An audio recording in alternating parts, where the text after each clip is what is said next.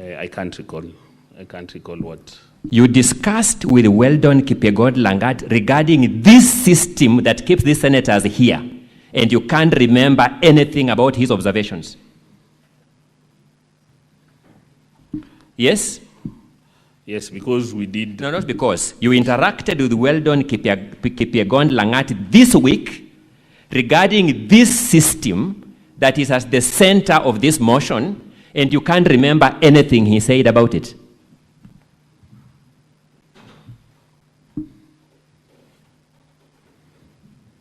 Is that your statement? Yes. The only business that brought you and Weldon Kipyegon Langat this week was this system. Did you have any other business? No.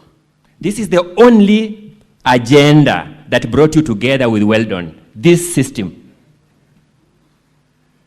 Correct? Correct. And you have forgotten everything that Weldon Kipyegon Langat told you regarding this singular agenda, isn't it? Maybe you can get together because of a certain. I'm not seeking hypothesis. Yes. I'm seeking facts. You interacted with Weldon Kipyegon Langat for a single agenda, being this system, this week. And you have forgotten everything he told you about that agenda. True or not true? That is true. The truth being you have forgotten everything. Not that I've forgotten anything. The truth being? The truth being that we just observed and we did not go. That's a different question. Yes. I am saying, I've asked you, what were the observations of Weldon Kipyegon Langat regarding the security of this system? You have said. What's your point of order, Senator Dancer? I think we have observed that the question has been repeated several times. Mr. Speaker, that is called badgering a witness. A witness can say, I know, or I don't know, or I don't remember, and you move to the next question. Mr. Speaker, we are not going to spend the afternoon here listening to the same question repeated several times. We must make progress. We must make progress. Thank you, Mr. Speaker.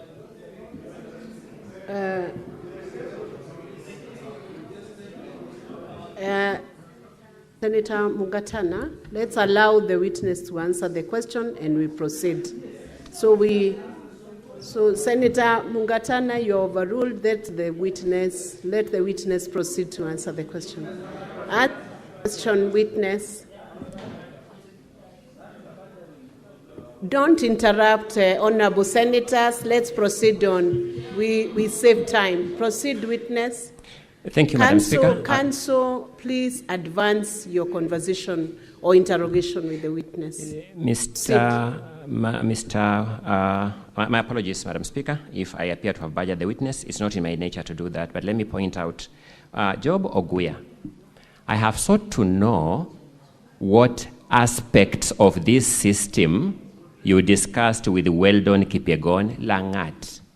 You have told me you discussed the security of this system. Is that the correct position? Yes. I have sought to know what the views, the observations of Weldon Kipyegon Langat were regarding the security of this system this week. Maybe ask again. I've not got your question. Counsel, please advance your questions. There are certain answers given by this witness. Thank you. Advance your question. Thank you. I know let me now move witness. to the clincher. You know that Weldon Kipyegon Langat is the ICT advisor at the governor's office in Kericho County. Do you know that? No, I don't know.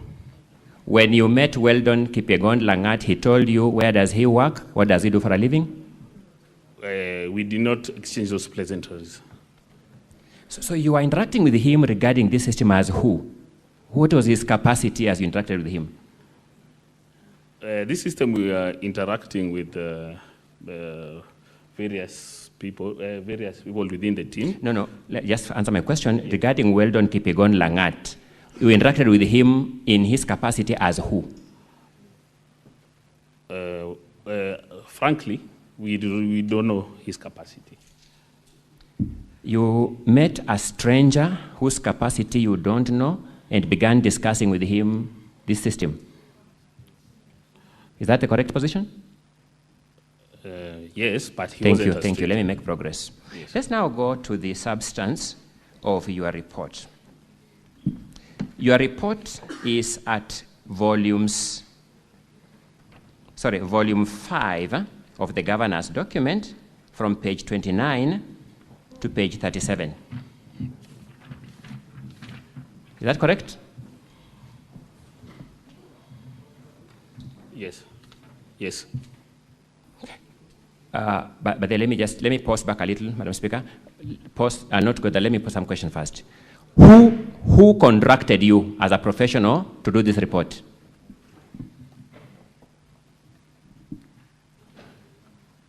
Who was your client in preparing this report? We were brought in by the lawyers. Who was your client? You know, a client is somebody who is known. Lawyer is a generic word. Who was your client? Who is paying your fees? Who is your client? It's the governor's team, which includes the lawyers and the consultants. Did you talk to a particular person to do this work, a particular human being by name? Did a particular person contract you? Or was the letter signed by a particular person? Please repeat. Counsel, you know that question is answered. He's given you the team that contracted him. Please move on to next question. Advance. Madam Speaker, my apologies. The question of the lawyers has been answered, and now I know which lawyer by name. It's a different question. Proceed. Thank you. Give us the name of the lawyer who contracted you. This was, I believe we were, it's, it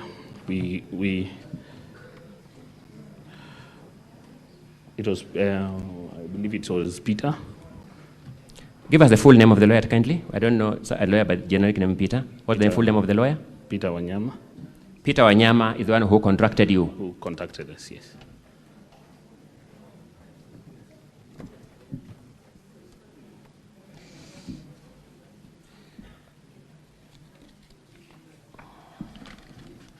Let me go to that report now, in the interest of time. In your presentation before the Senate, you have made comments on the IP addresses from pages 29 to page 33 of volume 4A. Do you remember making those observations? Yes. Mr. Carter, a witness may need his bundle. My apologies. Volume 4A.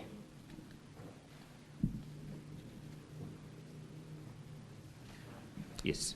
You have made observations on the IP addresses at pages 29 to 33. You remember that? Yes. Yes. Let's go to your report. Which part of your report addresses those IP addresses? Give us a page number in your volume 5.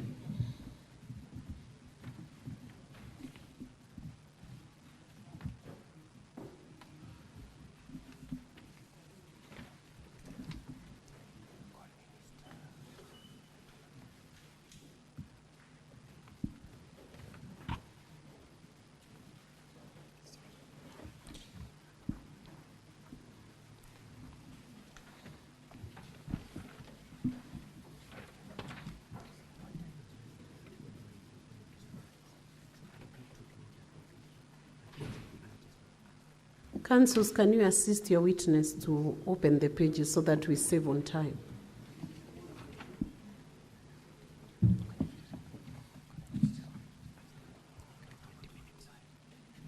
Volume 4A, I asked now the part of his report. His report runs from, in volume 4A, no, volume 5, my apologies, from page 29 all the way to page 39.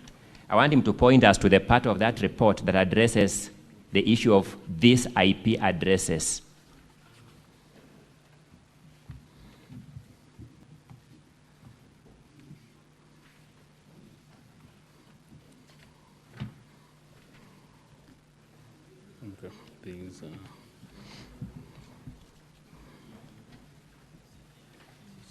Madam Speaker, I just wish to make an observation that the witness is taking so much time to answer my question. My time is running out. It's not captured. These things you have been telling us here about these IP addresses are nowhere in your report.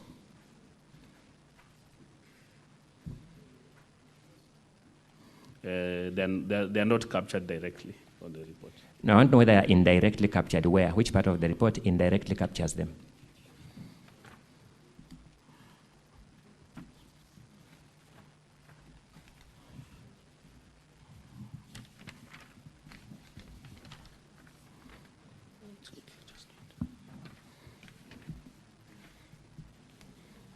Witness, can you answer the question?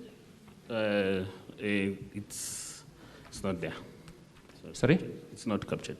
Oh, it is not even indirectly captured. Let me move. You have also talked about mark. Counsel, you have a balance of 2 minutes to finish your cross-examination. Proceed. Thank you. Let me deal with the time as remaining. I'll deal with that issue when the time runs out, because you've seen how the witness behaves with me. You have also talked about the issue of MAC addresses in the course of your evidence in chief. You remember that? Yes. Which part of your report addresses the issue of MAC addresses? Give us the page number. There's no report on that on this report. In summary, so that I close over that issue, you have testified on matters outside your report this afternoon. True or not true? That is some of the matters. That is true. Sorry, I didn't get the answer. For some of the matters, that is true. Thank you. Let me make progress. Allow me, and you know I'm really strained for time now, but allow me to do the best I can with that. Let us go to the recommendations at page 39. To the recommendations at page 39 of the report. What is your first bullet recommendation on security best practices? Use HTTPS, TLS everywhere. Use HTTPS, TLS everywhere. That's your recommendation. Yes. One of the resource material you used to make this report was the affidavit of Alfred, the ICT expert from the Assembly. True or not true? Please repeat. You told this Senate that one of the material you were given was the affidavit of Alfred, the ICT expert from the Assembly. You remember that? Yes. I want to show you, in the interest of time, my own copy of that affidavit.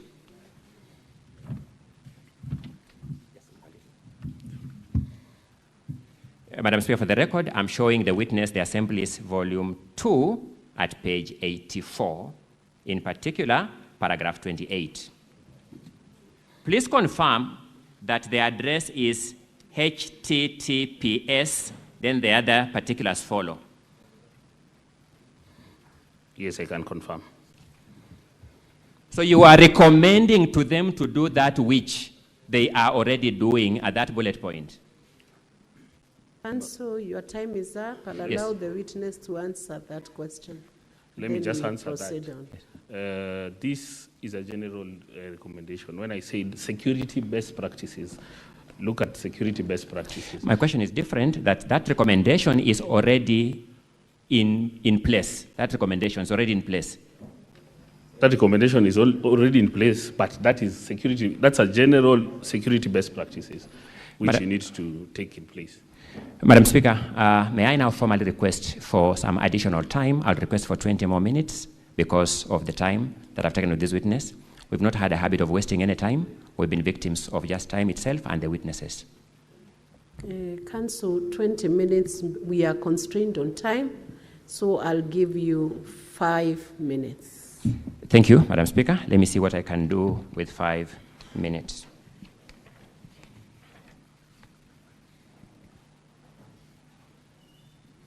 I want you to look at your recommendation at page 33 of volume 5.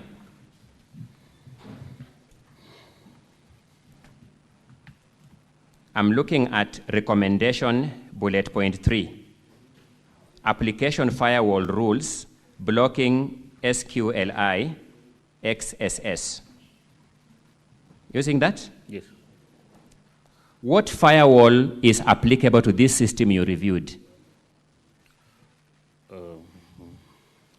For this, we usually have a... No, not usually. The one you reviewed. You are examining the county assembly's system. What firewall is it using? We did not find any firewall. Are you saying the system was completely without firewalls? We are not privy to that information. I need to get the direct answer. Are you saying you did not find any firewalls because you never accessed it, or you accessed it and found it had no firewalls? Please repeat, please. Are you saying the system had completely no firewalls because you never accessed it, or you accessed it and found it had no firewalls? We accessed it and found that it don't have a comprehensive firewall. No, the word comprehensive firewalls and no firewalls in my lay language will be different. Is it the same thing? No. So I'm asking, what firewall did you find in the system? I believe the basic firewall system, which very... You know, you've given us here names of firewalls, SQLI, XXX. You know that? Which one did you find? Also has a name. Sorry, maybe you misunderstood. These are firewall rules. This is not the type of firewall. Yes, which firewall rules are applicable to this system? It has a name.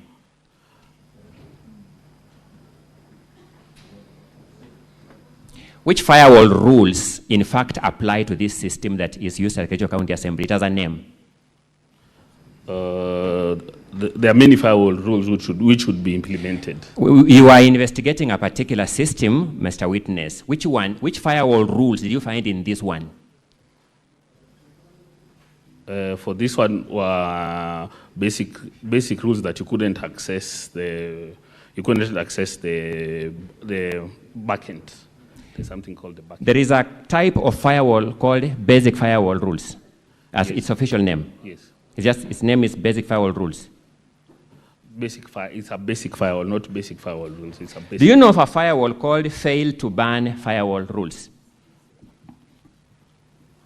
I'm not aware of that firewall. So let me ask, Mr.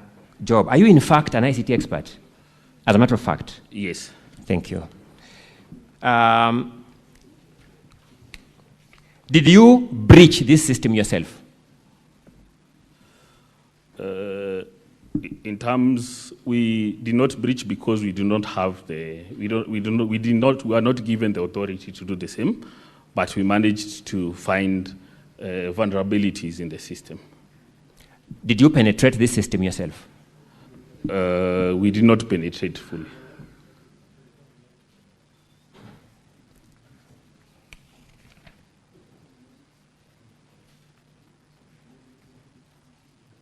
When did you access this system, Mr. Oguya? When did you access the system itself?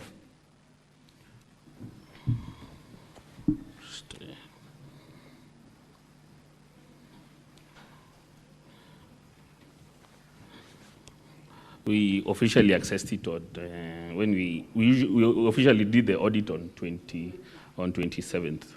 So that when we get an independent expert report, it will show the logs of your access to the system.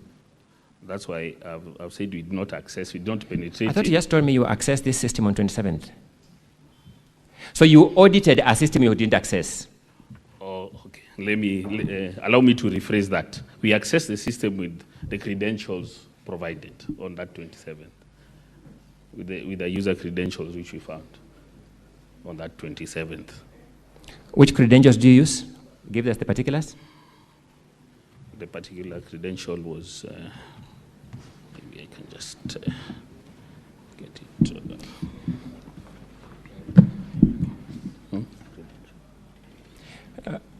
IP.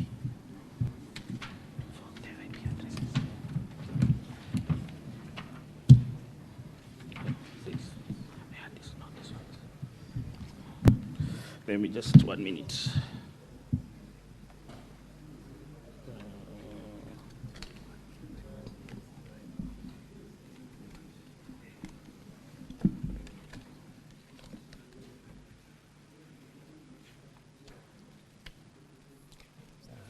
Council, time is up. He's only going to give you the credentials they used. Maybe I can read it out. 20. Should I read it out? Just read it out. Proceed. 2017 0083351, and the password was 248785352. When you accessed, what were you able to do in the system? Nothing much. We just observed, and we tried maybe to change the password or to set a password which did not have those options. Sorry? We tried to see if it can change a password or set your password. And that inability shows a security system. Your inability to change a password shows a security system in place. Yes. Thank you so much, Madam Speaker. I'll leave the rest of the issue of credibility to your own observations. My time is spent. I thank you for the opportunity. Thank you. Re-exam. Just a few questions, Madam Speaker.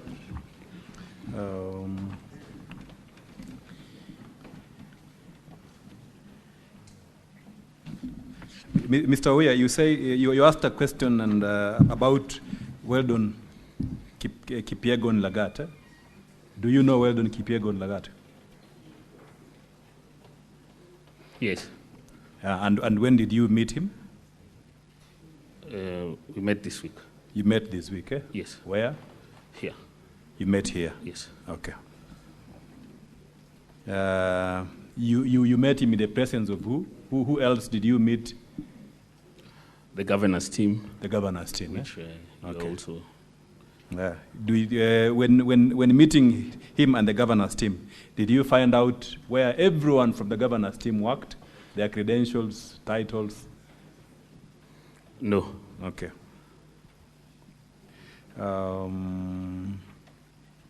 Did Weldon Koril assist you to prepare this report?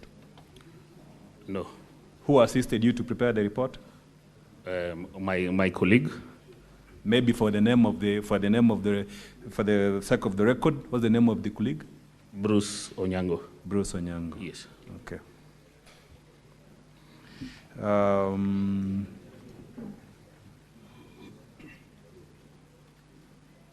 There is a fundamental question you asked about the logs,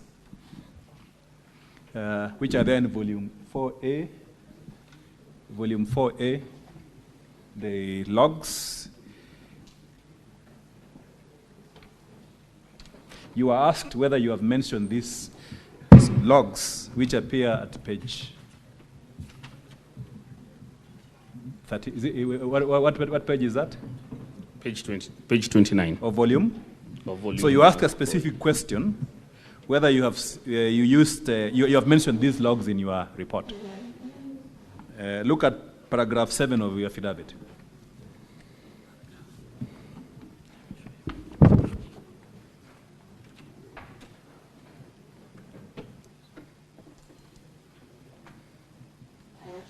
Can you read paragraph 7 of your affidavit to the Senate, please?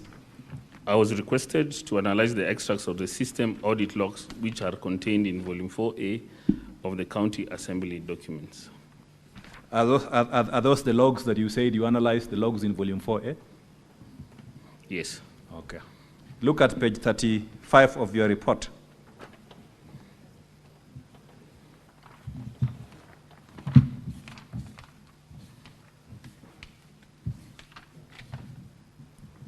Can you read paragraph 261, the first bullet? Data privacy and protection frameworks require strict separation of voter identity from ballot choice. From the logs provided, we can know who voted. Okay. Have you mentioned the word logs? Are these the logs that you say you referred to? Yes. Okay. Now, in preparing your entire report, again, you've been asked this question, in preparing your entire report, what was the primary document that you used to make all these conclusions that are contained in your report? What was the primary document? The primary document was the system architecture. The system architecture? Yes. Okay. By the way, for the avoidance of doubt, when you logged in using those credentials that you said, did you see the logs in the system as an expert? No. Why? Because the user did not have those rights, you see. Okay, the user right cannot access the logs. Eh? Yes. So you relied on the logs which were already supplied to you? Yes. Okay.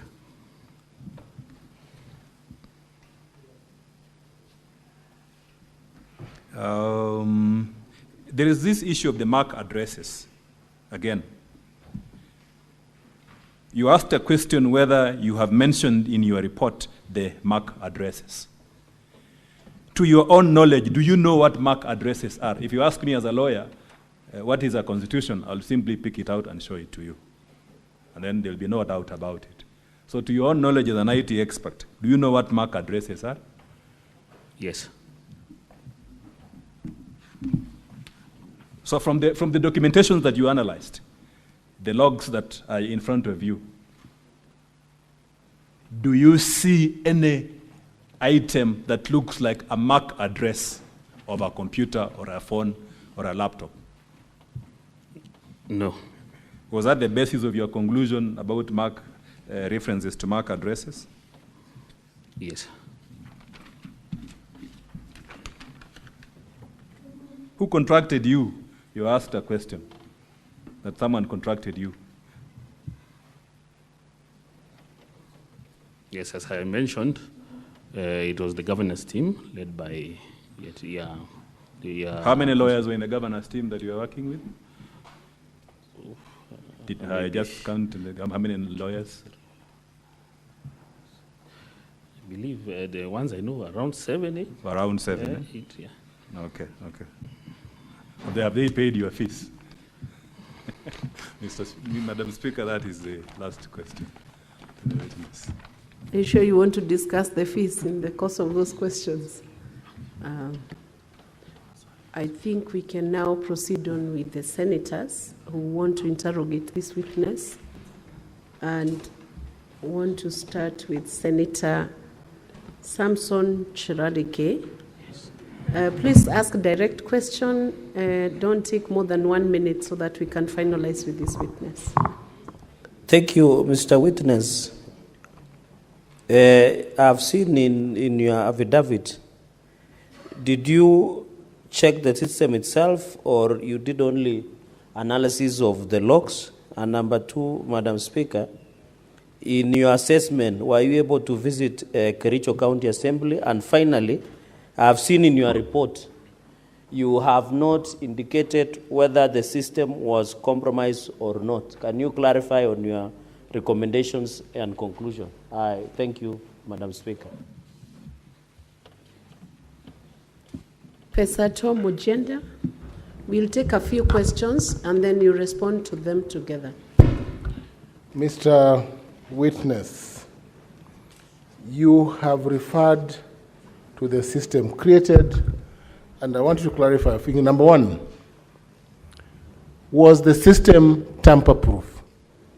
Number 2, could a third party, is it possible to know whether a third party voted for a member from the analysis of the system?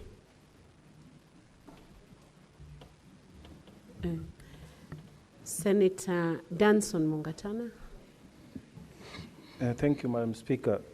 May the witness tell us From what I have listened to, Madam Speaker, the witness only pointed out to the absence of multi-factor authentication, lack of Cloudflare, exposure of passwords, use of the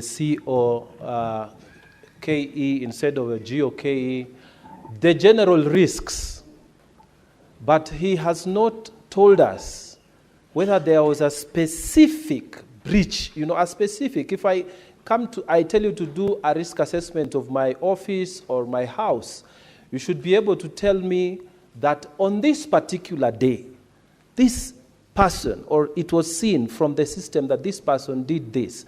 So I want the witness to tell us, did he observe whether actually somebody voted for another person? That's what we are looking for, because the report is so general. I thank you, Madam Speaker. Senator Wakoli, and then you respond to those questions, and we'll move to the next segment. Speaker, I drop. Senator Wakoli has dropped, so Senator Okenyuri Esi. Thank you, Madam Speaker.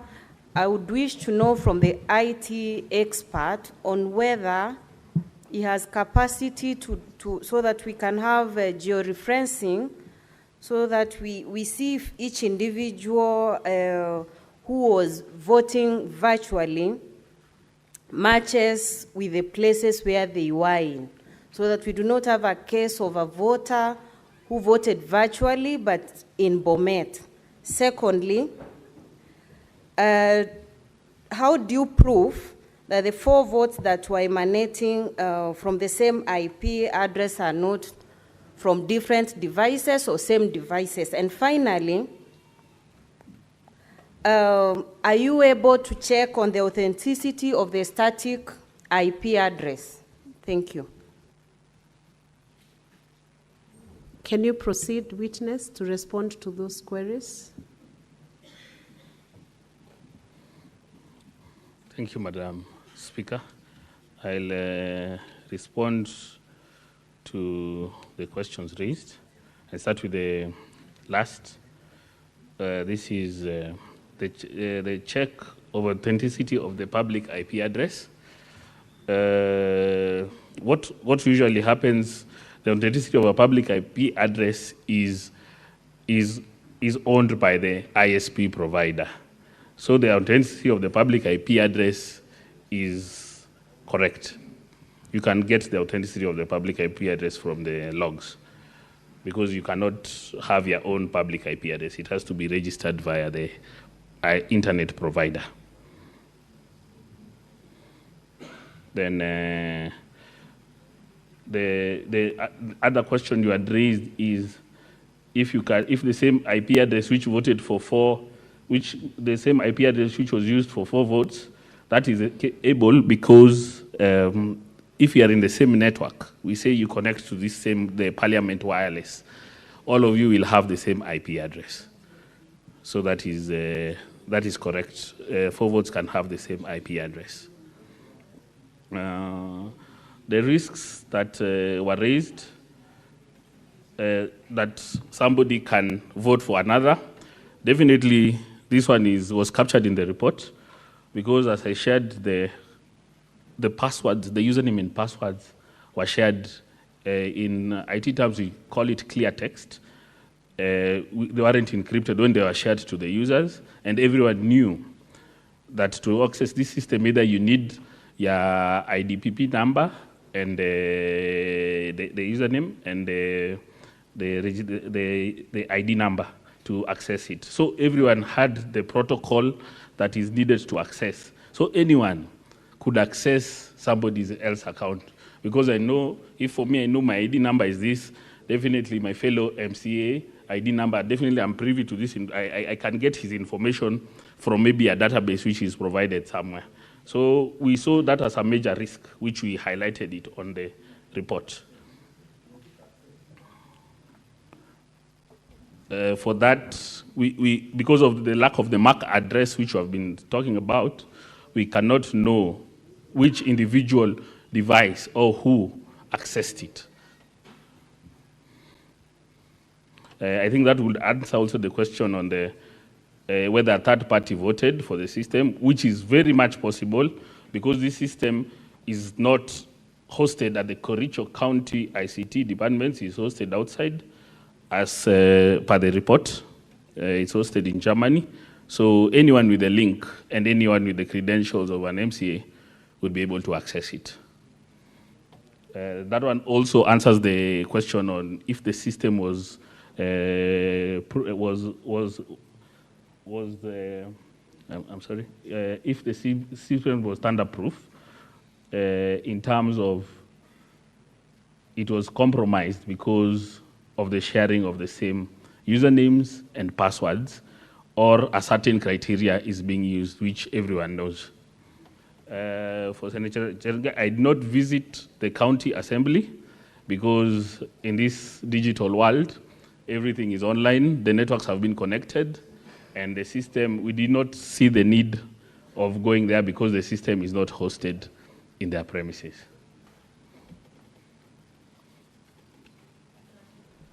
Yes, I believe. Senator Olekina Ledama.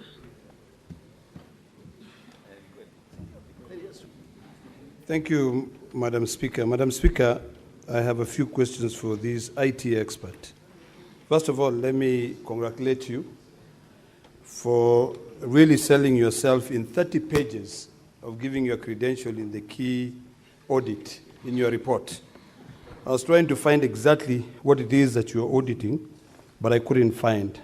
But I'll go specifically to my questions. And my questions are as follows. 1, are you a certified white hacker or ethical hacker? A white hacker is the same as ethical hacker. That's question number 1. Number 2, the counsel for the governor asked you a question, which was also asked by the county assembly attorney, whether or what is a MAC address. So I wish you could be able to explain to us what is a MAC address clearly. And then the next question that I want to hear from you giving us a clear answer is, since the title of your report, and I'll go to page 30, is it 30 or maybe 29? It says Cyber Security Audit Kericho County Assembly Voting System, cyber security. So what I would like to know from you is which cryptographic keys did you use to be able to audit the system? Because I've gone through what you've presented here, and these are basic things that anyone can get who understands internet, who is, in terms of who owns the domain. But really, I think if you are to audit, you're either a certified ethical hacker or who can be able to use cryptographic keys to be able to give us. But I have not seen any of those. These are quite basic things. And then finally is, my question, my time is over. Senator Okech Eddy.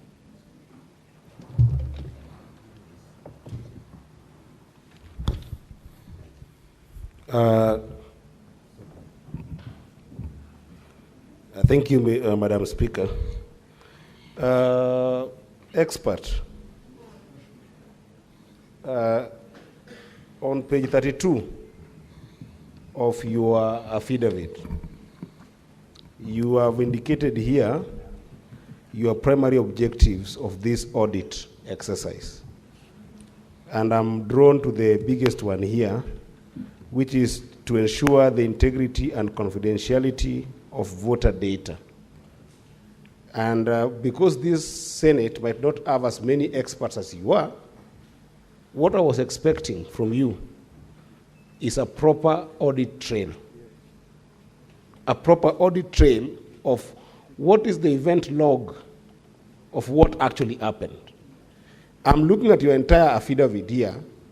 I don't have any single element of event logs of really what happened. I want you to tell me in simple terms, because whatever you have here is a prescription of any system that you can do on a secondary level. You can do this work on a secondary level. I can look at a system and say this system has got, lacks these features, or this system does not have these security features. You can say that. But what we're looking for here is an element of accountability and transparency that can be able to show us that in the event log of what transpired in the voting time of 11 minutes, this is my audit trail. So my question to you is, where can we find your audit trail of this system that can show us event log of exactly what transpired? Thank you, Madam Speaker. Senator Otsotsi, to close the number of questions, then we go for 3 on this side. Thank you, Madam Speaker. Madam Speaker, I just want to clarify a matter. When the expert was confronted with a question to distinguish between a MAC address and IP address, I think there was some confusion there, because a MAC address is supposed to be that unique identifier that identifies. Let me process my question. Let me process my question. That identifies a device on a network, on a unique network. Can you avoid answering for the witness? You just pose the question or seek the clarification so that you give them the benefit of answering that question. Oh, very well, very well. But let me go now to the point. An IP address, in my own understanding, my 25 years of practice, is that unique identification that identifies a device on the internet. For example, Madam Speaker, when you have your phone and you want to transact on the internet, that unique number that identifies you on the internet is the IP address. I want to pose a question based on the contents of County Assembly documents, volume 4A. On page 30, there is a particular IP address 41.139.237.2.129. It has been used, Madam Speaker, 9 times. And I want to believe maybe it's because we had that one particular computer that the MCAs were using to vote. That could be the explanation. But I... Don't speculate. Can you pose the question to the witness? Okay. Madam Speaker, you know, in this House we have a diversity of professions. And in this particular one, I have a responsibility to guide this House, Madam Speaker. Madam Speaker, I would like to know whether the ICT expert did an IP lookup.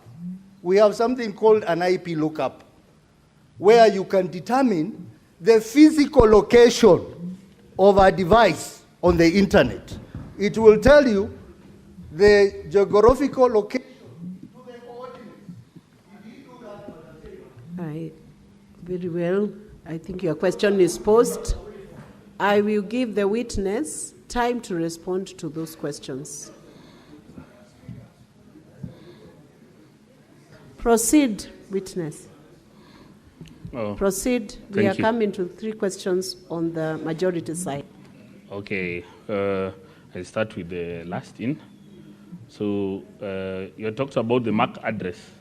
Yes, the MAC address is a unique number which each device, whether a phone or laptop has. And you had mentioned something called the IP address. This one, subject matter 41.139.237.129. We did a search on it, and we found it's registered under Safaricom Limited. Yes, and as you said, this IP address can be used by multiple devices. As I mentioned earlier, if all of us connect to the same Wi-Fi here at Parliament, all of us will have the same IP address going out. So all the devices within the House will have, within the Senate will have the same IP addresses. I think that one can answer that. Then speak into the microphone so that your voice does not fade away. Okay, sorry. Then the issue on the logs, which were not, the logs which are not captured, the audit trail and the transparency. Our mandate for this exercise was to test the high level security of the system. As I mentioned, we did not enter the administrator account and we did not have access to it. So those audit trails and the audit trails which were to be provided, we did not have access to it. For the method or the methodology that we used to audit the system, we relied on the basics. As you have mentioned, the report is basic. You know, if something is basic and you understand, it means the person did a very good work. Because if you used technical terminologies, most of you would have said this thing is very hard to understand. And that's why we made it. The best teachers are the ones who simplify things. And that is the reason why you find it very basic. About being a certified white hacker, no, I don't possess that certification, but I possess the experience.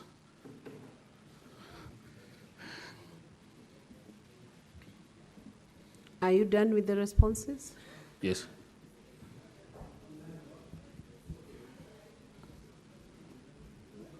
He has answered. He did not respond to your question, Senator Osotsi. My question was whether the expert did an IP lookup on those IP addresses. Answer that question. Because the IP lookup will give you the physical location of the device. Witness, that's a crucial question. Can you answer that question? Yes, I had answered it. I believe maybe you are communicating with your fellow senators. The IP mentioned, the 41.139.237.129, is registered under Safaricom Limited. Where was the physical location? That's what the senator asked you. Where was the physical location of that device? Maybe I can just give the physical location just now because this is publicly available information. Yes, but it's registered under Safaricom Limited. Will you proceed on to the next set of questions? Senator Kisang and Senator Joyce, in that order. Thank you, Madam Speaker. Madam Speaker, I had wanted to find out from the witness if he was an ethical hacker, and he has said he's not, but because he has the knowledge and you were contracted to check the security of this particular system, you said you tried to penetrate, but you are unable to do. So are you telling this house that the system is very secure? Secondly, Madam Speaker, is what my colleague has said. You know, when you are given a job, even if you do a basic report in basic English, there are things that you are supposed to have delivered. Where the terms of reference, because this is what would have assisted Senate to make a decision.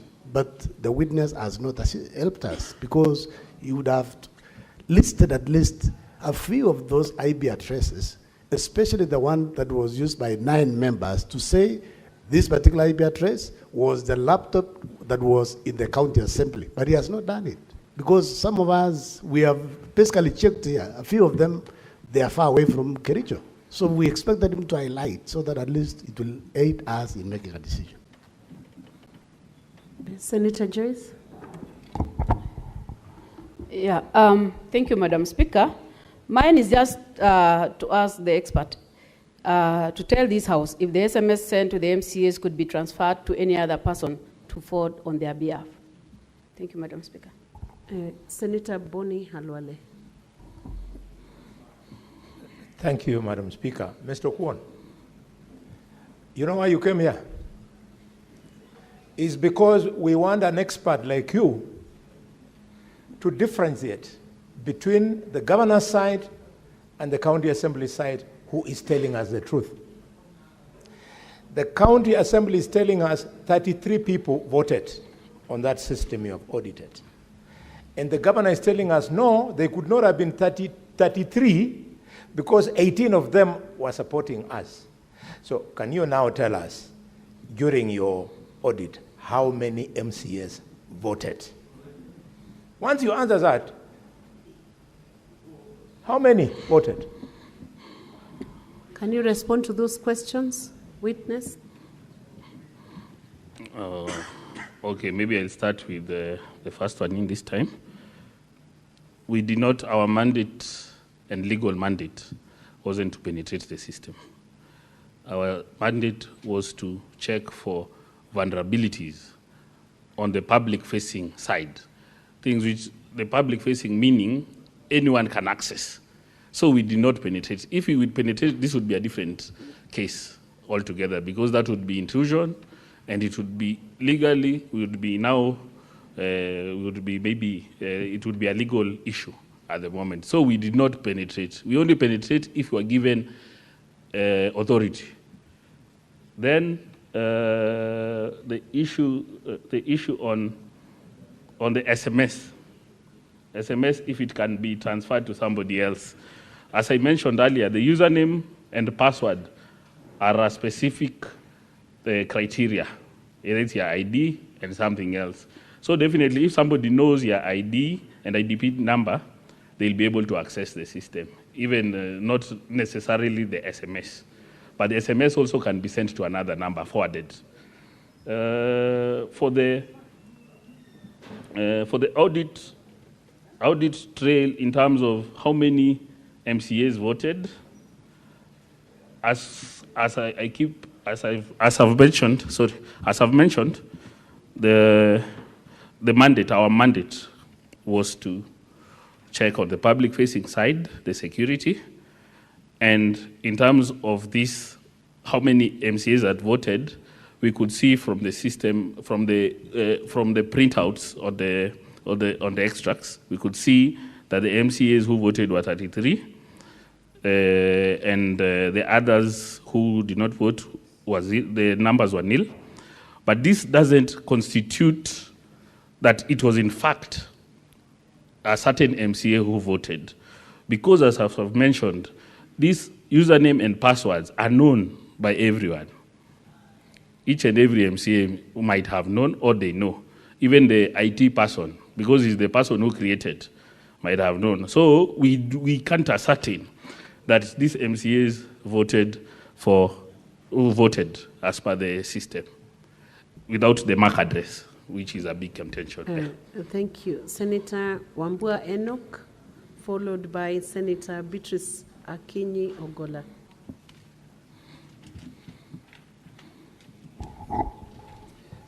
Thank you. Madam Speaker, you know, the expert was supposed to help us deal with the problem with the system. I am not sure he is really helping us. Because the thing that Senator Ososi is saying, and this is what I want to repeat, the lookup is a very simple thing to do. It's essentially a search. And you have IP addresses listed there. The easiest thing for him to do, and Madam Speaker, if you allow, we can also do it here now, is to just log in and find out when that device was used, where it was used, the exact location. It would have been so easy for us to make that determination. The rest of the things that the expert is telling us, Madam Speaker, may be things that we will struggle to make a decision based on the information that is giving us. Why is it so difficult to link every vote to a gadget? Just link every vote to a gadget. This vote came from this gadget. This gadget was in Nairobi. This other one was in Bungoma. It's simple as that, Madam Speaker. I thank you. Thank you. Senator Beatrice, you've taken out your name. Senator Okoit Omutata.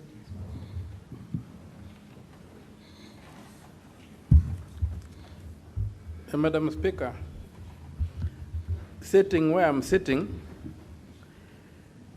I'm unable to answer the question. There's a case before us. And the case before us is a contention on whether the threshold for voting was met. And Assembly produced logs showing that 33 people voted.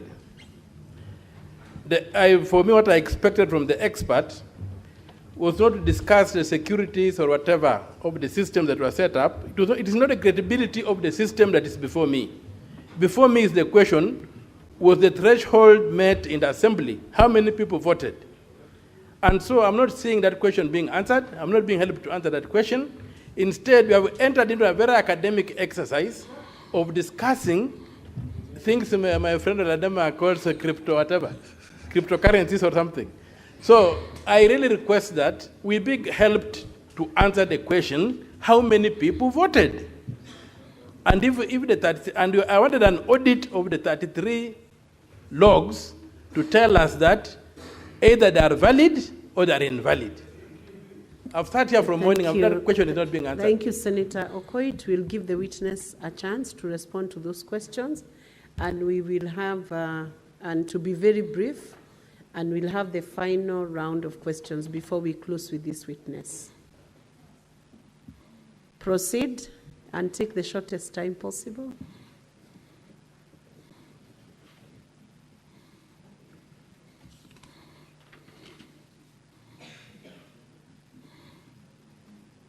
Let's proceed to answer to those queries. Oh, sorry. Thank you, Madam Speaker. I'll start with the mention of the persons who voted. The system itself doesn't keep record of something called a MAC address, which we have been discussing.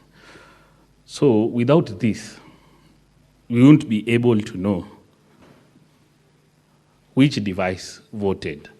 Because, as I've said, the username and password are already shared. They were predetermined. Everyone knew. You will know somebody's ID and somebody's password. So anyone can use your ID beforehand to vote yes. That's what I'm saying. So doing an audit or an audit trail of that without the MAC address, we wouldn't know which device voted. In line, the IP address which has been mentioned, the IP address doesn't give the exact device because many devices share the same IP address, as I've been mentioning. If you are in one place and you're using the same network, the IP address will be the same. So this IP address, even if you can look at the IP which I mentioned, the 41.139.237, it is in multiple. There are 8 instances it voted. It means these people were in the same place or they were using the same network. Yeah, but you wouldn't know if it was actually him who voted with his device. That is the biggest downfall of the system. It needed to have audit trails in terms of MAC addresses and know, is it you or is it your device that entered? All this would have been bashed out if simple mechanisms or basic things that we had recommended or have been recommended, like two-factor authentication, which when you log in sends that notification to your phone again for you to confirm. We wouldn't be having this case now, which is being mentioned. Senator Alan Chesang, followed by Senator Tabitha Keroche and Senator Mariam. That's the last round of this question. Thank you, Madam Speaker. I think my first question was asked by my colleague, Senator Kisang, whereby the IT expert,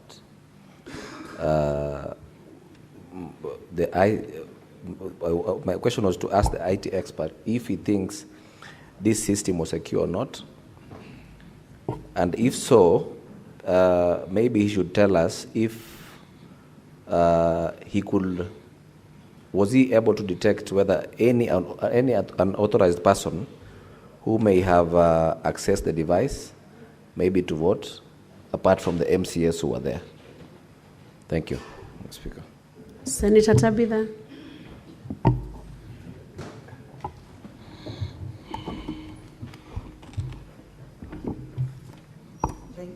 Thank you. Speaker, I want to ask the witness, the ICT expert, because I know the Kenyans are following this, and they are very key to ensure that there is transparency in whatever we are doing. There is a narrative, maybe the lack of better word, a narrative that has been driven by my friend, Kanso Ongoya. Because I remember there is the speaker said that we needed independent ICT experts from ICT Kenya, and the governor to bring his own expert to ask these questions. But the narrative is as if you drafted this document and your own document. So I think we need to know whether you drafted the two documents, because people will be asking the objective. The objective is this report. How objective is this report? I think that's how people will be asking. I'm not an IT expert, but I'm just looking at that and asking if you drafted this report and yours, and then you are the governor's IT expert. I think that many questions you're being asked. Do you know Weldon? It's called Weldon. Many questions about Weldon. So I think that's what the Kenyans now are asking, I think, and me being one. I think the question is stated, Senator Tabitha. Senator Mariam. Thank you, Madam Speaker.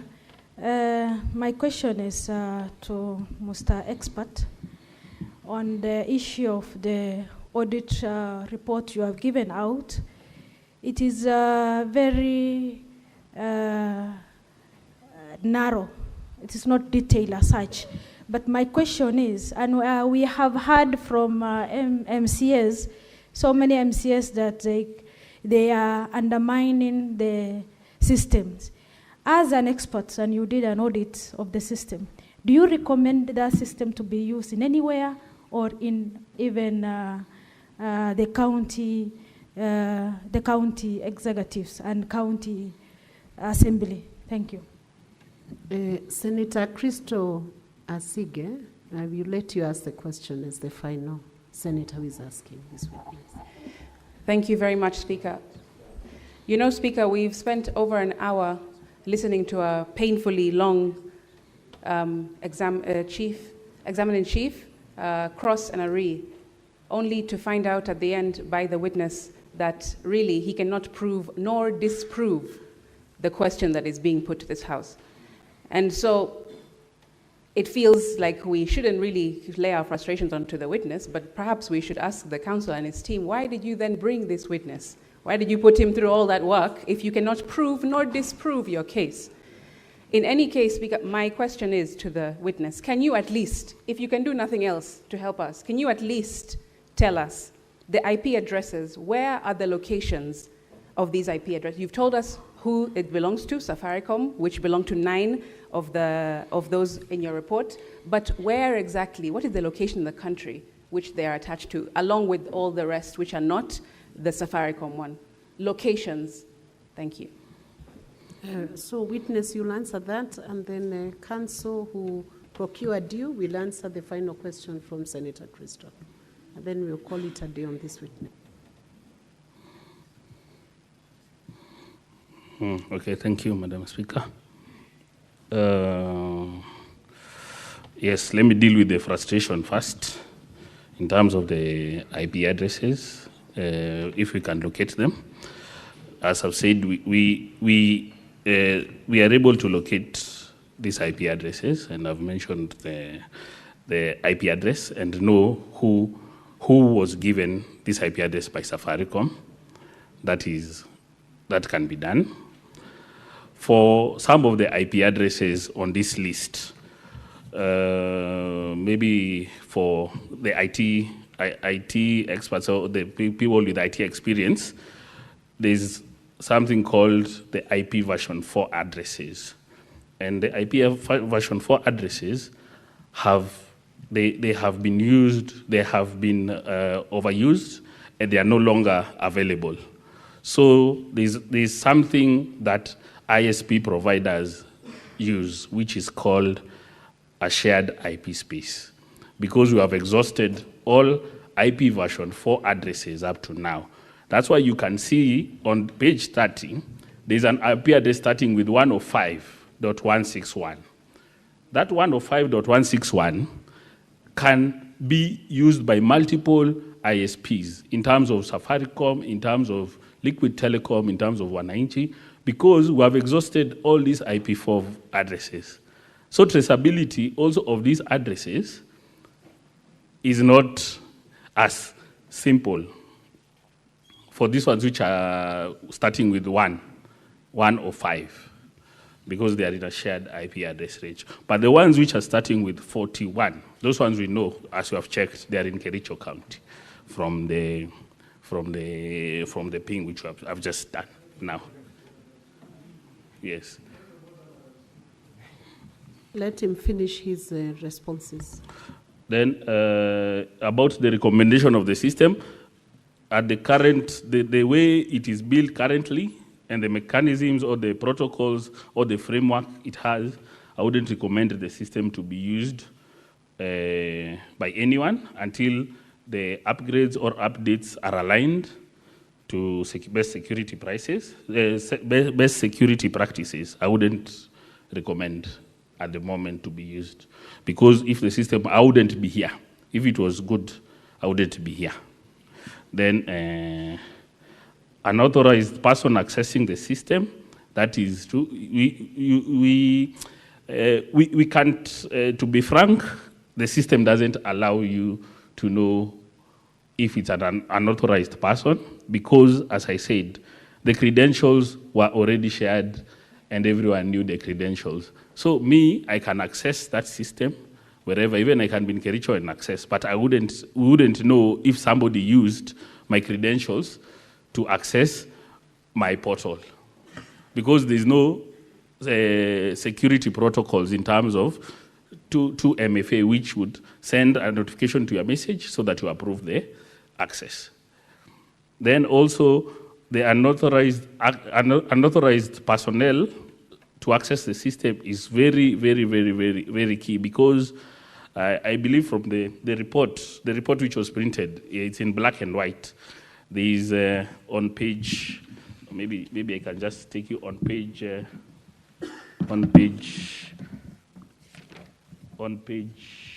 just 1 minute. On page 34, there is figure 1.2, written or exposed password. This is more of the technical requirement which we did on security, apart from the basic recommendations. This one, if maybe it was printed in colored, you would have seen that the passwords are exposed. Once somebody logs in, somebody who's using your computer can come back and see your passwords. So that is also a technical and cybersecurity risk for that. For the drafted, I'm just trying to answer the question if the system was secure. I don't believe the system was secure, even from this expose on figure 1.2, which mentions the exposed passwords. And that is already a very major flaw on that system. Thank you. Senator Sotsi, you have an issue of intervention. What is that? Madam Speaker, I said earlier on that the benefit that we have in this House is that we have diverse profession in this House. I happen to be one of those profession in the ICT industry, and I cannot sit here listening to information that is misleading.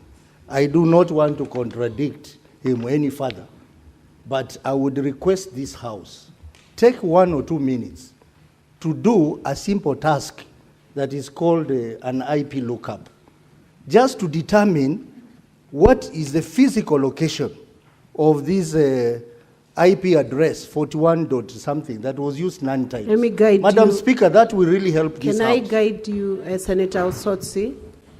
Ask the witness to do that, because he's the only one who can respond to that question. Give a specific IP address. Let him look up and give you an answer. himself, because the House is not giving evidence, it's the witness. Speaker, I had asked Give this question him a specific one.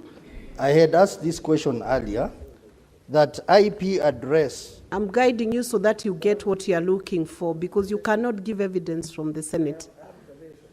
Yes. You have an intervention. Let's I'm finish already with on Senator intervention, Sotsi. Madam Speaker. Let's finish with Senator The IP Sotsi. address 41.139. Can you take it up and look it up and give an answer right away to the House on where that IP address leads you? 41.139.237.129. We can do a 1 minute lookup, and I can guide this House further on that, how that can be done. So,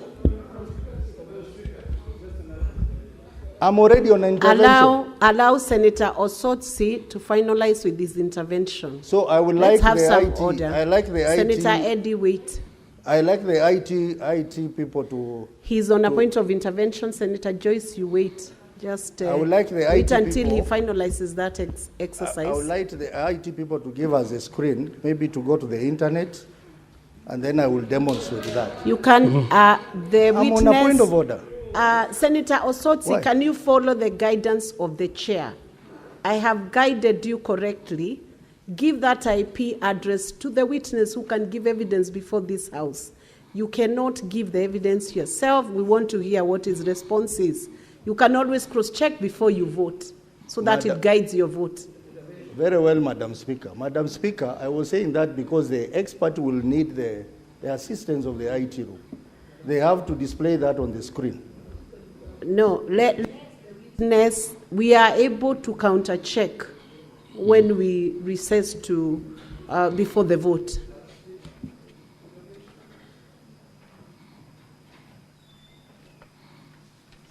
Witness, can you respond to where that IP address takes you?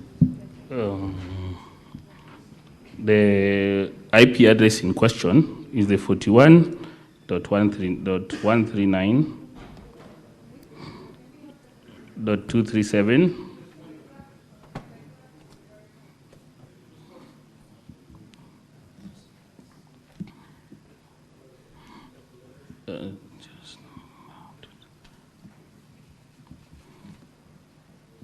This one is registered under Safaricom Limited, and its description is for Convergence Services, Coast Limited. And but the person, the owner is Safaricom Limited and Safaricom House. The person in question is John Mutai. The location? That's what he asked you. From the public available information, from the public available information, there is no location for that. It mentions Kenya, Nairobi as the domain admin. Eddie? Madam Speaker, with a lot of respect, Madam Speaker, I think we are sitting here as a quasi-jury. We cannot now take even though we have many ICT experts here, even some of us know ICT, but I think that what we are attempting to do, I wanted to urge you, Madam Speaker, perhaps you can guide that a senator can do that in their submission, because they will have a submission time when they'll be making sense of this here. But as a matter of procedure, you ruled yesterday on that chair that we are going to have an ICT expert who would then give us another report. So even if the ICT expert who is here cannot give us enough report, that's fine. Let's wait for the other ICT expert to give us. But if a jury wants to give us a direction of ICT, let them do that during the submission. Because we are going to rule on this and rule on substantive issues. Senator Eddie, that is why I guided Senator Osotsi that evidence could not be adduced from the chamber, can only be adduced by the witness, and beyond that, maybe the experts. Senator Ledama. Madam Speaker, we've been sitting here for quite a number of hours. I'm not sure whether the defense or the county assembly understand what the amount of time they have. could you kindly stop all this intervention, allow the county assembly and the county government or the governor to finish their case. And then when the time comes for us to submit, either to support or not, or to oppose, we can then be able to try to argue our matter. I really let me guide you, Senator Ledama. The chair is in charge. Right now, the time that is being used, it is the senators who are using their time. It is not the time for either the county assembly or the governor's time. So it's the senators who have raised the issues, and the requests are coming from your end, not from their end. Now, witness, you are stood down. We are done with the question time. So you may resume your seat, or you could exit, but you are discharged from the stand. Thank you. Moving on to the ICT expert who was requested by Senate to bring a report. So, clerk, you can make sure the expert is called in. Sergeant at Arms, can you get the ICT? Or the question directed to Council Katwa Kigen. Sorry, Madam Speaker, maybe I would address the issue of the next witness, because I don't know whether the county governor has then closed his case before we go to the independent expert of the Senate. I believe they said that was their last witness, or have you changed that, Council? May I confirm, Madam Speaker, that that is the close of our case, the governor's case. Thank you. So, and honorable senators, just to let you know, some of the issues you are raising, yourselves are raising those issues. So the time that is being spent is based on your requests. Sorry, Madam Speaker, may I just take one last concern through you? Proceed. Madam Speaker, the person who has been brought here to answer these charges is the governor. Do I understand that we are not going to hear the governor's evidence and to test it? Senator, Council Ongoye, I would hope you concentrate on how you manage your case, because the Council for Governor has said that is the close of their case. Once they declare that, I believe they are competent in their submission to that respect. Thank you, Madam Speaker. Thank you. So we can proceed on to the ICT expert.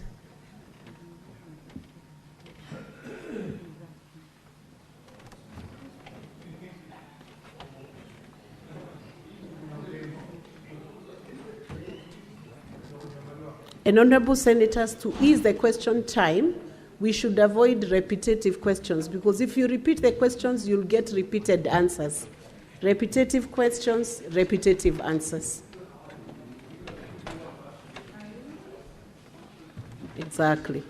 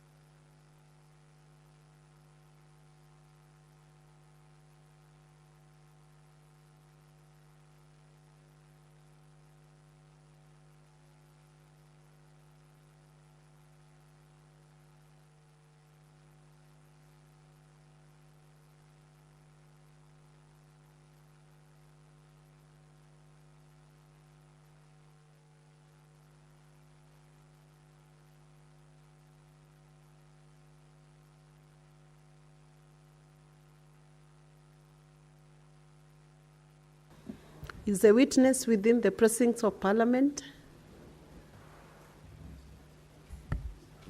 Or have they, where is he or she? Okay.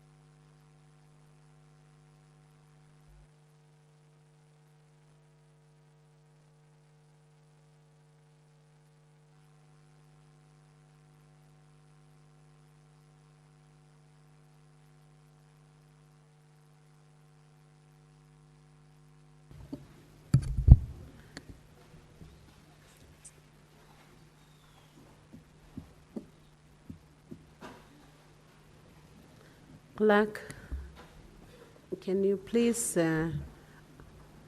administer the oath to the ICT Authority experts?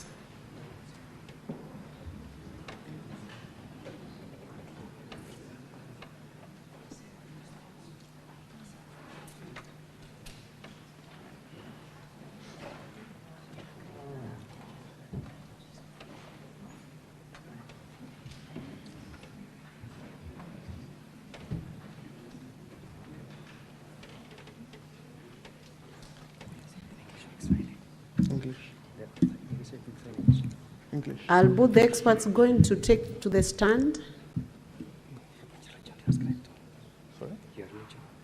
I'm Christian. You hold the Bible in your right hand, you sit up, Mhm. then you put your left hand on the Constitution. You just read what is written here. Clerk assistant?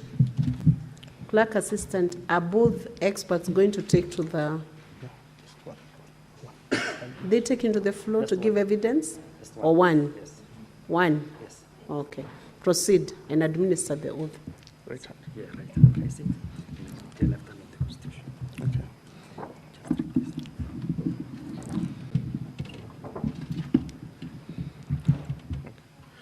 Okay. I, Philip Irode, do solemnly swear that the evidence that I shall give before the Senate in respect of the matters before the Senate shall be the truth, the whole truth, and nothing but the truth, so help me God.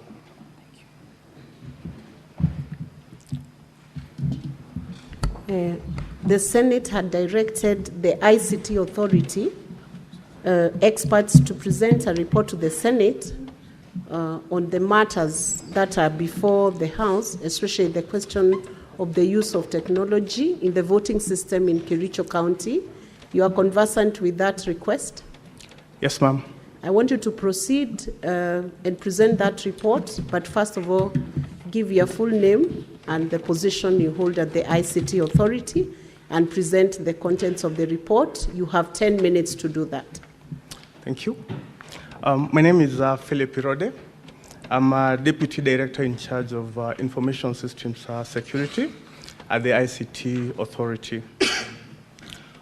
We received a request from the Senate through our PS, Ministry of State Department of ICT and Digital Economy, that they require the assistance of the ICT Authority to look into issues of the Kericho County, to look into the issue of the Kericho County Assembly voter system. Our CEO sent a response to the clerk, that was yesterday, appointing myself, Philip Irode, and my colleague, Joan Mukera, to come and address this particular request. We came in, had a brief, and given that we had not initially received a formal letter, we had to sort a letter to take it back to the office for purposes of the normal guidance as per government protocol through the accounting officer. We later came with the nominations of our two names and looked at the system.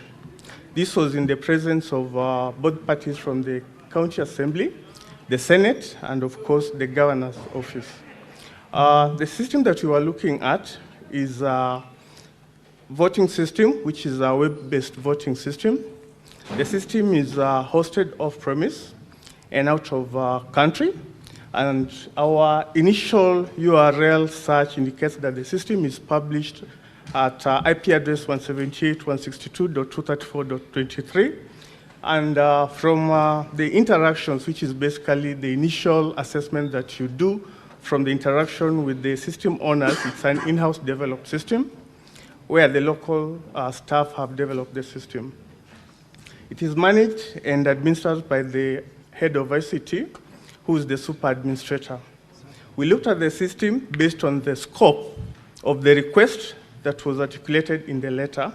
And of course, being professionals within the industry, we were guided by processes which are basically information security frameworks that guide our work. This includes ICT Authority's information security standard, as well as other global information security practice standards.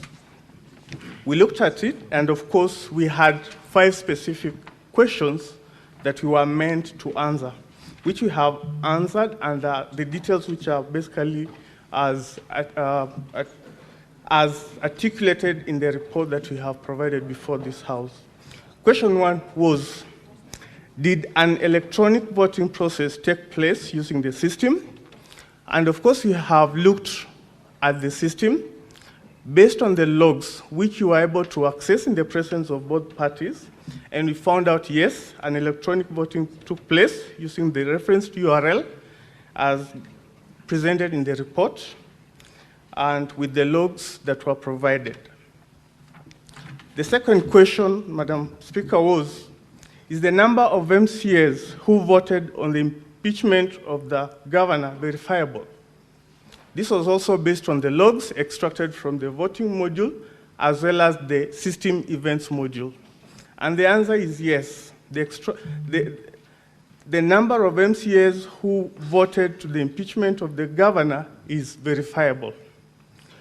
The third question was it possible for any MCA or any other person who had a link to vote on the motion on behalf of an MCA or another MCA? The answer that we provided is no. You cannot vote for any other person or an MCA with the link provided alone. You need to have both the username, which in this case was the IPPD, and the password, which was the ID number. Question number 4 was, how many MCAs voted in the affirmative on the motion to impeach the governor? The number of MCAs who voted on the motion was 33, as was extracted from the voting module logs.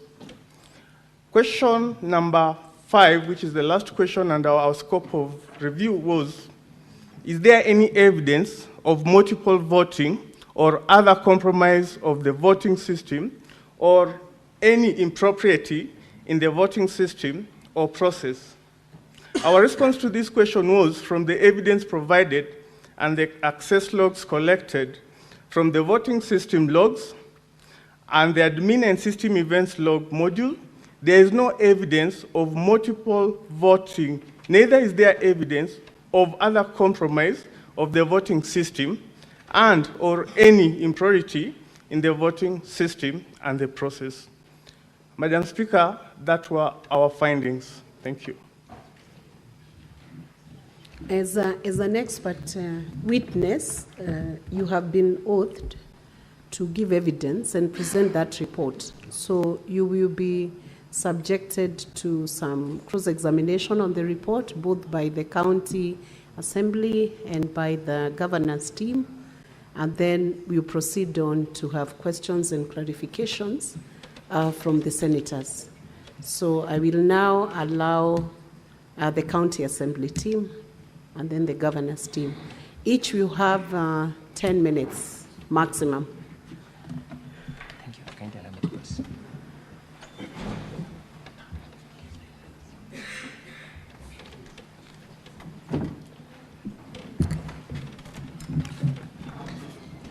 Sir, I have very few questions for you.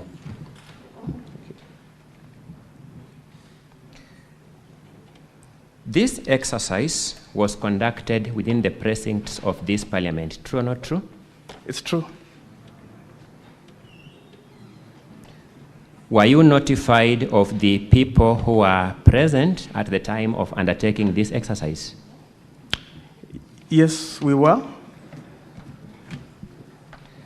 You did this exercise in the presence of the people representing the governor's team, the people representing the county assembly, and the administrative staff of the Senate. Is that the correct representation? Yes, it is.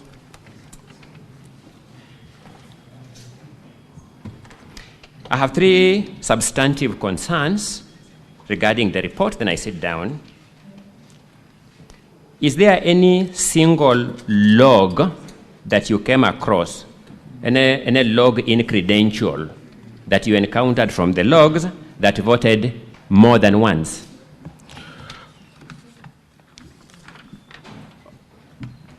Your question, the answer to the question is no.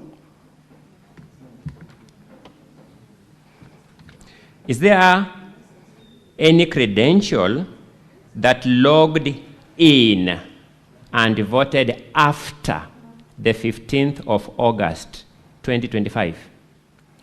No.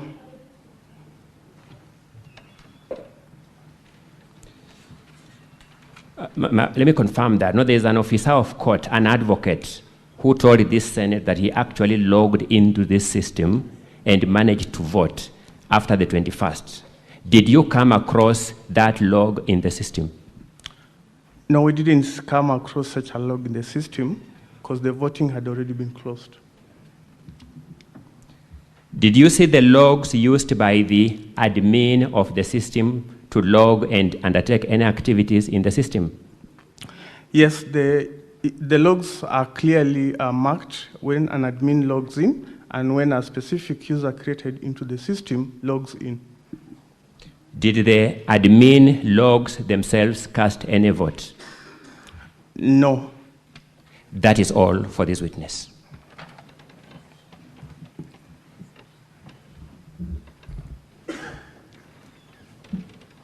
Proceed. Madam Speaker and the Honorable Senators, I'll share the 10 minutes with the Senior Counsel Katwa and Wanyama. I'll only ask two questions. Mr. Philip, from the logs that you extracted, did you extract any source IP addresses? Yeah, we have IP addresses within our logs. Source IP addresses, the MAC addresses. Did you get any MAC addresses from the system? Which one are you referring to? You've mentioned MAC address and IP address. Which source IP addresses, which is the same as MAC addresses. Your Honor, those are two different addresses. So you can differentiate the two, kindly? Yes. So MAC address is ideally, in a layman's language, like your fingerprint. It is absolutely unique. Unique. Did you get those unique identifiers from the system? Allow me to answer the question. No, I'm asking you a question. Did you get those unique identifiers from the system? The IP addresses, Counsel, yes. Allow him to answer. Okay. I need specific answer, yes or no, on the issue of source IP address. Did you Counsel, let him answer so Okay. that you can benefit from that answer. Okay. Yeah, so we have IP addresses within our log systems. The source IP address, did you get them? Yes. Did you identify the IP addresses to a certain gadget? Your Honor, based on system configuration, logs are part of system development, and ideally, most system development prescribe the IP addresses, because ideally with an IP addresses, you have the ability to geolocate where that particular device is. Now, a MAC address will not give you a answer. geolocation. Thank you for your answer. So, from your answer, it indicates that you could not tell which location this IP address was from. It's the opposite. From our answer, we could be able to say where the IP address is from, because Have you indicated that in your report? Yes. That it came from where? We have indicated the IP addresses of the various voters who logged into the system. Can you identify those IP addresses to a certain gadget, say that this IP address, 41 something, was for Honorable, let's say, Anita? Can you say that? Your Honor, that is not possible with the system configuration as it is. So, from the system that you are working on, you cannot tell who voted for who? You can tell based on the user ID, which is a unique user ID, and the IP address of the user. This is not a personal question. You'll remember that we worked together yesterday as you worked on this report, and this is not personal. You became my friend yesterday, and you will confirm to this Senate that we began working on this report at 4:30, you disappeared until 4:30. Is that true? So from the committee, you will confirm that you left the committee room at 2:30 and came back at 4:30. Is that true? Your Honor, that could not be true, and as I have indicated, we were called here urgently. We came without formal release letters. When we came, we were, invited into the chamber. We were briefed on what the assignment entailed. No, I'm talking about when we start. We sat. Counsel, allow the witness to answer, please. You asked a question, he's responding to that question. Proceed, witness. Thank you. Yeah, so after we were briefed by the clerk's office, as protocol dictates, we have to seek concurrence from our counting officer. I explained to the clerk's office that we need to get an authority to embark on an exercise. This is when I was ushered into the clerk's office. A letter was done while I waited, and I walked with that letter to our CEO's office, advising him that this is the sort of engagement that we have been called to conduct, and I therefore need to be officially released. Did you require 2 hours? Well, it wasn't 2 hours, Your Honor. Thank you.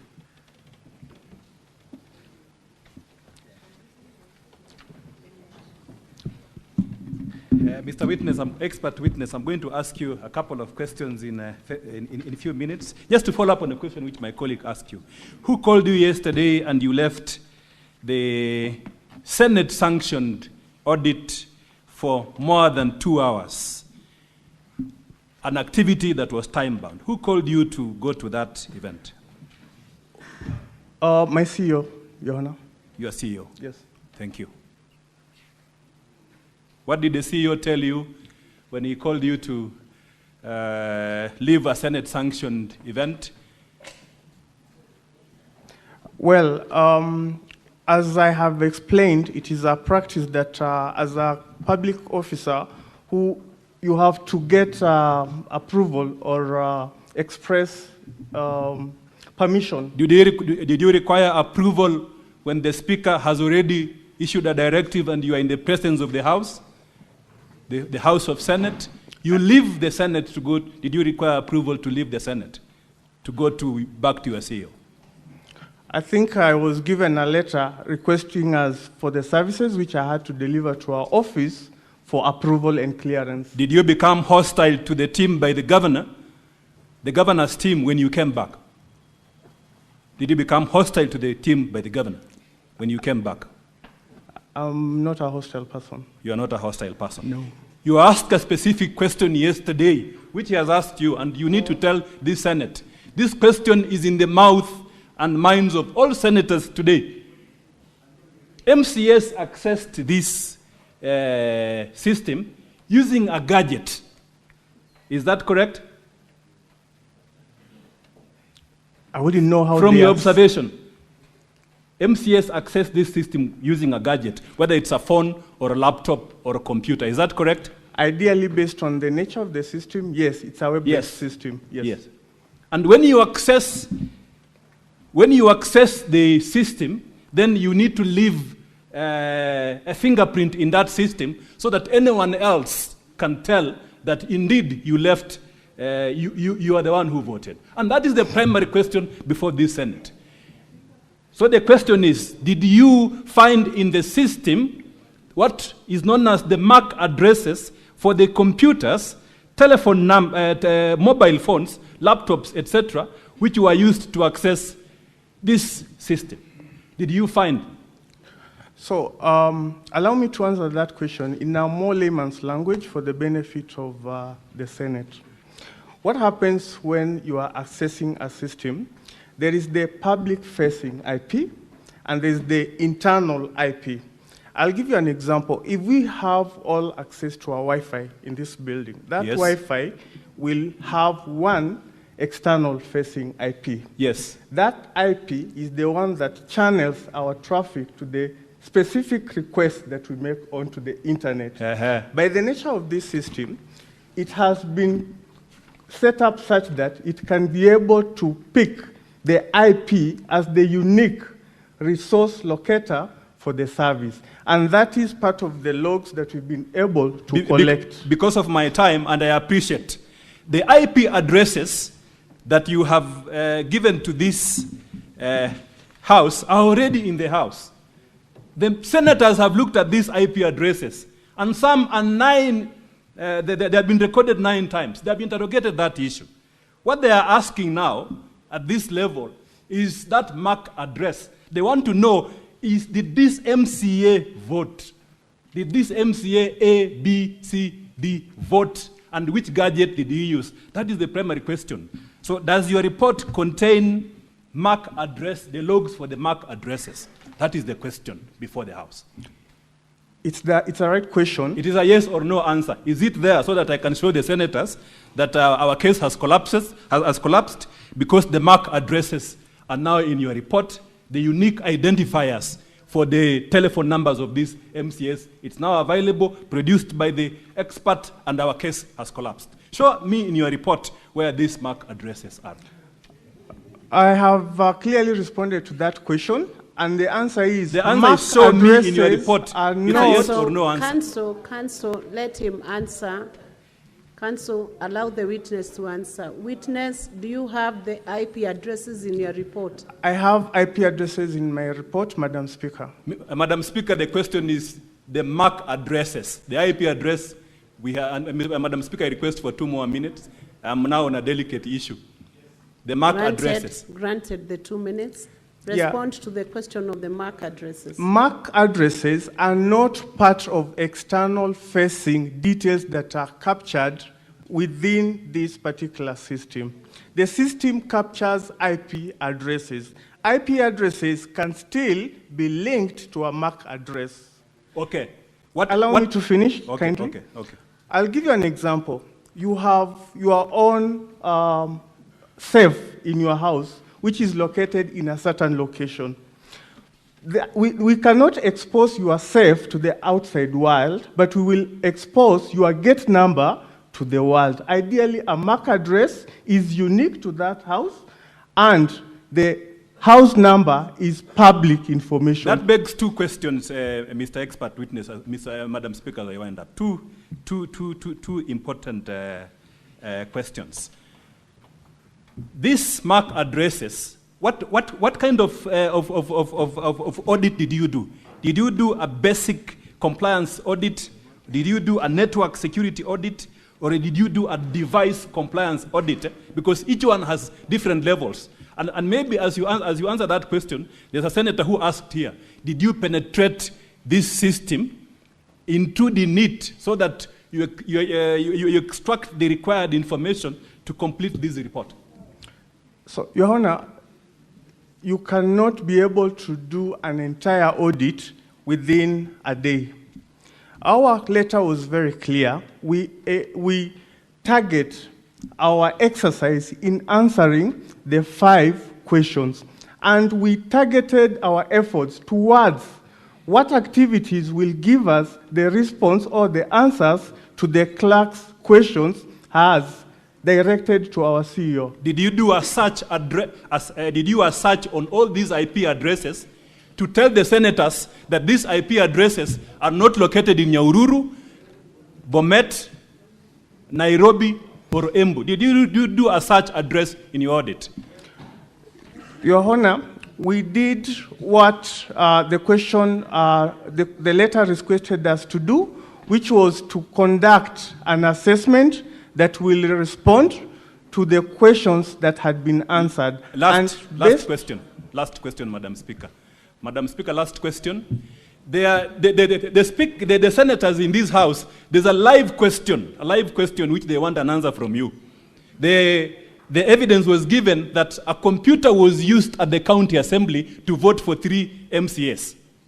3 MCS, a computer was used. The simple question is, did you go to Kericho County, or was this computer given to you for you to ascertain the IP address or MAC address in that computer to give to these honorable senators to clear any doubt in their mind on the verifiability, authenticity, and security of this system? That is my last question. Yeah, so based on the audit logs that we collected, as we have responded, the system has adequate logs providing verifiability, which is ideally the number of... The question, did you visit Kericho? Were you given the computer? It's a simple issue. So the system is a web-based system. Yes. For a web-based system, you do not need to physically visit a location. It's available on the URL, unique resource locator, as we have provided. So what is the report. IP address for this laptop which was given in, which the MCS said they used? Can you tell the senators with a substantial measure of assurance, no doubt at all, that I, as the expert, this is the IP address of this computer, this is the MAC address of this computer, so that we clear doubt? Thank you. I don't think that was part of my request for this Thank you, letter. Madam Speaker. I'm sorry, my time is up. The question is now actually answered. As told you. Senator Sifuna.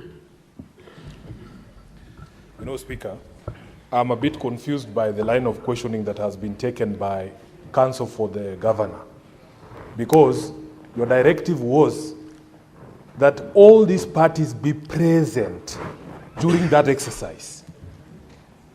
Now, when I look at the report, there's a part for people who were present to indicate they were present. Mr. Evanson Kirui, counsel for governor, did not sign. The question to you, witness, was he there? This gentleman called Weldon Kipiegon Lagat, was he there? And then, to the counsel for the governor, these things you are asking, did you ask him to do it there, when you are there? And what did he do? And then why would you refuse to sign that you are present? Those are the questions I want to address. Senator Sifuna, before those questions are tackled, you could resume your seat. Let's take a direction on how the senators will now engage with that report and that witness. Then those questions will be tackled in that session, because that's not an intervention on procedure. It's actual contents and questions to the witness. So, honorable senators, we have about 15 senators who would like to ask questions, and we must limit the time within which this gets done. So we'll have to agree that every senator should either ask just one question if we have to cover all, and if we ask 2 questions, then we'll have less of senators requesting for that intervention. So we do 1 question per senator. Is that agreeable? We need a consensus. Okay. So 1 question. So you have asked yours already, so I'm not giving you another chance. He will respond. I'm sure he's already gotten the gist of the questions. Senator Chute Mohammed. You take about 5 questions, and then you respond, and we go to the next segment of questions. Thank you, Honorable Speaker. A witness from the MCA. Your time is 1 minute, and the clerk, you'll be strict with your time. 10 seconds is gone. Sorry?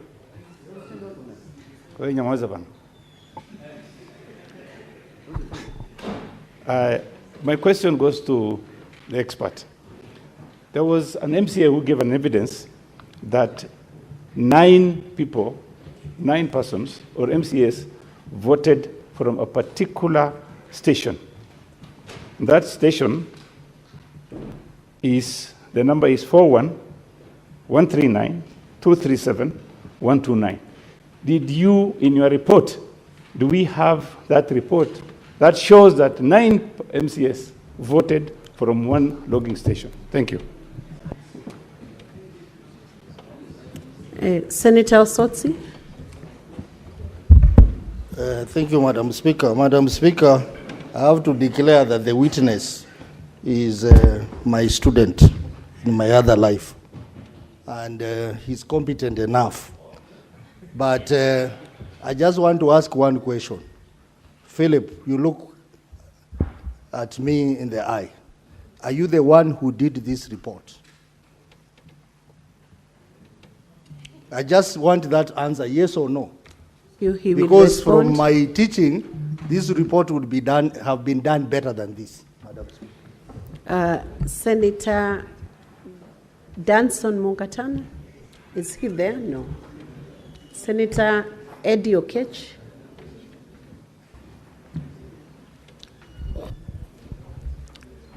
I know this question might have come from the council side, but I'm going to ask it for my own consumption. Did everybody vote on the day of the voting or otherwise, in your best knowledge? And if that happened, then was there people who abstained in the system, or people who voted otherwise no, or everybody who voted yes in the system that you audited? Senator John Nyoto, that's the last one, then we have answers. Thank you, Madam Speaker. The matter before us and why the ICT expert had to come is because the governor's side has argued that there are some MCAs who voted for others. And so it's very important, Madam Speaker, for the ICT expert to tell us this MAC address is very important, because IP address, as he has explained to us, was the ID number. And if somebody wants, for example, to know my ID number here, they will know it, so they can vote for me. If the only leeway to get into the system is my ID number, it is known, it's in the office. So this MAC address was going to be very important. And Madam Speaker, the ICT expert should tell us about the address where the gadgets that voted were. Time up. Witness, please respond to those questions first before we take the next segment of questions. Okay. Yeah. So I'll go by the order in which they were presented. The first question was if the opposing side had their team members present. That is in affirmative. Yes, they were present. The second question was, there's an MCA who alleges that 9 persons voted for a particular, 9 persons voted, repetitively, using IP 41 something. You I had think more questions from Senator Sifuna. There were about 3. Well, I captured the aspect of the team's availability. Yes, they were available, and they opted not to sign the report. And when we were extracting the logs, we even had concurrence on this report at some point until they decided not to sign it. I hope that answers your question, Mheshimiwa. Number 2 was if the specific IP that appears 9 times indicates that one person voted 9 times. Ideally, as I've indicated, Madam Speaker, this is a gateway, and I think from my basic understanding, most of these county governments have Wi-Fi, and this could be the IP address that have been assigned to the Wi-Fi gateway, and therefore, if at all you are connected to the Wi-Fi, your device is actually assigned that specific IP as a public-facing IP, and therefore, the system logs pick that specific IP as part of the logs. To respond to my senior Senator Osotsi, yes, I'm the one who authored the report based on the timeline constraints that we were given. This is the best we could do in responding to the specific questions that we had. The other question is, did everybody vote on the day or otherwise? The response to that is yes. We have the specific user IDs. We have the specific timestamps, which are within the specific date that the voting was being done. And we have logs of votes done, and of course, the other people who did not vote as part of the logs that we presented. The other question is, were other persons voting for any other person? That question has been answered in our report as question number 3, whereby it was being asked, was it possible for any MCA or any other person who had a link to vote on the motion on behalf of an MCA or another person? Ideally, if you have the link alone, you cannot vote, but you need to have the username, which is the IPPD, and of course, a password which is unique to an individual. Thank you. Senator Wambua Enoch. Thank you, Madam Speaker. I want to ask a question where the expert has ended. When you asked by the lawyer whether any system admin would have voted in this system, you said a clear no. But you're saying that if you have the username and the password, you could vote for anyone from any location. So how would you have known that the admins did not vote? Because this username and the password are not computer generated. They have been assigned physically by the admin to the MCS. How would you know that they have not voted? Senator Seki.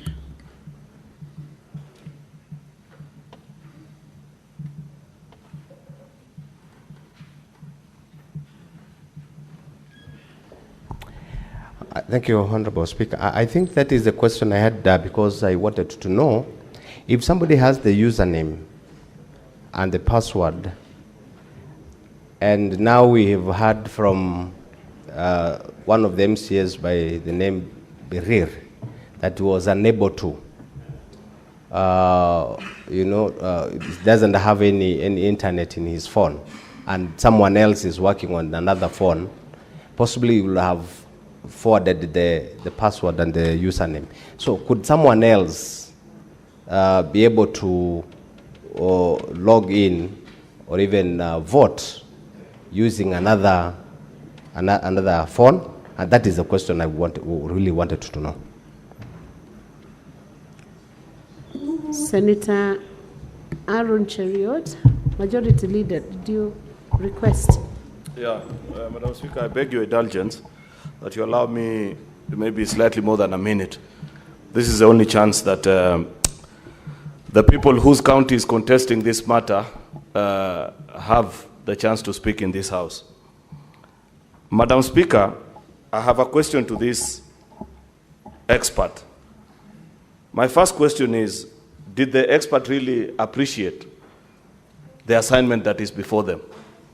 If they did, I want them, because this is in the interest of establishing the truth, Mr. Speaker, to account for the report that he has brought to this House, particularly Annex 3, page 17 of your report.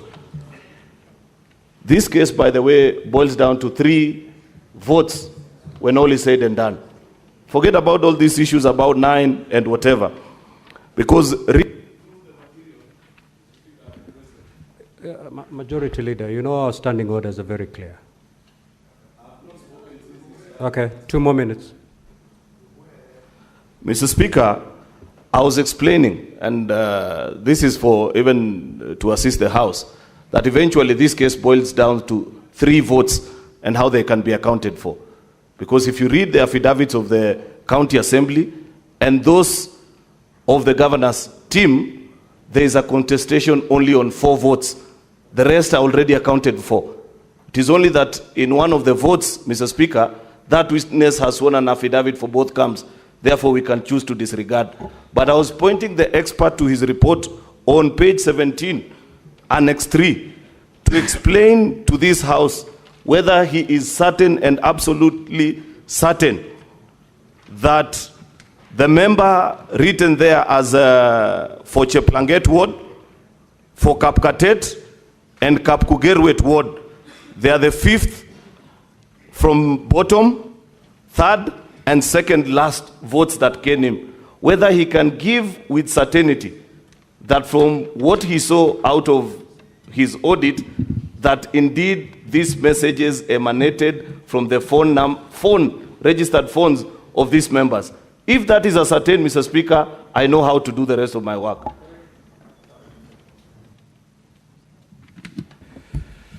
Senator Onyonka.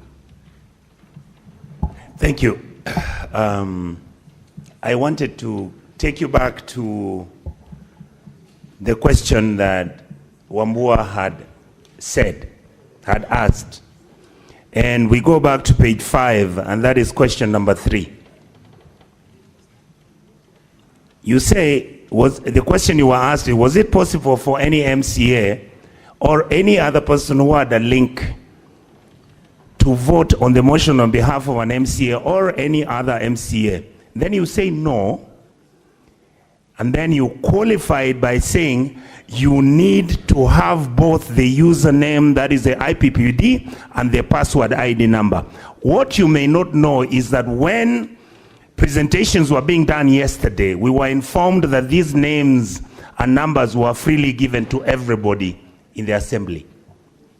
In other words, the private ID numbers and whatever that was being provided for.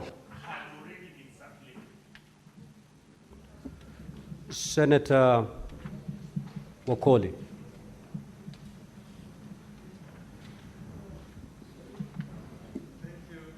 Honorable Speaker, my questions are as follows. Only one question, Honorable Senator.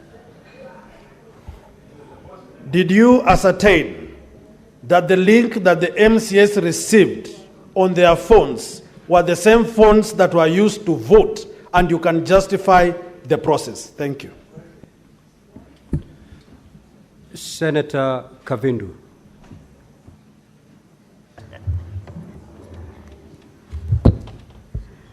Chair, Speaker, thank you. My question is, if there was clarity about the MCRs who are claiming that their identity was used for voting and they did not vote. And yesterday I also asked a question. There was a Peter who tried to log several times and it failed. And I asked whether he managed to vote at long last. And this question was not answered. So you, as a specialist of IT, did you manage to trace that Peter if he ever voted? Thank you, Mr. Speaker. Senator Thangwa.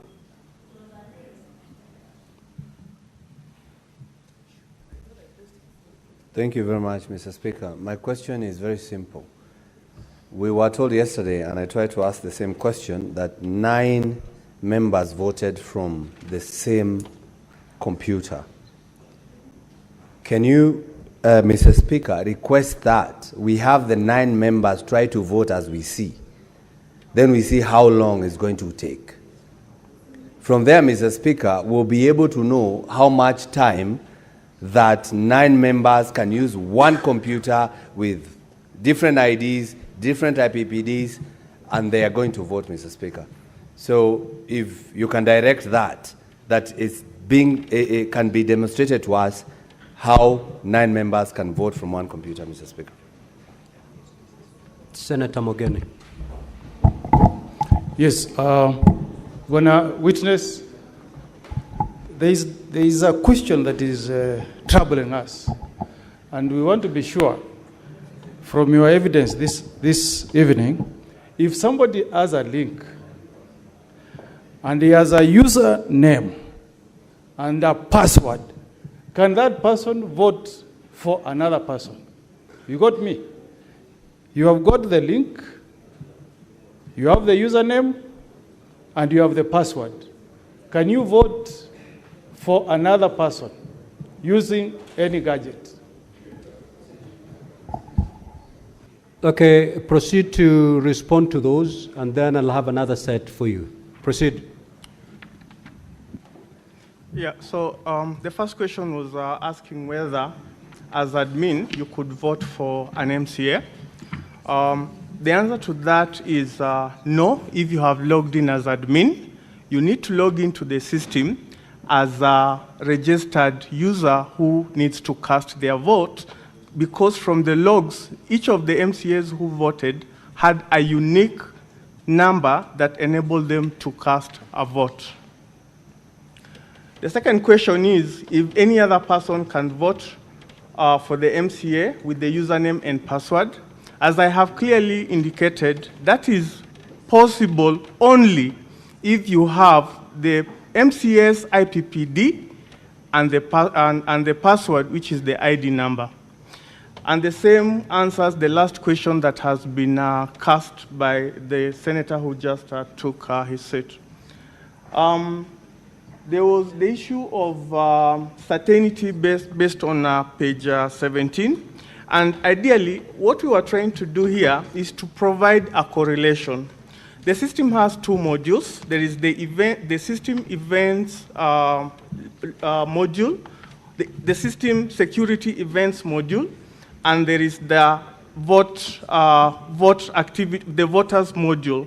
So to address issues of source IP, as had been earlier questioned by the other council, we managed to actually map each of the vote cast with the IP, because this was an aspect of contestation that the logs that we have do not have IP addresses. But from the annex that we have provided here, from the voting module and the system events, you can be able to correlate this based on the unique user ID and the timestamp under which that particular activity did happen. And this is basically to ascertain that MCA so-and-so cast his vote at this particular IP address and this particular timestamp. The other question was, if I have an ID And it was actually an issue of clarity where I was being told that it is common knowledge that within the county, ID and passwords are already circulated. My response to that is not within my knowledge, because it's unique to the county, and I wouldn't have really known, because it is a culture issue within the county if that is their practice. I was also asked to ascertain the link and the voting process. As a practitioner within this field, we are guided by principles.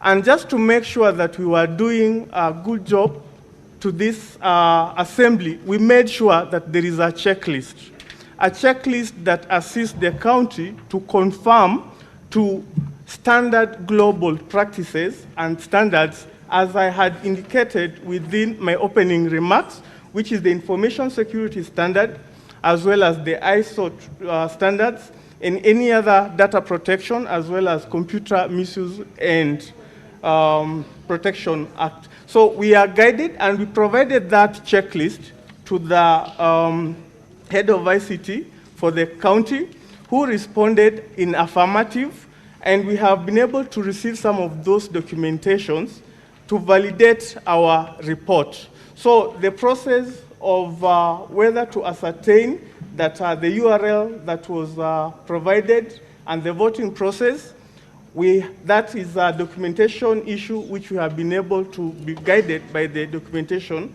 that was provided. The other question was, we identify the number of users, the identity of users who are able to vote for each other. As I have said, you can only vote for each other if you have that particular MCA's IPPD number and the password. But with the link alone, you cannot be able to do that. The issue of 9 people voting, I think the senator was asking whether that can be a proof of concept within the House. It is upon the Speaker to decide. Then the last question was, with the link and password and username, can you vote? Yes, that is the answer. You can vote if you have both 3 parameters together. Thank you. The question by Senator Richard Onyonka. I responded, sir. Okay. Yes. Mr. Speaker, I think you understood where I was. You were not aware that we had been informed in the evening, in the morning yesterday, that all the MCAs and the other members were actually given the numbers of their colleagues in terms of their IDs and their IP numbers. So if that is the case, is it true, or do you then think it is possible that somebody could have voted for somebody else? Mr. Speaker, I think with that information where you have user's ID and user's password, it is possible for you to vote on behalf of another person. Senator Chiranke. Mr. Witness, I've looked at Annex number 3, page 17, and of course your response. So in this, you can confirm that the 33 MCAs voted in the affirmative of the motion. Is it true? And was the system compromised as per your understanding in your expertise? I thank you, Mr. Speaker. Senator Boy. Senator is... Yeah, then log out, Honorable Senator, please. Yes, Senator Fak, you may proceed. Thank you, Chair. You said that given the fact that the login credentials were shared amongst all the members of the Assembly, and that somebody could have voted, for instance, I could have voted for Mr. Senator Issa Boy, and then was it possible for me to vote for Senator Boy, for instance, and also vote for myself, given that I have the credentials of both senators? Thank you. Senator Mungatana. Thank you, Mr. Speaker. Mr. Speaker, I want to refer the expert to page 5, Roman 5. There's a statement there where he says, towards the end of Roman 5, that there is no evidence of multiple voting, neither is there evidence of other compromise of the voting system and or any impropriety in the voting system and process. That statement, in view of even the questions you've had now, that and then the information we now got that there was static IP address inside the chamber, there was evidence of somebody saying that he was going to vote for somebody else. Don't you think this statement was a bit too much? Was it a bit too wide? That it was because this statement is saying this system is totally fine.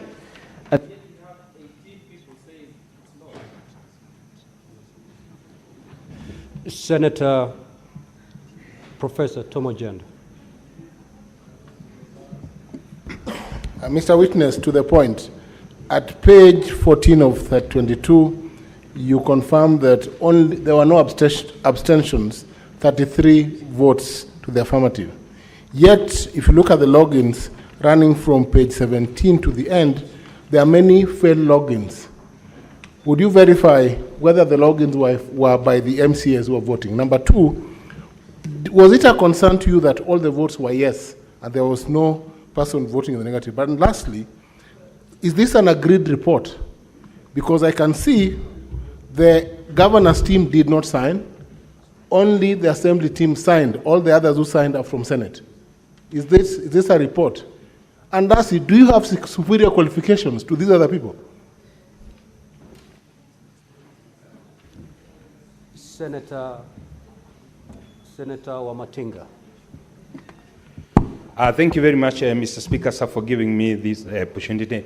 Mr. Witness, is it your evidence that indeed, and I want to refer you to page 16 of your document, and specifically bullet 3, voting process integrity. Is it your evidence that despite the fact that we've been informed that credentials of logging in were shared, that then the integrity and privacy of the voting was guaranteed? Then, in bullet number 5 or 6, you said user training and awareness.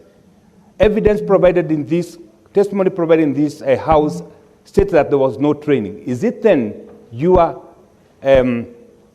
testimony that that training was done? Then the last question was, did you get to see the source code and see whether there was a limitation of the number of people who could vote in a certain string? Was the system in the source code, if you inspected it, geo-fenced, or was it accessible from any part globally? Then, Senator Christo Lasige. Thank you very much, Speaker. To the witness, you have clarified that there were about 9 IP addresses that were identical. Can you also verify if there were any others that were identical of the 33 votes casted? And can you verify from that list of 33 votes where each IP address is attached in terms of location? Senator Kinyua. Thank you, Mr. Speaker. Philip, because we are here in the morning and we have heard that there were challenges with this system, with the MCAs, and I want to quote Honorable Trump, who was here in the morning. And he did mention that they were being assisted, some of them were being assisted. In the course of assisting, was it possible that this person who was assisting would have voted for this member without his knowledge, that now that this person does not know this system? Thank you, Mr. Speaker. Senator A.D. Okech. Then log out, Honorable Senator. Okay. Senator Mofire. Thank you, Honorable Speaker. Thank you, Honorable Speaker. My question is to the experts, and I want to know, as an IT expert, based on your audit, do you have confidence in the credibility and the accuracy of the results generated by the voting system? So at the same time, what could be the reason why we have 9 similar IP addresses and the others are different, assuming that they were all using one gateway, one Wi-Fi? Thank you. Senator Alan Chesang. Senator, no, proceed, Honorable Senator. Yeah, thank you, Mr. Speaker.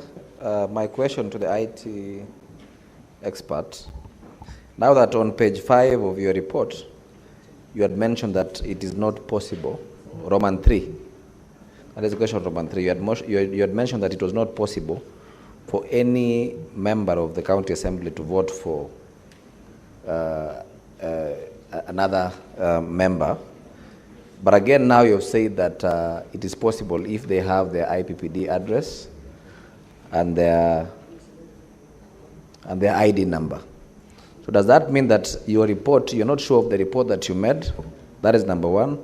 And also, does that mean that you can also not assure us that this system is secure? That is number one. And also, maybe you cannot also confirm that you cannot detect. Senator Paris Tobiko. Thank you, Mr. Speaker. Mr. Witness, being the expert that you are, if you are the one putting up this system, setting up the system, are there other safeguards you would have put in place to secure the system and make it foolproof? If you have other suggestions, if you would have done it differently. Thank you. Senator Shakil Abdallah. Thank you, Mr. Speaker. Mr. Speaker, my question is, since it has been established that it's possible for others to vote for others, is it possible to establish the gadgets which were used? Because all the phones are registered under certain names. If I use my phone to vote for Fatma, it will show it is my phone which was used. Is there a way to know that it was my phone used to vote for somebody else? Thank you, Mr. Speaker. Senator Okenyuri.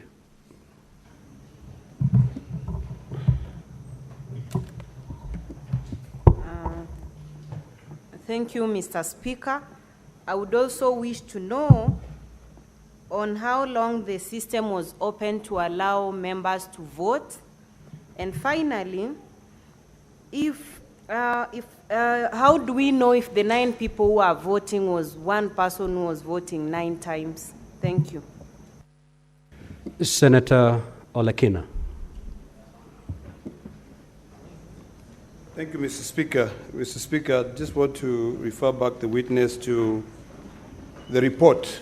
And I note that specifically on number 9, that the following persons were in attendance: Mr. Philip Irode, Mr. Joan Mukeire, the Office of the Governor, there was a council, and then there was an ICT advisor from the Mr. Weldon Langat, including the County Assembly, Alfred Korir Kimutai, Mr. Hilary Kiplangat, and then you had the Senate Secretariat, Mr. Zakayo Mogere, Innocent Baya, and Miss Marianne Karanja. The question that I want to ask you is very simple.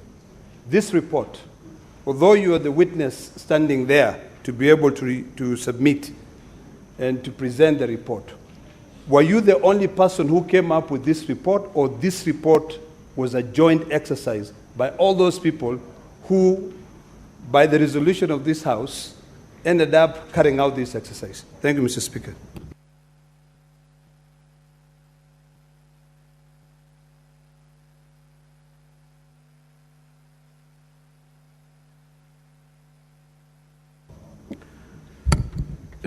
Senator Ledama, just look at the report.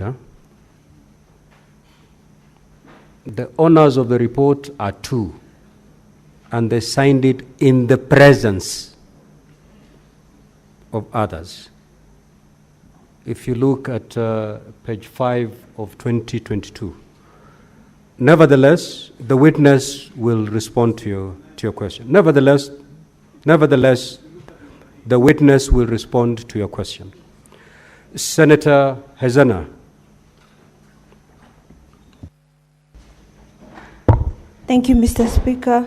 And I rise to inquire from the witness on why there is an IP address appearing to have voted thrice, contrary to the IP address that they had indicated was supposed to be the one to vote. And I take note of that because it has voted yes thrice. Thank you. And I'm talking about the IP address 154.159.237.85. Thank you. Senator Kisang. Thank you, Honorable Speaker. Honorable Speaker, my question is on the last terms of reference for Philip.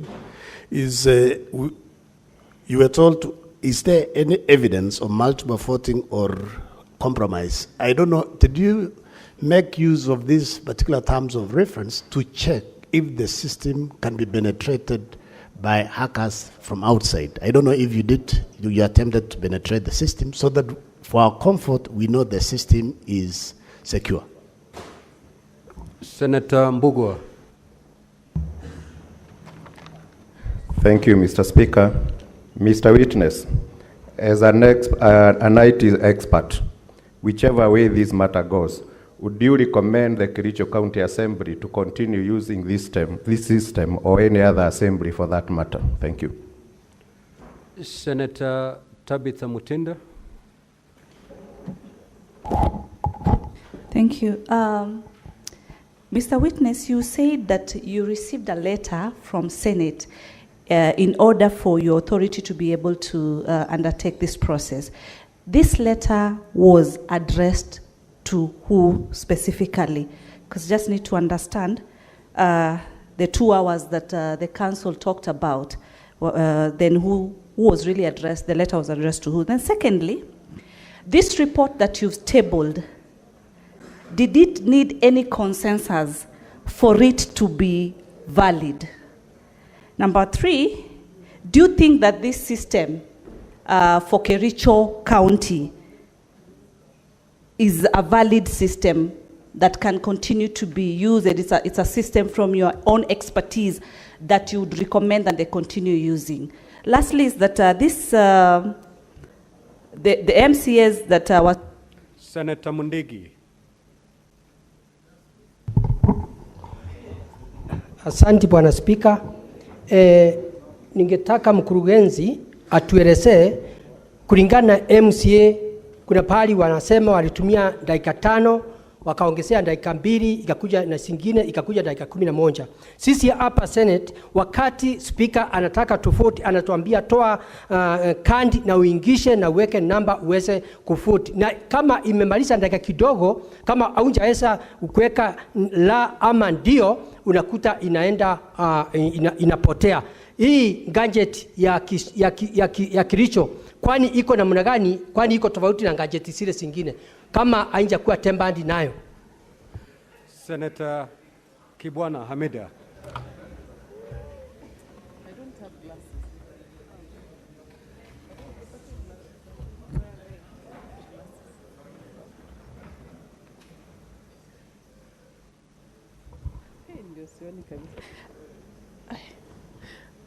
I can't see. Let me wear my glasses. Let me get my glasses. Are you reading somewhere? No, I wanted to. Then speak. We need your mouth, not your eyes. I was looking at the numbers. I was looking at the numbers in the report. Let me wear my glasses. Glasses zangu zimeenda. Okay, I'm told everyone on my dashboard has already got an opportunity to speak.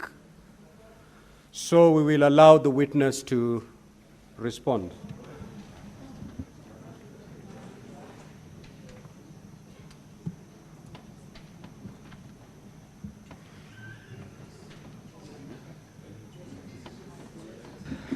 Witness, I've given you the go-ahead to respond. Thank you, Mr. Speaker. I'll try and answer them in the order that they came through. I have quite a number of them.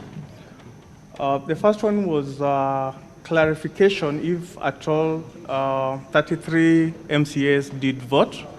And our response to that question, Your Honor, is yes, it's an affirmative. Power his microphone and put it closer to his mouth, please. The first question was if at all we can be able to clarify that at all the 33 MCAs were able to vote within the system. And of course, our response to that based on the finding is yes, 33 MCAs did vote. We've provided evidence for that as per the logs provided within the system. The other question was, and this question has been repeated severally, whether if you have the link and you have the password and you have the username, you can be able to vote. And we have confirmed, yes, you can be able to vote for one another. However, the link was being sent to an individual user MCA. Therefore, once you receive your link, you are able to vote if you only have your username and your password. The other question was, if the system is okay based on the question 5.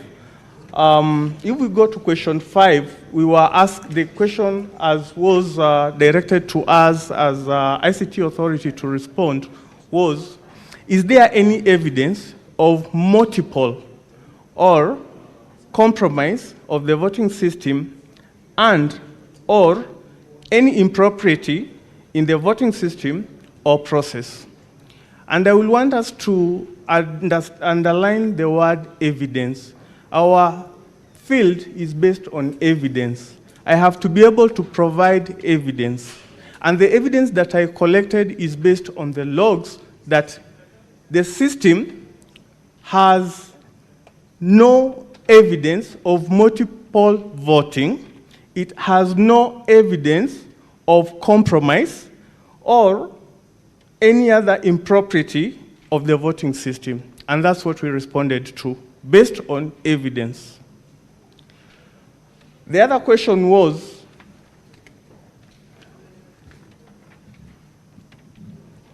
from the failed logins. I think there was a senator who asked about failed logins. From the logins, you can actually tell that the system is secure because if you do not have your username and password, it does not let you get through. You need to have your appropriate username and password for you to be able to log in. And from the extracted logs that we have, we had actually even been able to see a number of attempted multiple logins yesterday, which never went through. The other question was, it was on shared credentials. And as I've said, from a practitioner's perspective, we are all taught that your username and password is a personal information that you should not be able to share. And as senators, we are aware of the Data Protection Act, which specifically guides that username and password, or perhaps an ID, is personal identifiable information, and therefore data that is personal. And therefore, if at all it was a practice within the county to share username and passwords, I think that is a wrong practice. However, from the evidence, and I'll still insist from the evidence that we collected, we were not able to ascertain that level of practice. There is a question on training, source code, and I'll respond to this by saying that within the time limit provided, we were here at 2, we were meant to provide a report at 6, and I have said we zeroed our response towards answering the 5 questions that were posed to the ICT Authority CEO, which meant that we look into the system, the exposed interface of the system, the voters module, the hosting architecture of the system, to be able to gather enough evidence to respond to those questions. The issue of geofencing, that is an architectural issue that perhaps require additional time for you to be able to ascertain whether the code has included aspects of geofencing. There's also a repeated issue about the 9 IP addresses, and as I have earlier responded to, is that these IP addresses are ideally a gateway for the county assemblies local LAN, that is local area network, or Wi-Fi, if that is what the MCAs use as an internet gateway. There was an issue about Mr. Trump, the challenges associated with voting. As a good practice, ideally, as I had said, from a practical ITGC, which is Information Technology General Controls, users are meant to be trained, and we received an affirmative Excel sheet that indicated that this had been done at the county. The other question was, we report about the system IP address. I think we have clarified that in our report, that the system is hosted on off-premise. That means not within the premise of the county. The system is hosted out of country. That is a host pinnacle. We have provided the published URL in our report that is on page 4. We were also asked to confirm whether the system is secure. I would want to confirm that we did an internal scan within the system, basically, which is some sort of vulnerability pen test within the system. And I can confirm within this sitting that the system as it is secure, and that was actually demonstrated by the logs that we printed, which indicated quite considerable number of failed attempt logins. The other question was, if you were to be the one setting up the system, what would you do? As a practitioner, there are guidelines and frameworks that we define that guide us on how best to set up the system. And we are guided by, of course, governance practices, the system value, the proposition, the return to the users, as well as good practice around security, resilience, and, of course, data privacy. So I will make sure that all that aspects are inbuilt within the system, which is ideally what we were looking into when we reviewed the system. The other question was in regards to the MCA's phone devices, IP addresses. As I had said earlier, if the MCAs were using the system with their devices and using the local gateway, which is the Wi-Fi, they will all resolve to one IP, which is the outward-facing IP, which is ideally what some of the senates have addressed. And when we looked at these IPs, they are actually local ISP service providers, including our Safaricom, Airtel, and the likes. There is the question that was asked around system, if you are able to allow members to vote. I think I have indicated that you can only vote if you have the URL, and the URL, once you vote, it deactivates. So you cannot cast your vote twice. There was the question on whether this exercise was a joint exercise. I think I would want to answer that this is our report. Myself and my colleague, my senior information security analyst, Joanne, we sat here yesterday from around 4 to late in the night preparing this report. And I think it is our responsibility to sign the report. Any other person had no obligation to sign it. They can sign it if they so wish. Otherwise, it was our report which we were presenting to the clerk's office.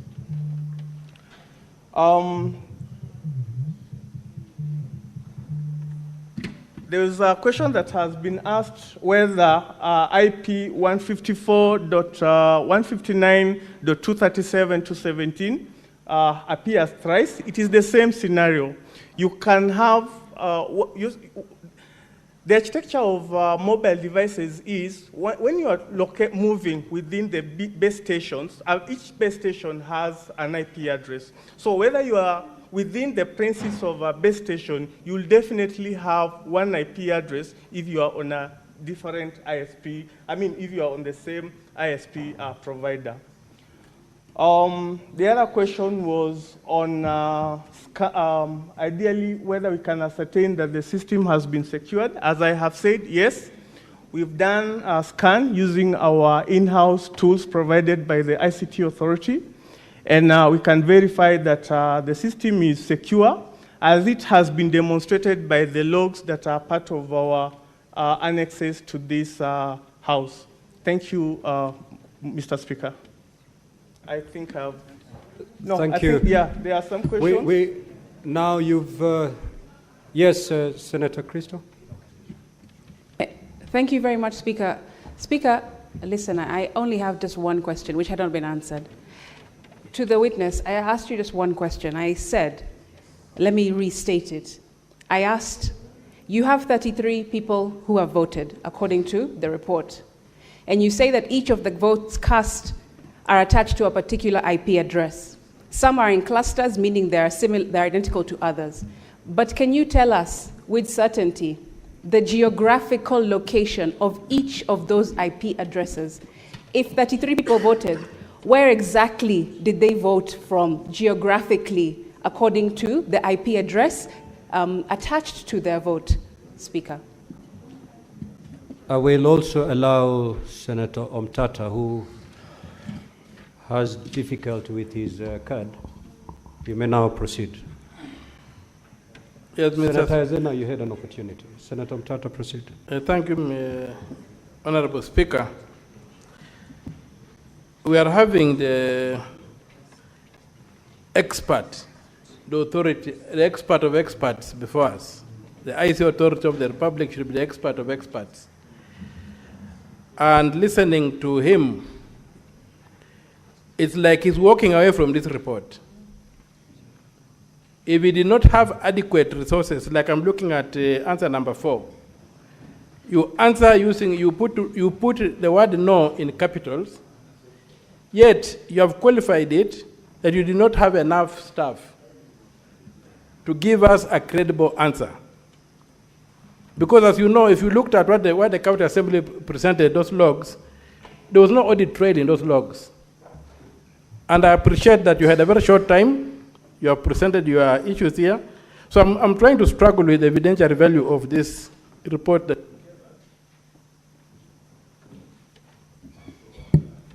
Give the senator half a minute. So, of what value is this report? And number 2, for lawfulness, we are told about .go.ke and .co.ke. As the regulator of the system, can a county government be allowed to run a system on an open server or a private host, or must this be on a government host? It came up during submissions. Thank you. Senator Hazana, you're saying your question has not been addressed. Can you repeat it? Yes, Mr. Speaker. The question has not been answered because I asked how come there were 3 MCAs who voted using the same IP address, and he has said that it was if one person is using their phone and moving around the vicinity into different locations, that it will use the same IP address. But this is 3 different MCAs from the code of the MCA. Thank you, Mr. Speaker. Okay, 5 minutes, conclude witness. Thank you, Mr. Speaker. I'll continue responding to the questions because I hadn't addressed all of them. There was a question that asked to whom the letter was addressed to. The response to that is the letter was addressed to our PS, who's the PS State Department for ICT and Digital Economy, requesting the ICT Authority CEO to nominate officers. Then there was a follow-up question regarding whether the report required consensus. Our response is no, because it is based on evidence that we have collected within the environment that we were working on. There was a follow-up question whether the system is valid. Yeah, I think if the system is valid and up to date, and the answer is yes. The system, based on the scope and our surroundings that we were working on, yes, the evidentiary collected within the system are valid. There's a question that has been posed by Senator Mtata asking about the response to question, I think you mentioned 3. Was it possible for any MCA or any other person who had a link to vote on the motion on behalf of an MCA or another MCA? I have indicated here that the answer is no. You cannot vote for any other person, and I have qualified it. You can only vote if you have all the 3 parameters, which is the link, which was provided for by the county assembly, and then your unique username, which is the IPPD, and of course a password, which is obviously meant to be private and privileged information. To respond to the other question that has lastly been asked, it is what value is the report? I think based on the matters at hand, your Honorable Speaker, this report is meant to guide us. We are responding to the questions that were posed to the ICT Authority in responding to the allegations of whether the system is a secure voting platform or not. And based on the evidence that we have provided before this House, in my field, we base our conclusion on evidence. And that is what we have provided based on the logs, based in the presence of both parties, and we have provided this to this House. We have clarified issues to do with IP addresses. IP is a unique... Witness. Yes, Your Honor. Just be very specific. Respond to the question by Crystal Asigi so that we end it there. Yeah, so the question asked by Honorable Senator is, are we able to ascertain with certainty MAC addresses? I'll still echo my earlier sentiments that MAC addresses are unique to devices, and MAC addresses are mapped to IP addresses. You need to have an IP addresses for you to access an external facing application. And based on the configuration of the system, within the logs configuration, the logs have provided an IP address which corresponds to a unique MAC address. However, within the logs within that voting system, MAC addresses are not configured as audit details to be collected. So you are not able to geographically place them? You can, using your IP, and ideally this is where the confusion between an IP and a MAC address comes in. A MAC address does not give you an IP a location, but an IP address gives you an IP location. And that is why we have used the IP addresses to confirm that these IP addresses were within the geographical location of the county assembly, because these are base station IPs. Order. Let the witness respond, Senator Hezena and Senator Crystal Asigi. Just conclude, witness.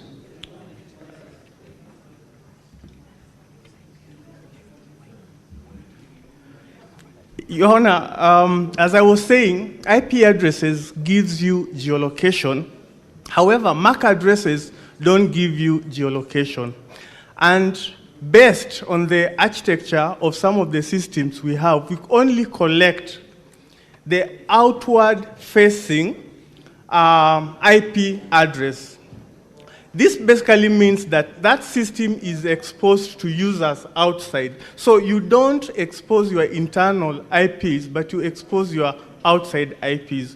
And the IPs that we have identified here are ISPs that belong to local ISP providers, as we have indicated, Safaricom, Airtel, and any other ISP within that geolocation, Your Honor. Okay. So assuming the senators vote the way Kericho did, and they're all seated inside the chamber here, so they will still have different IP addresses. If they're all seated here, voting the Kericho way, will they still have, they will have different IP addresses? So depending on if your system that you are using is a web-based system that has to be accessed online, and the way the network has been, there is a principle called network address translation. You assign a system an internal IP. Then you assign your gateway. The gateway, for example, is this door. You configure the system such that you say any requests that are coming outside have to pass through this door and go to port so and so. So that basically means when you are coming in, you will have this door as the log. It indicates that you've actually accessed this system. Then you'll go and sit at a certain place. So that is basically assigning an IP and a service to a system. So we will all have the same IP if it is an external facing application that has to resolve using an external facing IP address, Your Honor.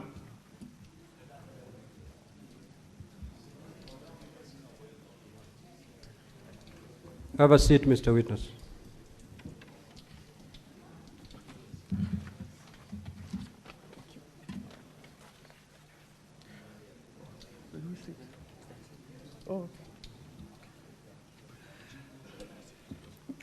Now, honorable senators, having heard the expert, we will now proceed to the closing statements. We will start with the county assembly. You have 60 minutes to do so. You may utilize all of it, or you may utilize part of it, but the maximum is 60 minutes. Likewise, the Council for Governor, you have 60 minutes to also make your closing statement. You may proceed. Your time starts running from now. Thank you, Mr. Speaker, sir. For record purposes, my name is Kipkorir Elvis. I will make the closing submissions on behalf of the County Assembly, and I will take the first 25 minutes, after which Learned Counsel Mr. Ongoya will take the remainder of the time. Mr. Speaker, sir, honorable senators, exactly 15 years ago, Kenya embarked on a transformative journey in its adoption of a devolved system of governance. This was an answer to an enduring desire by many a Kenyan who earnestly yearned for public services closer to them. Indeed, honorable senators, devolution has been mooted as the genius of the 2010 Constitution, as it marked a complete departure from the previous system that had been characterized by marginalization, mismanagement of resources, runaway corruption, amongst other challenges. The term of the present governor, the governor that is on trial today, Mr. Speaker, sir, honorable senators, has marked a silent retreat to that dark past. Mr. Speaker, sir, honorable senators, county governments hold the key to effective service delivery. The expectation of the people is that county governance would enhance efficiency to their benefit and not for the self-aggrandizement of the governor. As the County Assembly has demonstrated, the governor's debut in office was marked by the invasion of a private citizen's property, the tearing down of a fence, and its designation as a dump site illegally, Mr. Speaker, sir, and honorable senators. You will recall that when video number KCAV11 was played, the video was taken barely 2 days after the governor was sworn into office, and that is the first thing that he did in announcing that there was a new sheriff in town. Mr. Speaker, sir, honorable senators, the facts of the matter before you and the evidence that the County Assembly has led disclose a sorry tale of maladministration and a failure of moral courage. To paraphrase William Shakespeare, Mr. Speaker, sir, honorable senators, something is wrong in Kericho. It is our submission that the County Assembly of Kericho has made an overwhelming case of bad behavior on the part of the governor. A classic betrayal of the trust bestowed on the governor by the residents of Kericho County. And Mr. Speaker, sir, honorable senators, the question we pose is whether bad behavior should attract any consequences. And the answer to that is in the affirmative. Those who are sent to public office, Mr. Speaker, sir, honorable senators, and elect to betray the trust that the people have placed in them, like the governor on trial today, ought to be impeached. Mr. Speaker, sir, honorable senators, impeachment is a constitutional instrument rooted in the Constitution of Kenya, Article 181, and is designed to protect the sanctity of public office and the interest of the people. The process before you today is therefore an affirmation of the supremacy of the rule of law and accountability of elected leaders. Briefly, Article 181(4) sets out the grounds upon which a county governor may be impeached or removed from office. The first one is gross violation of the Constitution or any other law. Secondly, there being serious reasons to believe that the governor has committed a crime under national or international law, abuse of office, physical or mental incapacity to perform the functions of the office. These requirements are mirrored under Section 33 of the County Governments Act, Mr. Speaker, sir, and honorable senators. And there is jurisprudence that confirms that the impeachments must be based on evidence presented and not on minor procedural errors or political differences in the county governments. This is a sui juris process, Mr. Speaker, sir, honorable senators, and it is not about the criminality or culpability, but the accountability, political governance, as well as political responsibility of the county governor. The standard of proof in our humble submission is that it is neither beyond reasonable doubt nor on a balance of probability. It is slightly above a balance of probability, but below that of reasonable doubt. At the core of the charges the governor on trial is facing is the theft of public funds, resources entrusted to the governor for the benefit and development of Kericho County. And the evidence presented before this House, Mr. Speaker, sir, honorable senators, paints a damning picture of misappropriation of public funds which have been placed in the hands of the governor to manage and oversee on behalf of the residents of Kericho County. Mr. Speaker, sir, honorable senators, you will recall that on 30th June 2023, a grisly road accident occurred at Londiani Junction involving a truck that lost control and rammed into small-scale traders and other road users, claiming the lives of at least 52 citizens. You may also recall that in response, the national government and the other emergency response teams mobilized resources to help the families of people who had lost their lives and those who had been injured. Mr. Speaker, sir, honorable senators, the County Assembly of Kericho has led evidence of how the funds meant for the victims of the grisly road accident were misappropriated with the blessings of the governor who is on trial today. The County Assembly's witness, Mr. Kiprotich Rogony, and the mover of the motion at the County Assembly confirmed this on the witness stand and also by the affidavit evidence that is contained in the County Assembly's bundle of documents. The evidence, Mr. Speaker, sir, honorable senators, demonstrates that on the 15th of August 2023, the governor of Kericho compensated the victims of the Londiani accident from the county emergency fund to cover up for the funds raised by the public and which had been misappropriated by a committee he had formed to steer the funds drive, and without a cogent explanation of how the funds publicly raised for the victims had been expended. Similarly, Mr. Speaker, Sir, Honorable Senators, the evidence led by the County Assembly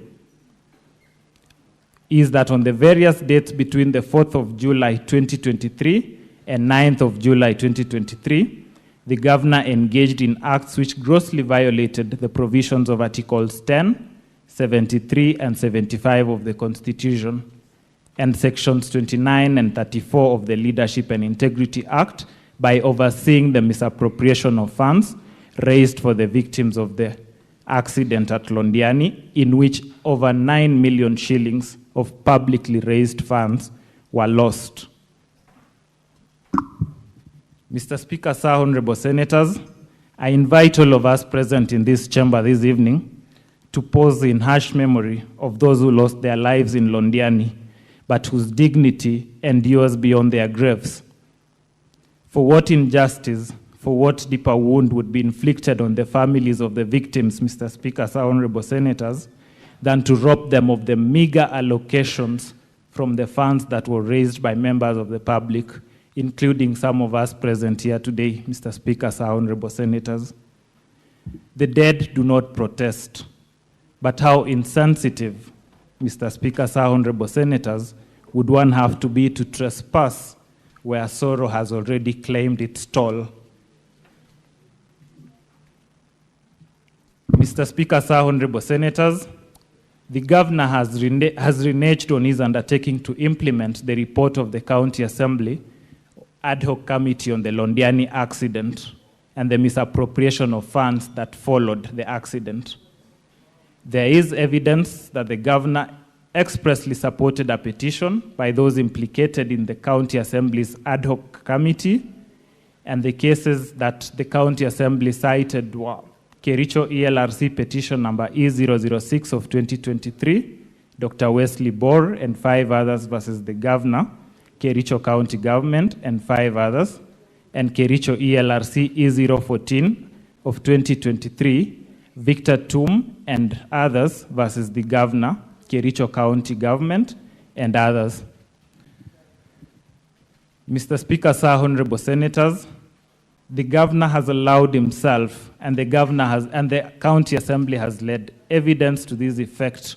The governor has allowed himself to be a master of doublespeak in grave matters, and this has been in violation of Article 73 of the Constitution, which demands that at all times he demonstrates respect to the people and conducts himself in a manner that brings dignity and honor to the office that he holds.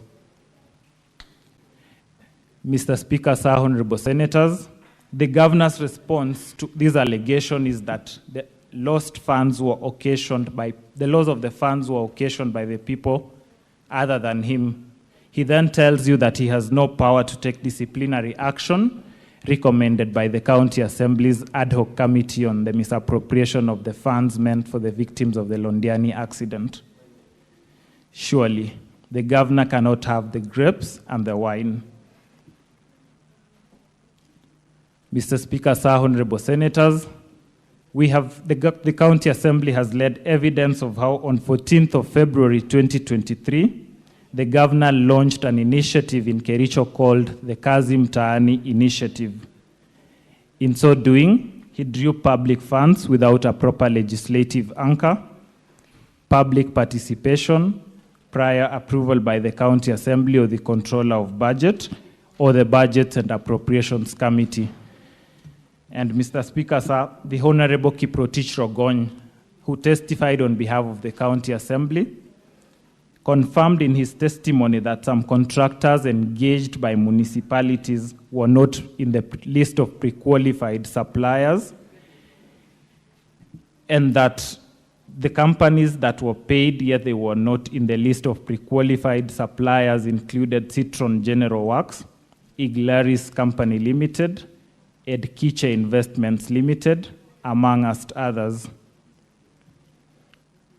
Mr. Speaker, sir, honorable senators, evidence has been led to demonstrate that between January 2025 and July 2025, the governor aided, abetted, or condoned the fictitious payments for goods or services which were neither delivered nor done.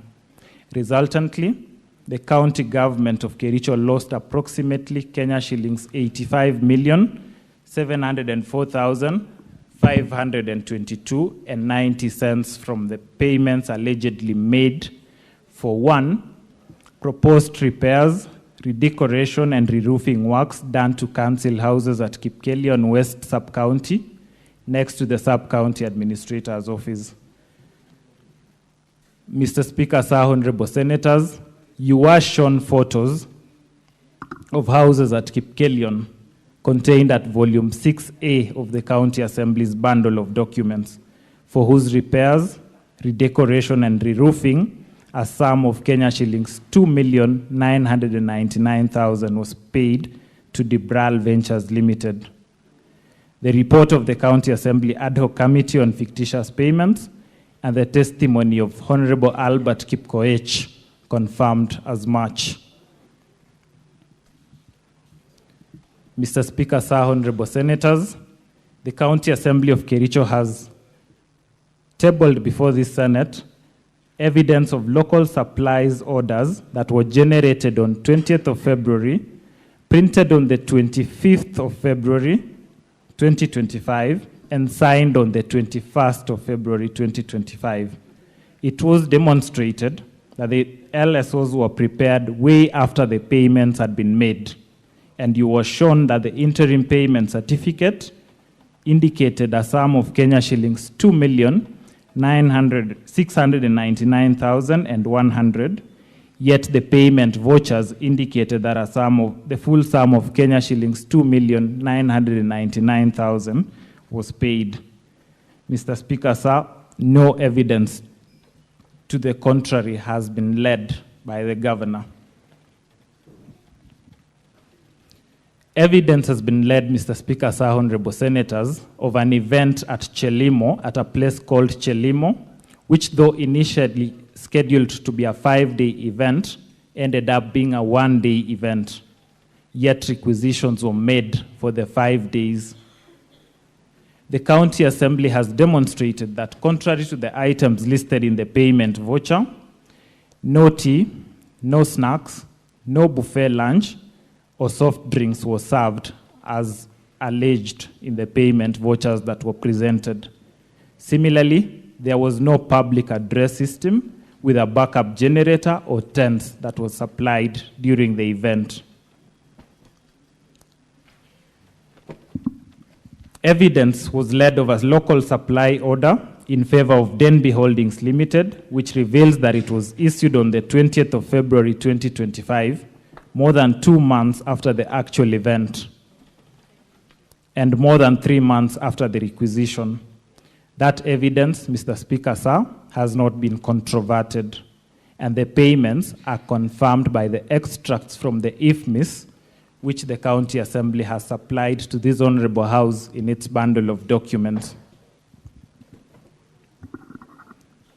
Mr. Speaker, sir, honorable senators, the County Assembly has led evidence of a company called Mengro Products Limited that was paid a retention sum of Kenya shillings 395,028 shillings and 63 cents for a project called Whispers Nyakinywa Road in Kidawa Ward.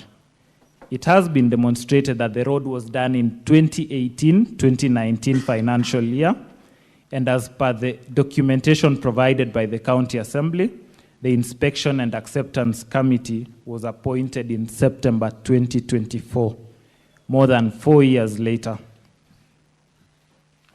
Significantly, Mr. Speaker, sir, honorable senators, the Assembly has produced a staff redeployment memo confirming that the person named as the Secretary to the Inspection and Acceptance Committee, one Lillian Chelagat, was at the time of the report dated 9th September 2024, not working in the said department and had and only moved to the department on 10th of January 2025, way after the alleged inspection had been signed by her. Mr. Speaker, sir, honorable senators, the County Assembly has led evidence of double payments of retention fees for the same contract. Each of the reports of the Inspection and Acceptance Committee have the same months of September 2024, and each of those reports have the same observations relating to the status of the project. That is, and I quote, bush clearing, grading and graveling activities were done to the required specifications and workmanship was substantially satisfactory, end of quote. Mr. Speaker, sir, honorable senators, this observation has been made in several reports, notwithstanding the nature of the project and the defect liability period. And the Assembly has demonstrated that payments for these projects were made on the basis of falsified documents. It has been demonstrated, Mr. Speaker, sir, honorable senators, that some of the goods and services and works were procured without following proper procurement processes.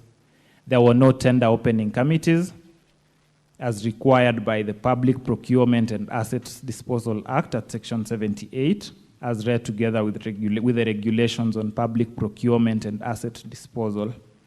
Similarly, the Assembly has led evidence that there were no professional opinions done to the accounting officers as required by Section 84 of the Public Procurement and Asset Disposal Act 2015. Mr. Speaker, sir, honorable senators, evidence has been led to the effect that in the financial year 2024-2025, the Department of Agriculture, Livestock and Cooperative Management budgeted a sum of Kenya shillings 14,980,640 for the purchase of soya, beans, sunflower seed cake, and cotton seed cake to support cooperative societies within the county of Kericho. Anomalies in the procurement process have been demonstrated, and the ad hoc committee on fictitious payments noted that at the time the payments were made, no supplies had been done to the various cooperatives, despite full payments having been made to the suppliers. Mr. Speaker, sir, honorable senators, funds allocated for critical services, including healthcare, strategic intervention programs, and infrastructure have been siphoned for personal enrichment and clandestine interest within the county government of Kericho. You have been treated to attempts to deflate the issues on misappropriation of funds, and you have been told that the mover of the motion is hell-bent on getting the governor out of office by whatever means. You have also been told, all in an attempt to deflect from the main issues, that the impeachment proceedings are motivated by other interests. Far from it, Mr. Speaker, sir, honorable senators. It is not about who the governor perceives to be his competitor. It is about accountability, and it is about protecting the resources of the people of Kericho County. The County Assembly led evidence to demonstrate that the period between the year 2023 and the year 2025, the governor presided over unfair, skewed, and nepotic distribution of projects under a program called the Floca Funds. The funds have been utilized in an imprudent manner and misappropriated. It has been demonstrated by the County Assembly that the governor's home ward, namely Chemosot ward, got projects worth 21,701,590, while many other wards, not only in other sub-counties, but even within Bureti sub-county, which have not received a single project under the fund. Mr. Speaker, sir, honorable senators, the affidavit and the evidence of Mr. Honorable Vincent Korir contained in Volume 3 of the County Assembly's bundle of documents at pages 109 to 113, and the video marked as KCAV5 confirms as much. In other instances, the position taken by the governor in his response contradicts the position that has been taken by his county executive committee members. And one instance stands out. There is a project that has been flagged called Soliat Tree Nursery Establishment Project, in which the Committee on Fictitious Payments noted that the water pumps, the pipes, and the fittings had not been delivered or installed in the project, while the governor maintained that the project had been done as per the bill of quantities contained in Volume 2, page 133 of his bundle of documents. Mr. Speaker, sir, honorable senators, at Volume 4A, pages 377 of the County Assembly's bundle of documents, you will note that the scope of work included installation of water pumps, fitting of pipes, and yet that was not done. It is the County Assembly's case that this points to a governor who is either out of touch or complicit in the misappropriation of funds. And Mr. Speaker, sir, honorable senators, what more could constitute bad behavior?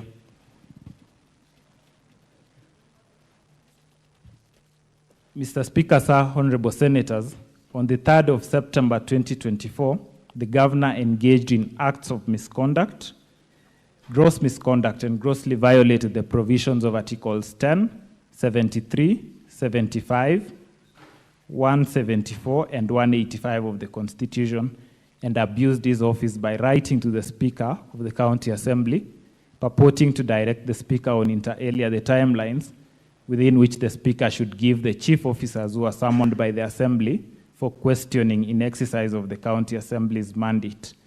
The County Assembly, Mr. Speaker, sir, honorable senators, has tabled evidence of the governor's engagement, connivance, and complicity in the acts of subversion, discrediting, and impeding of the overall oversight role of the County Assembly.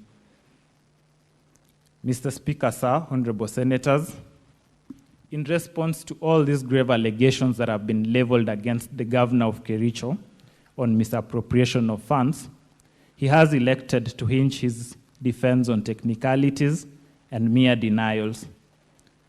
The documentary evidence presented, the audit reports, and the testimonies presented by the witnesses who testified before this Honorable House paint a totally different picture.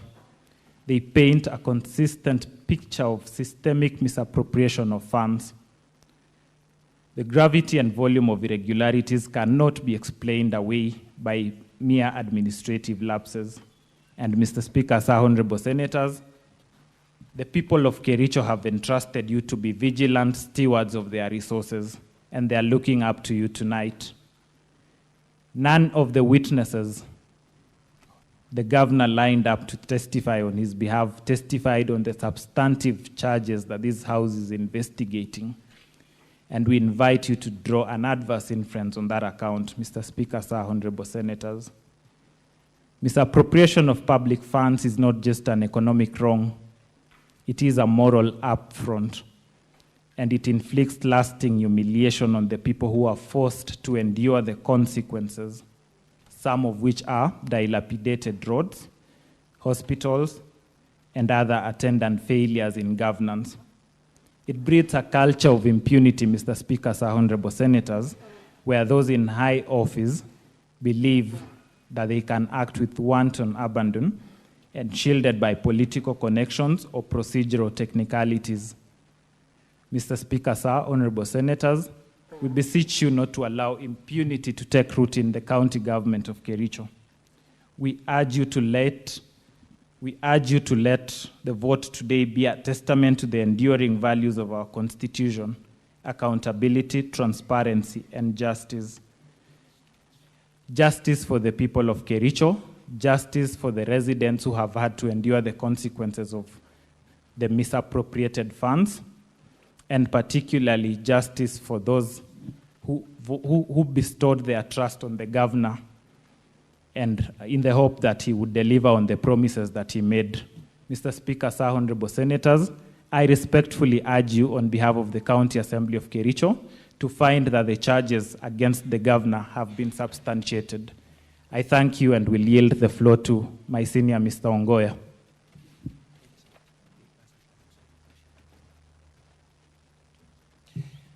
Thank you, Mr. Speaker, sir, and thank you, distinguished senators. For the record, my name is Ongoya, representing the County Assembly of Kericho. I wish to begin by making an overall observation that after all the charges that were leveled and all the evidence particularized of impropriety against the governor chose not to take the witness stand and answer to any of those charges. The question is this: when a charge is leveled and the evidence, the quantity and weight of which has been played before you by way of witness testimonies, documentary evidence, and video evidence, and the person called to account refuses to take the opportunity given to him to account, what inference will you draw from that? When you begin deliberating, I invite you to consider that aspect of this case. Having said that, there are certain matters that arose in the course of clarification by senators that I wish to address myself to as part of these closing submissions. We stand here as lawyers, Mr. Speaker, sir, distinguished senators, as people who have to offer guidance on the harmony or otherwise between the evidence on record and the law established. The conclusions to be drawn from that evidence on record and the law established are purely yours as judges, and as participants in the justice process, we have no choice but to accept your verdict unless one pursues any other option known to law. So two questions arose, Mr. Speaker. Distinguished Senator Onyonka presented to the expert witness a question in the form of that both the passwords and the usernames to this system were made accessible to all MCAs. Mr. Speaker, sir, let the Hansard record me as saying that there is no such claim made by any witness before this assembly. The witness before this, the evidence before this Senate has been and remains this. 2 links were sent to MCAs. Link number 1 communicated IPPD numbers which were to be used as the user names.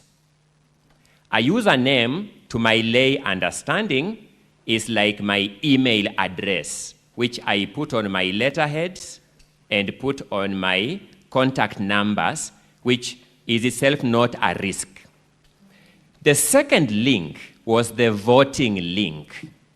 It went with the instruction that every individual MCA will use their own ID, national identification card numbers to vote, so that the aspect of the passwords were never communicated to everybody at all.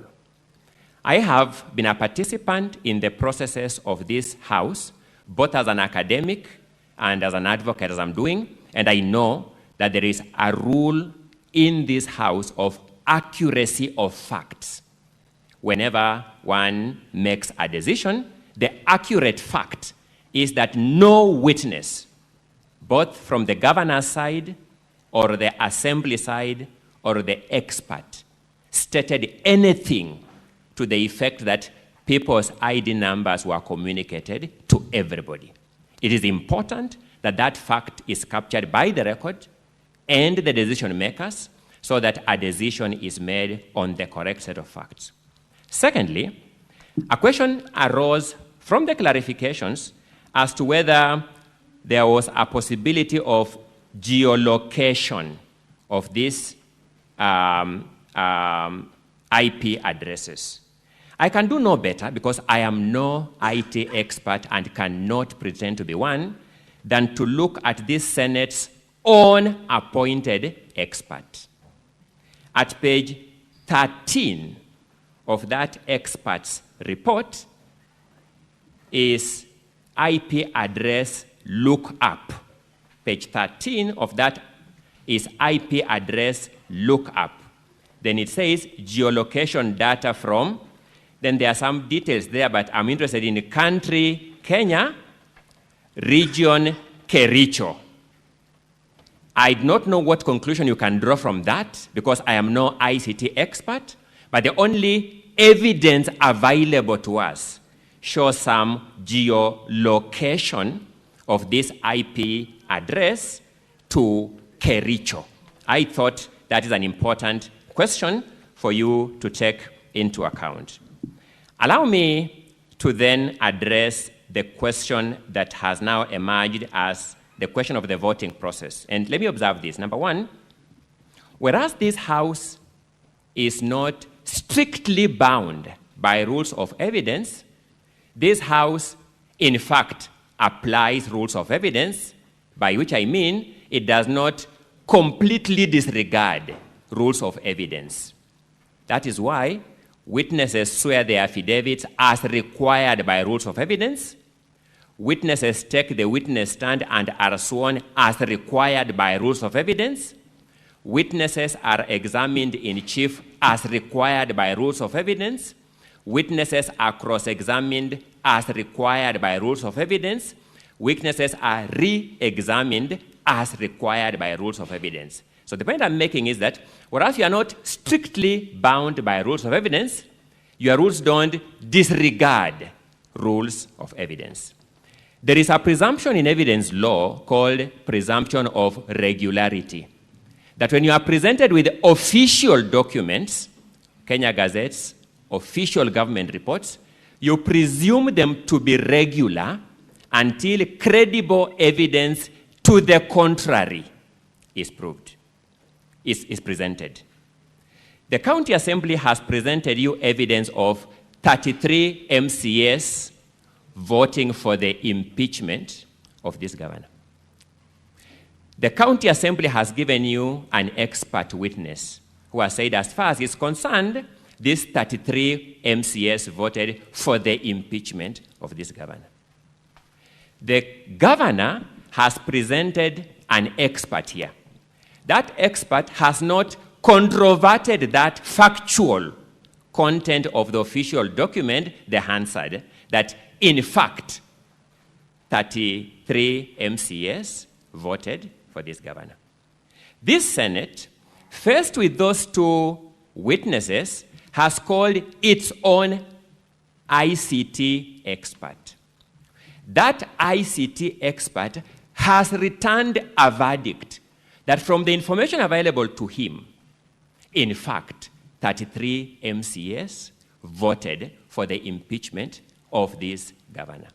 It forces, therefore, it demands, therefore, us to conclude that no evidence has been presented that challenges the Hansard of the County Assembly and the resolution of the County Assembly that 33 MCAs voted for the governor.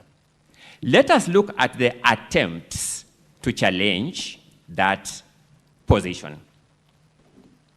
First, the records will show you that the governor's claims before you were premeditated claims. He entertained these claims in advance of the voting process. His advocate is captured in the Hansard of the County Assembly saying, we know that people have voted for or will vote for 4 members of the County Assembly. This was said in advance of the voting. Let us look at this carefully. An MCA comes and tells you that 18 MCAs left their phones in the car. The MCA who came here, Honorable Anita Mibei, confirms she had her phone inside the chamber. It means the allegation that these MCAs left their phones inside the car is not worth of any credit. That's what it logically means. She introduces a new nuance of her phone going off, which was not contained anywhere in the affidavits she presented before this House. All MCAs who came here confirmed that they were all in the House. All the 47 MCAs were present in the House. All the MCAs were given an opportunity to vote. The Speaker announced that all of you have an opportunity to vote, and here is the voting method. And if any one of you has difficulties, go to the gadgets presented to you by this assembly and be assisted to cast your vote. No MCA says, I attempted to cast my vote as guided and anyone frustrated me. No MCA says so. The governor makes a claim that 4 MCAs did not in fact vote.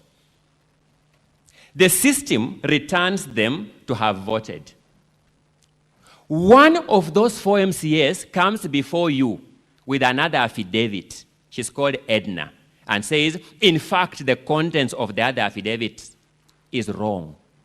In fact, I voted, and in fact, I never signed the other affidavits. What is the net effect of this development? The net effect of this development can only be one: distinguished senators, and that is the claim that these 4 MCAs did not vote is not believable. That's the only conclusion you can draw. So, let us face this.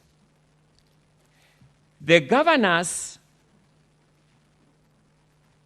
I'll come to that in a short while when I begin analyzing those witnesses one by one. But let me address you on the lack of logic in the totality of the governor's case theory. There were 47 MCAs entitled to vote in Kericho County Assembly on the 15th of August, 2025.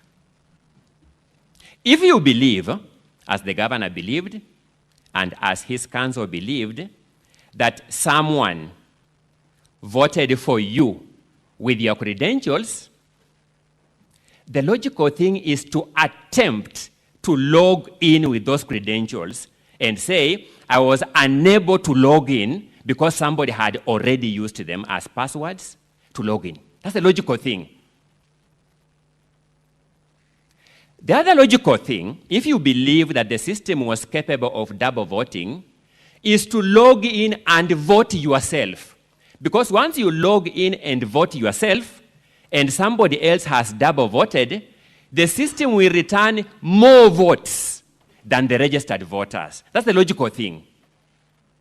So I do not know, Mr. Speaker, sir, distinguished senators, whether we have a case of imprudence or dishonesty on the part of these witnesses.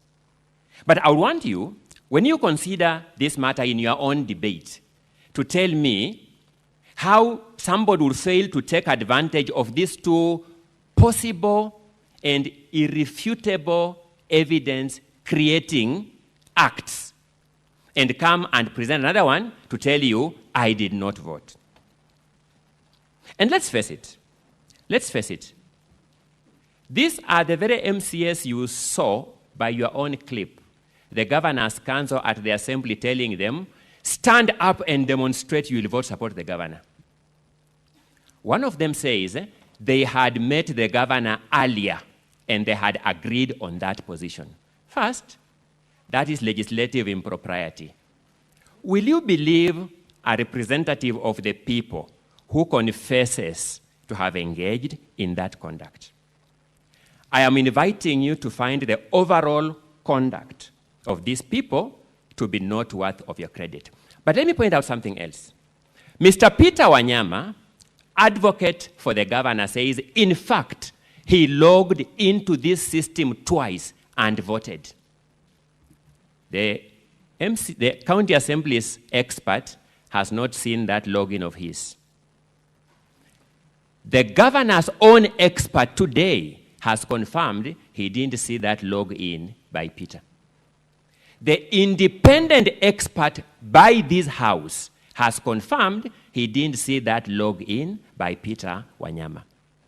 It means the governor's case theory is found on a shameless lie that an advocate of the High Court of Kenya, and our profession, Mr. Speaker, sir, thankfully for me, you belong to this profession, and distinguished senators, some of you belong to this profession, abhors an advocate vouching for his client.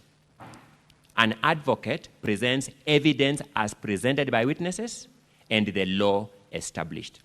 But if the advocate himself can take the extreme stance taken by Mr. Peter Wanyama Learned Counsel to present a factual wrong that he logged in this system and voted, a fact which his own witness says, I didn't see it in the logs, a fact which the independent witness of this House, the expert, says, I didn't see that in the logs.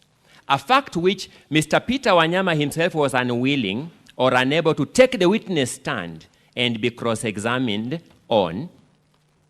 I invite you to draw a conclusion that there is enough evidence that the governor was willing to go to any extent to deceive this House, that this voting process was in fact compromised. Let's face it, distinguished senators. Every system, ICT or otherwise, can be made better. Any system can be made better. Banks work on ICT system, and many other systems now, operations work on ICT systems, whether they medical systems, be they aviation industry systems, and all other systems. Each one of them can be made better. The fact that the system adopted by the County Assembly of Kericho can be made better is not a basis for invalidating that which it has done. The only basis for invalidating that which it has done is credible and irrefutable evidence that the system was in fact compromised, not capable of being compromised. No single witness before you has brought that evidence that this system was in fact compromised. Learned Senior Counsel, Mr. Katwa Kigen, I would reiterate, Mr. Speaker, sir, one of the most courteous counsel that I know, one of the most polite counsel I know, and a mentor to many young lawyers that I teach, came here and this, in his opening remarks, which are captured at page 25 of Wednesday this week morning, observes that this site was pulled down, and in a response to the PO, it was brought up again. The logs by these witnesses would have shown that act of pulling down the site and re-uploading the site. Not the County Assembly's witness, not the governor's witness, not the independent witness of this Senate has captured that log of interference with this site by pulling it down and re-uploading it. I am reiterating a simple and straightforward case that this evidence shows that this governor could go to any extent, including getting senior and reputable counsel to present factual inaccuracies before this Senate just to achieve the termination of these proceedings on a technical objection. As you vote on this issue, I beseech you to debate these questions, and if you reach answers contrary to these submissions, I will leave with your verdict peacefully. If you reach a verdict that conforms to this verdict, once again, I will be able to live with it peacefully.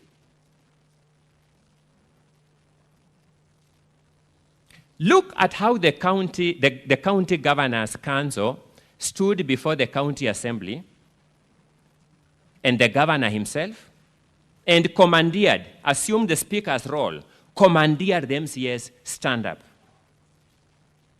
What had they done to those MCAs to assume that kind of control over them? I am not sure that if I stood before here and commanded these senators to stand up in direction, they will take it seriously, however persuasive my case. What had they done to them?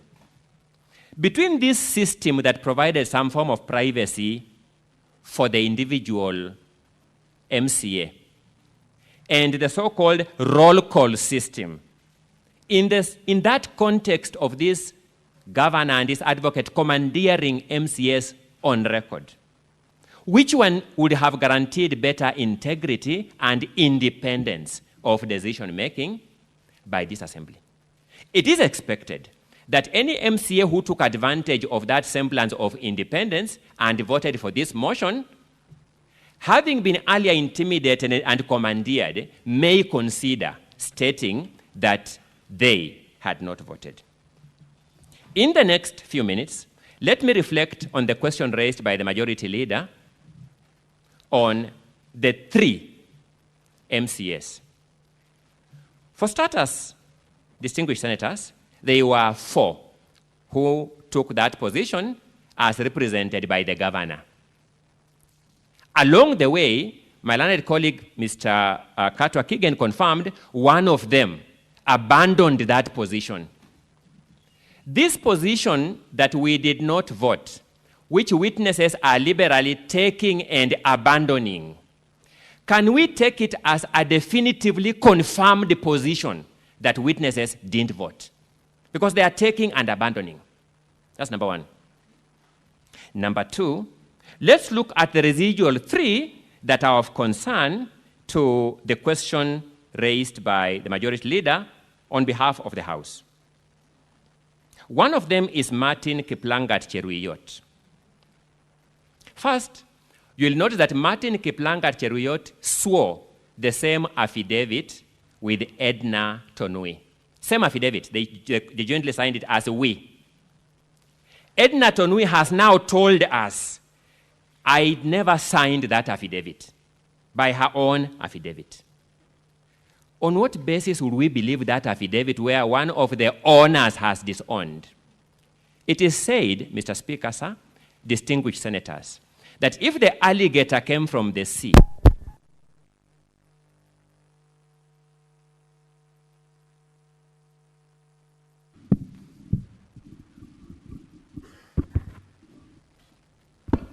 systems do this, an expert told to audit this system can recommend some things that can make this not to happen. It does not mean that what we are doing here is invalid.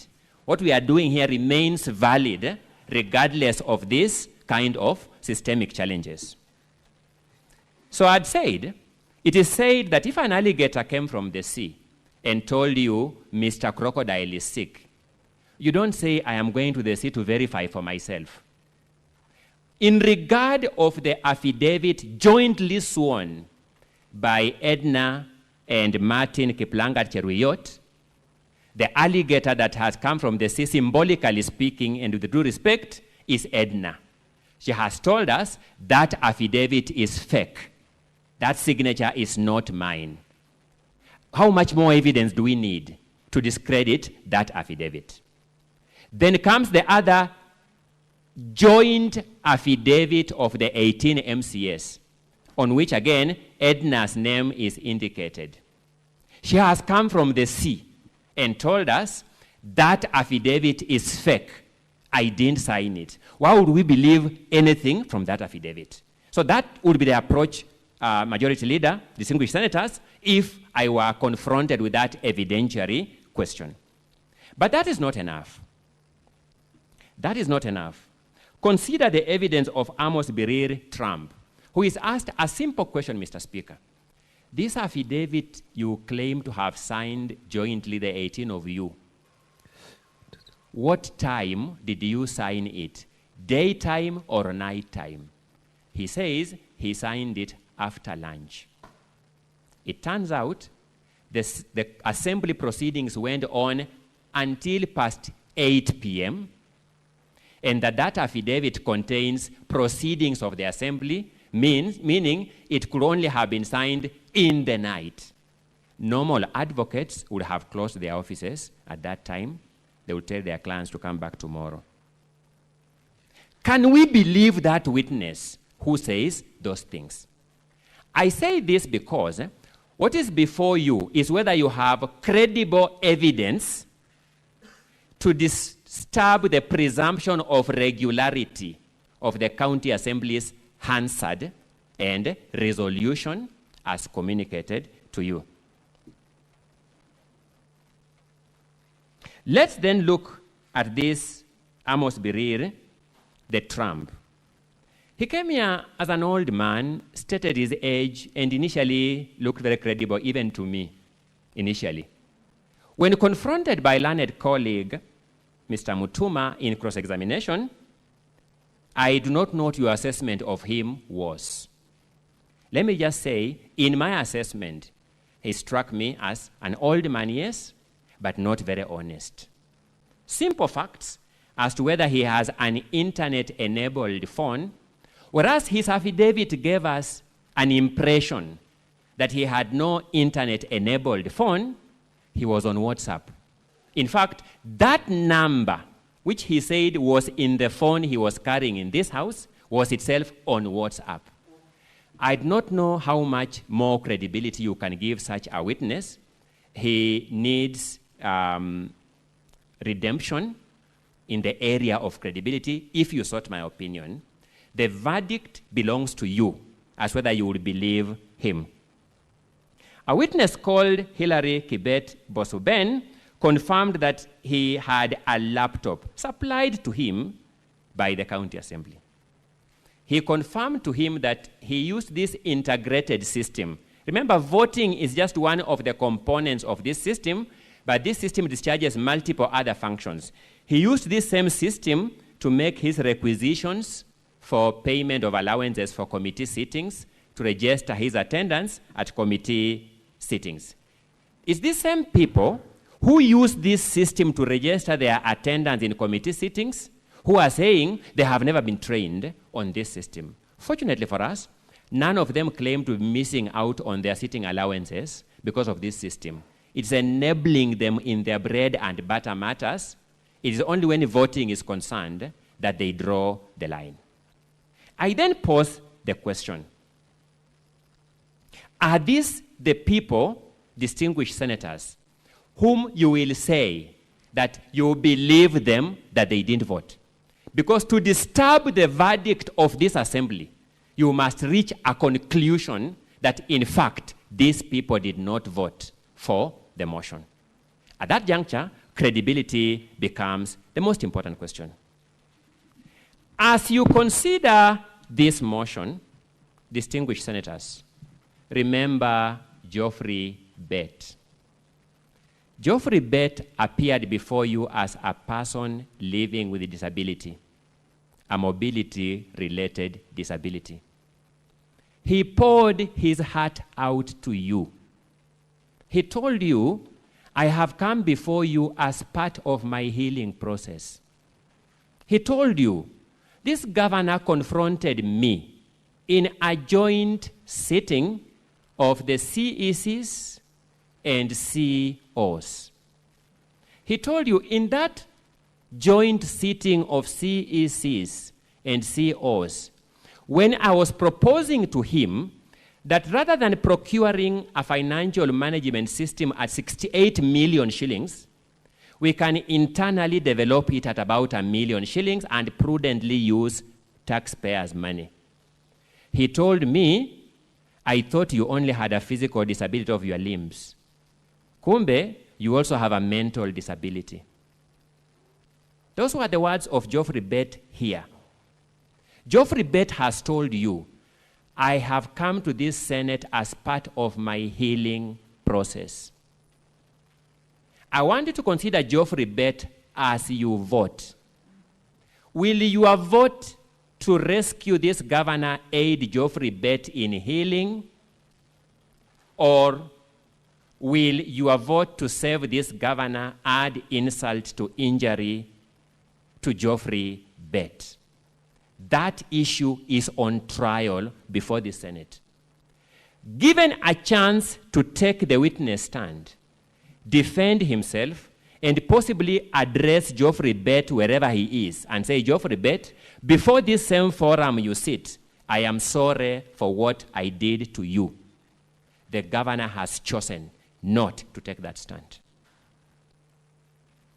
Allegations of financial impropriety, particulars of which were laid before you by various witnesses and documents, and which have been summarized by the learned counsel who came before me, are clear that Kericho County is hemorrhaging in loss of public funds.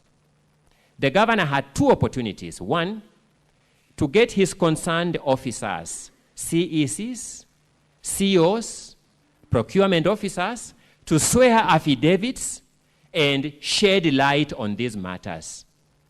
I invite you to reach a conclusion that the failure of the governor to call those witnesses to come before you and give account constitutes his shielding of those witnesses. A governor who shields witnesses who spend taxpayers' money, as we showed you on the Kipkelion housing saga, who shields his officers who spend money, as we showed you, in respect of the Londiani unfortunate accident victims, cannot claim it is not my act. He must take the ultimate responsibility, at least, for shielding those officers. Secondly, given a chance to come and take the witness stand and explain himself, because the evidence we have shows irrefutable evidence of hemorrhaging of public funds, he has declined to take the witness stand.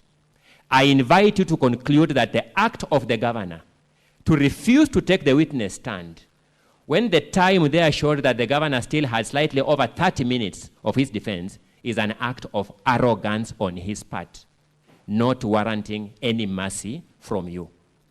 If you take all these factors into consideration, my invitation would be, you can only do one thing, the right thing: impeachment of this governor. The County Assembly of Kericho has done its part. The Hansard of this house, as a historical record, will document that.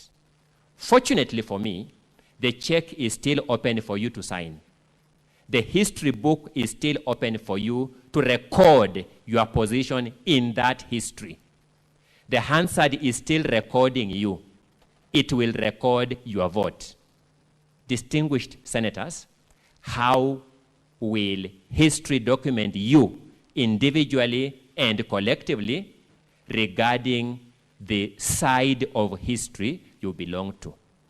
The side that dignifies Geoffrey Bett, or the side that undignifies him? The side that protects taxpayers' money, or the side that does not? I am done with my part. The ball is in your court. I rest my case.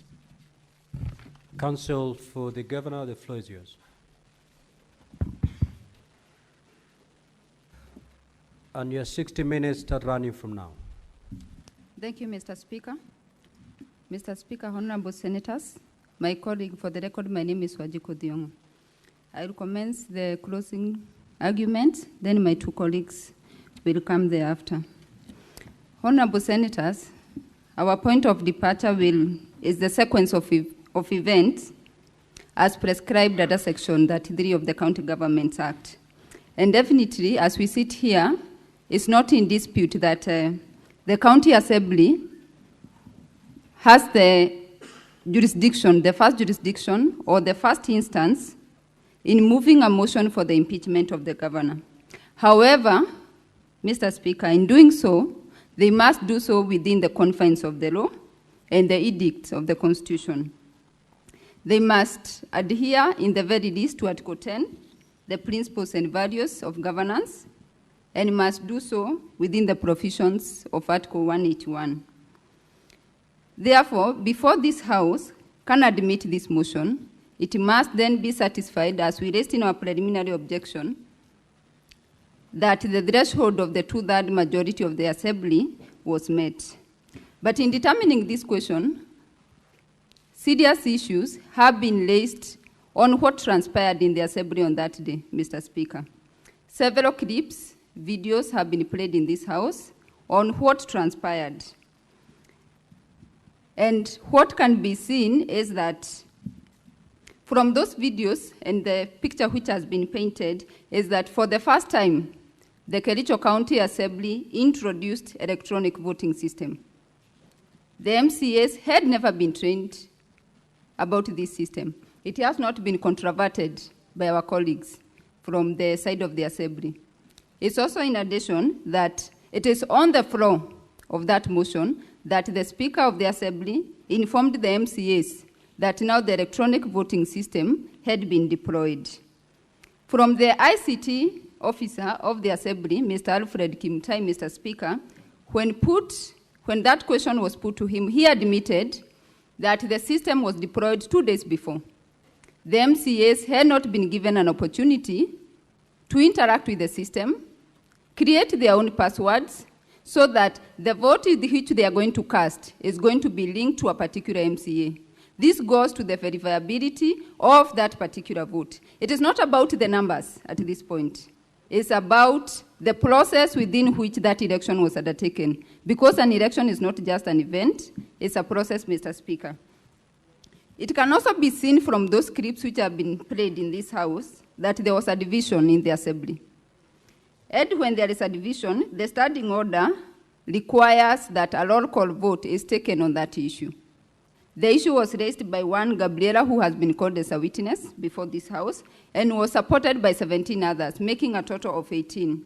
And it is at that point, the standing order number 79, Honorable Senators, that required the Speaker to direct a roll call vote to be undertaken on that issue, Mr. Speaker.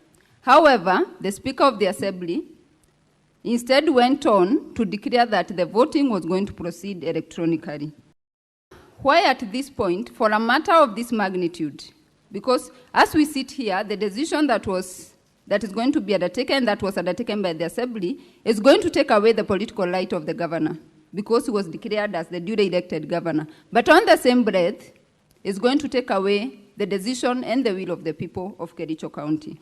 So that a matter of this magnitude, it has not been explained by the Assembly why was the rush to use the system which was being piloted for the first time to vote on this motion, Mr. Speaker.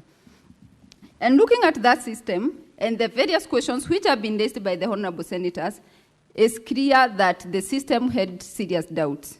There were serious issues of manipulation, and the 3 ICT experts, as they came here, they could not clarify or clear the doubts which were raised by the senators.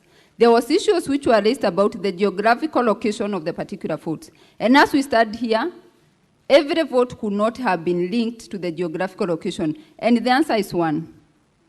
The configuration or the manner in which the system has been set does not secure the votes.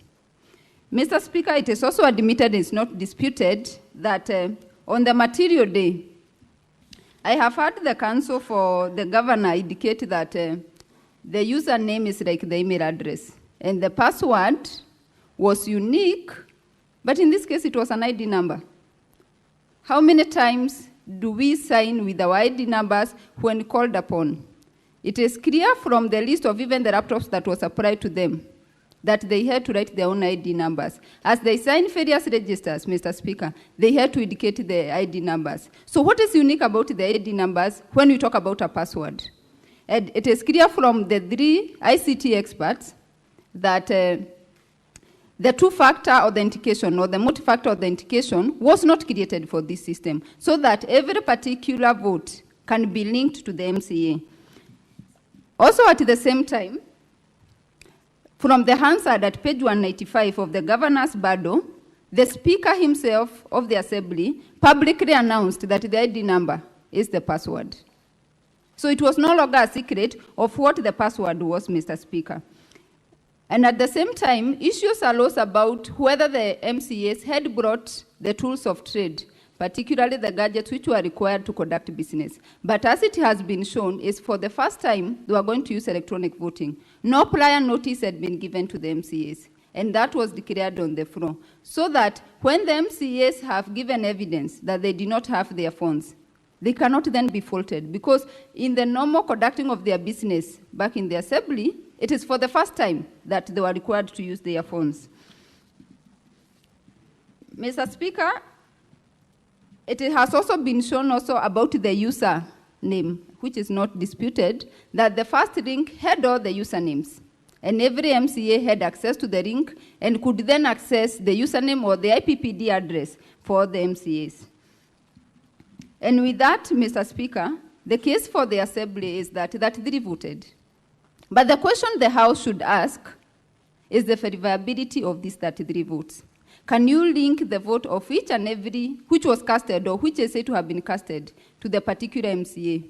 It has also been admitted that the MAC address for the devices used in casting these votes could not be submitted to this House by either of the ICT officers. And with that, even as we narrow down, on the governor's side is that 18 MCAs did not vote. And narrowing it down is that there are 4 disputed votes in this case. That's the vote of Martin Kiprangat, who testified yesterday. We have the vote of Kibet Mosuben. We have the vote of Amos Biril and Edna Chepkirui. And just to attempt to address the issue of Edna, she has 2 conflicting affidavits. And as the Assembly is faulting the governor's side for not calling this witness, they have equally not called her to come and produce this affidavit. And as such, we are left at a point whether indeed she did sign that affidavit with the Assembly. But also we have the clip of Kibet Mosuben, which was played where he received a call from Mr. Logon, who was the motion mover. And the best defense the motion mover would give was that that's not my voice and I do not drink. But he has not given controverting or evidence to controvert that evidence. He has not given his call logs to say, on this particular date, I did not call Honorable Kibet. He has not controverted that clip apart from just denying, which is so easy to say, that's not my voice as it is, even when clip has been played. And so that, Mr. Speaker, as I wind up, from the system, with all these doubts being created, the ICT officer from the Assembly could not supply the system security certificate for this system, could not supply the penetration certificate for this system. He also admitted there was no personalized password which was created for every MCA. And what was available as the password was the ID which was available to other third parties. So that the question then the Honorable Senator should ask, how secure was the system? And how verifiable is the vote which was cast?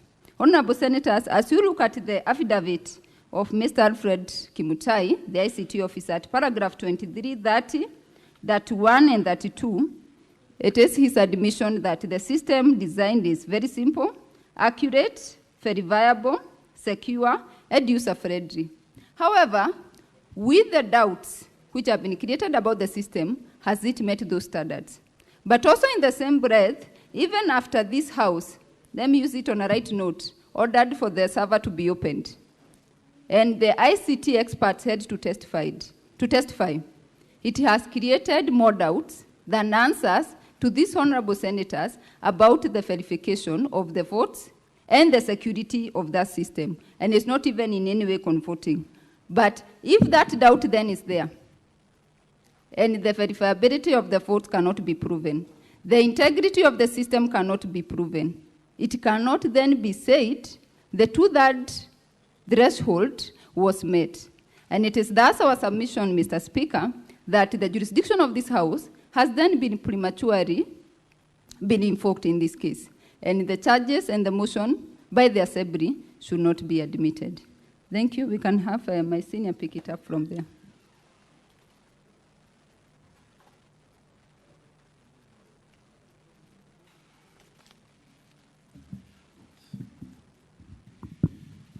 Mr. Speaker, sir, and the Honorable Senators, allow me to pick up from where my colleague has left and complete our submissions. On the questions of the ICT issues raised in these proceedings, and simultaneously, when addressing that question, I'll be principally making submissions on our preliminary objection. The question of threshold, and the most important thing is whether we have information before this House on whether 33 MCAs actually voted of necessity, provide a basis for this House to make a decision. Allow me to first of all say that as lawyers, we are not experts in IT. Throughout these proceedings, myself, it's been a learning experience, and up to now, I can say without contradicting myself that I know where the problem is, and I know then in terms of the decision on what went wrong, the vulnerabilities of the system, the missing gaps, the information which is required for purposes of making submissions before this Senate.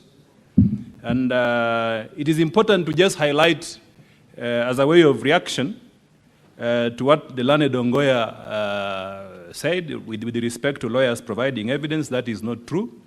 This is a house of record. It's a house of evidence.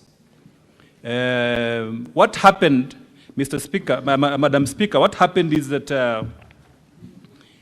the County Assembly created what we call a demo website. A demo website 2 days ago. And that demo website, for us who are participating in this impeachment process, based on the information which was available by the County Assembly in Volume 4A, and that is where I'm going to focus my submissions on.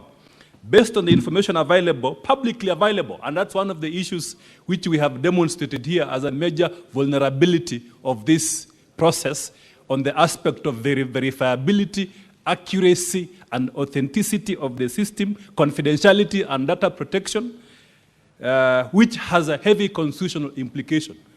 So one of the, if you look at page 1 of volume 1, volume 4A, if you look at page 1 of volume 4A, there is information which I accessed and which was accessible to anyone at the County Assembly and all the MCAs at that time. The information is the IPPD numbers of the MCAs. That was the username which was supposed to be used to access this site, and that has been confirmed by the testimony of all the expert witnesses here. And the three of them, from the County Assembly, County Executive, and Office of the Governor, and the expert witness from the Senate. Then this system, how do you access it? You access it using an ID number.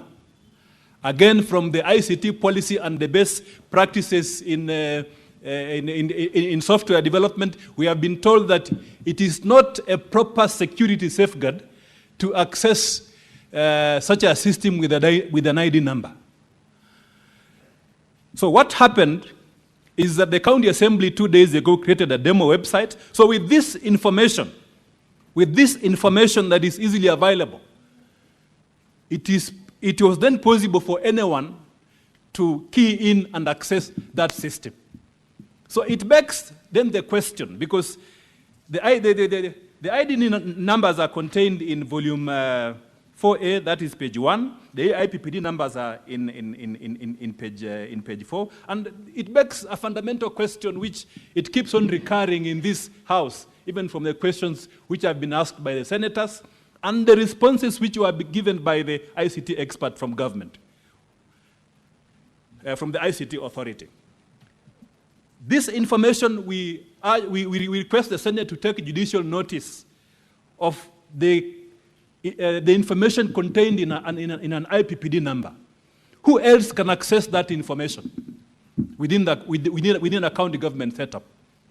Payroll staff in the county government, County Assembly can definitely access the payroll number for the MCS. The persons who created this system, the IT administrator, and the evidence has been laid here, clear, express, and unequivocal, that a link was sent to the administrator of this system. So he also had access to this system. The other persons who had access to this system are anyone Any person then who had mischief, any person who had mischief will then access this system because it's data that is easily available. So that concern we are saying is an important aspect which you need to consider when making your decision on the question of threshold, which is a requirement of Section 33, Paragraph 2 of the County Government Act. Because the meat of this matter, the substance of this matter, the question that is before the Senate for determination is whether 33 MCAs actually voted. Secondly, whether the 33 MCAs met the constitutional threshold. Thirdly, whether the 3 MCAs who claim that they were not, they did not vote, but someone voted for them, whether that evidence is credible, and if that is accepted by the Senate, then it affects the threshold. It affects the threshold. It means then there is no proper motion before the House, and on that basis, based on the legal doctrine that the law matters, that county assembly as a house is also governed by the law. We can do what we want, yes, but we must follow the law. We are all servants of the law. It is the law that drives everything that we do, including proceedings that are conducted at the county assembly. So that in this case, the Senate has a duty and an obligation to verify the authenticity of the 3 votes, because they will bring down the threshold, and then it means, and based on the ruling which was issued by the Speaker yesterday, that when voting on that question, if you believe that the 3 MCAs, including Honorable Trump, did not vote, and remember, these MCAs have come to the House. They have come here and told you by their word of mouth that I, Honorable so-and-so, I did not vote on this motion. And there are 3 of them. And their testimony is consistent with what transpired in the House. The question that you'll be left with is, do you believe these MCAs who said that they did not vote so that you can make a decision on the threshold? Or do you believe a computer-generated information which has so many doubts to the extent that the entire House is asking questions? The question which this House is asking, and which all the senators have observed are asking, is really fundamental. We cannot put this down there. We are not downplaying the allegations against the governor. We have responded to them. But what we are saying is that, did these 3 MCAs vote? What does the evidence tell us? Let's look at the evidence. Where is the evidence? If you look at, Mr. Speaker, the evidence is contained in Volume 4A. Evidence has been led here by experts, all of them, that when you vote using a gadget such as a computer, which is internet-enabled, when you vote using a laptop or a tablet or a desktop, there are unique codes that identifies that gadget in the system. This code is known as the MAC address. When you sign into the Wi-Fi, using that gadget, it will leave a digital fingerprint, a digital print, digital evidence on that system for purposes of anyone who then audits that system, checking and ascertaining that MCA A, B, C voted in that system. So that is a fundamental question that we must always ask ourselves when we are determining that preliminary, voting on the preliminary objection. Is there information before this House? Mr. Speaker, sir, when I asked the government ICT expert a question, deliberate question, it is because of that. Because yesterday we were with this ICT officer. We were raising concerns about various things. One, whether the ICT officer from the ICT authorities can be able to comprehensively answer all the questions with the information which they have. We asked the question which was asked by a senator here, whether they can be able to hack into the do a soft hack. It's called a soft intrusion, whether they can be able to hack into the system to verify the identity of the MAC addresses, to get those logs. We asked that question, and then the ICT officer walked out for 2 hours, and then came back. So we were appreciably apprehensive. What did this ICT officer go out to do for 2 hours? From between 2:30 p.m. and 4:30, after the speaker had issued directions that we need to be there and ensure that this audit is done and it's a time-bound activity. Why would he do that? So we were appreciably apprehensive. When the ICT officer came back, and if you look at the report which he has submitted, he did not want to explain. His approach was that yes or no. The speaker has said, is it verifiable or not? Then he said, I will respond to the question the way I want, yes or no. That's what happened. That's what happened, yes or no. That's why if you look at the report of the ICT officer, and if you look at the report, it does not contain the information which we asked him to put on the report, which this Senate has been raising this afternoon. That evidence of the MAC addresses. We told him, and he has confirmed here, we told him, why can't you simply say in your report that for you to verify that MCA A, B, C, and D voted, you need their MAC addresses of the gadgets which they used, and these MAC addresses are in the system. And then he told us orally that this MAC addresses, yes, you need them, but I will not put them in the report. Mr. Speaker, sir, that is the context in which the governor's side said, then we cannot sign this report. Even though they participated in the report generation, they were there when the logs were being extracted, the logs which are in the report. Those logs, same logs are in the county assembly document, and these logs will tell you only one side of the story. They will tell you only one side of the coin. Only one side of the coin. And it does not answer the question which is before the Senate. Which is this side of the coin? That 33 MCAs voted. Mr. Speaker, sir, let me say here, as part of our submissions, in a very, very clear and succinct manner.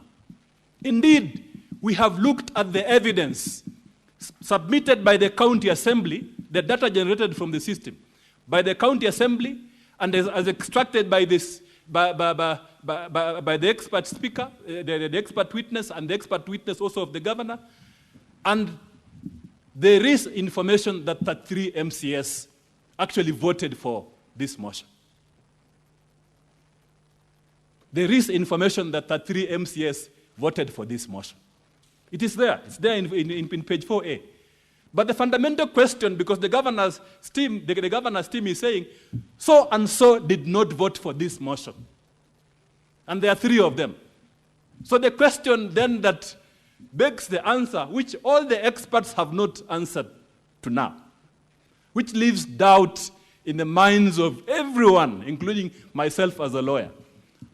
Where can you, with certainty, tell us that this MCA, that MCA for this particular ward used this gadget to vote? Because then that will weed out. It will weed out and completely foreclose, Mr. Speaker, sir, the statement, the oral evidence which has been made by these MCAs. Because these 3 MCAs are saying, I did not vote. I, Honorable so-and-so, I did not vote for this motion. I did not vote. Mr. Speaker, sir, that statement is extremely weighty for purposes of the proceedings in this House. Therefore, we ought to have gotten from the system logs of all the MAC addresses of the gadgets which access this system from the county assembly. To leave that doubt, to leave that question clear to the minds of everyone. Mr. Speaker, sir, additionally, yesterday there was evidence which was led that some MCAs could not vote using their gadgets, their telephone numbers. Their telephone numbers. Sorry, their mobile phones. So what happened is that the clerk, the speaker asked them to be assisted to vote using a machine, laptop or desktop, but it was a computer. that evidence will be there to be analyzed. The MAC addresses for that system. The ICT officer from the government says that that evidence ought to be in the system. We consistently asked him this question deliberately because we want that question to be fully answered. Where are these MAC addresses? So, honorable senators, as you retire to consider this, the question of threshold, just know that there is now doubt more than ever.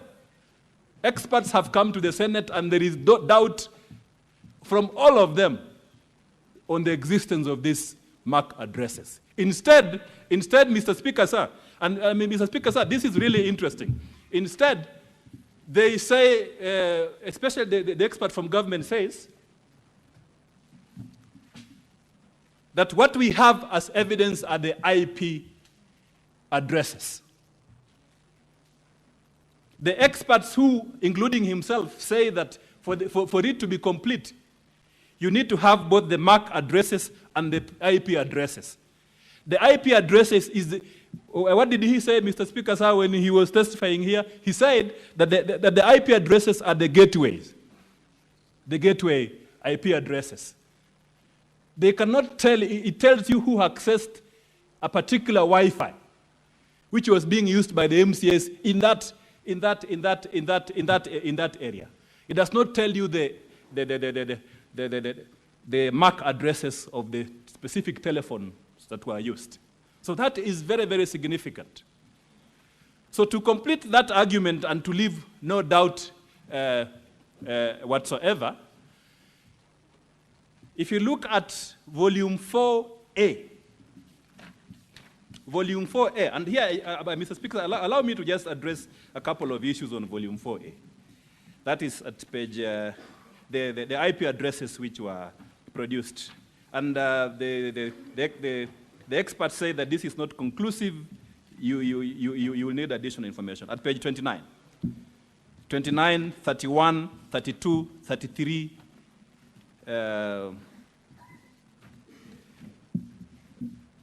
of volume 4A.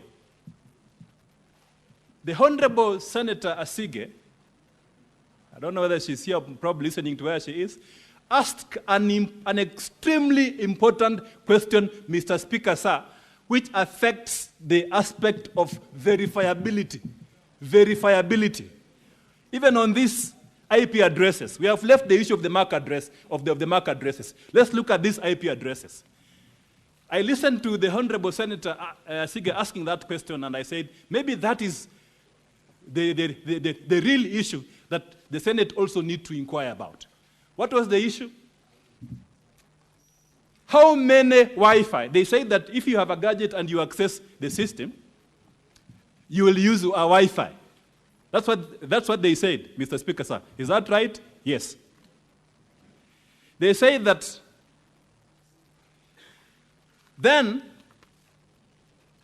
9 MCAs can have the same IP addresses because they access the same Wi-Fi. Again, that's what they said. I'm not picking this from there. Statements from the word of mouth.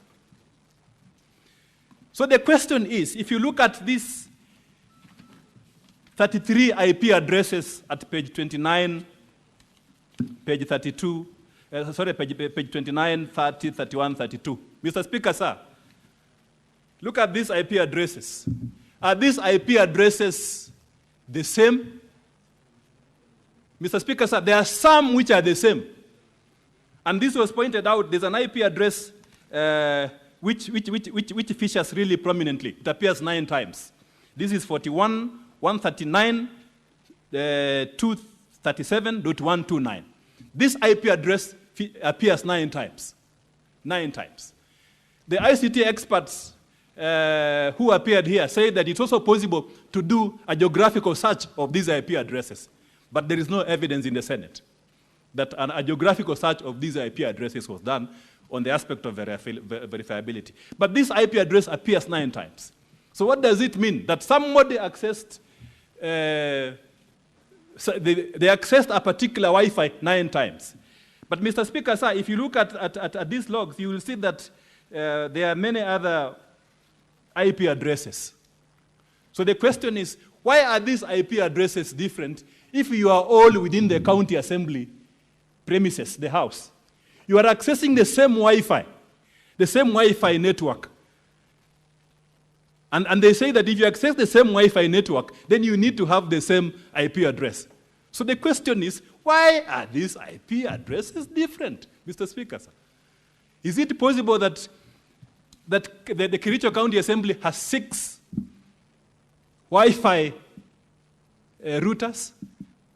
Because when I counted, I saw. And Mr. Speaker, you can count for yourself the different IP addresses that appear in this document. And that was the query which was raised by the distinguished Honorable Asige. So, Mr. Speaker, sir, we submit that we have a very big problem before this House. The problem is that there is no certainty whatsoever based on the testimony of the 3 expert witnesses on who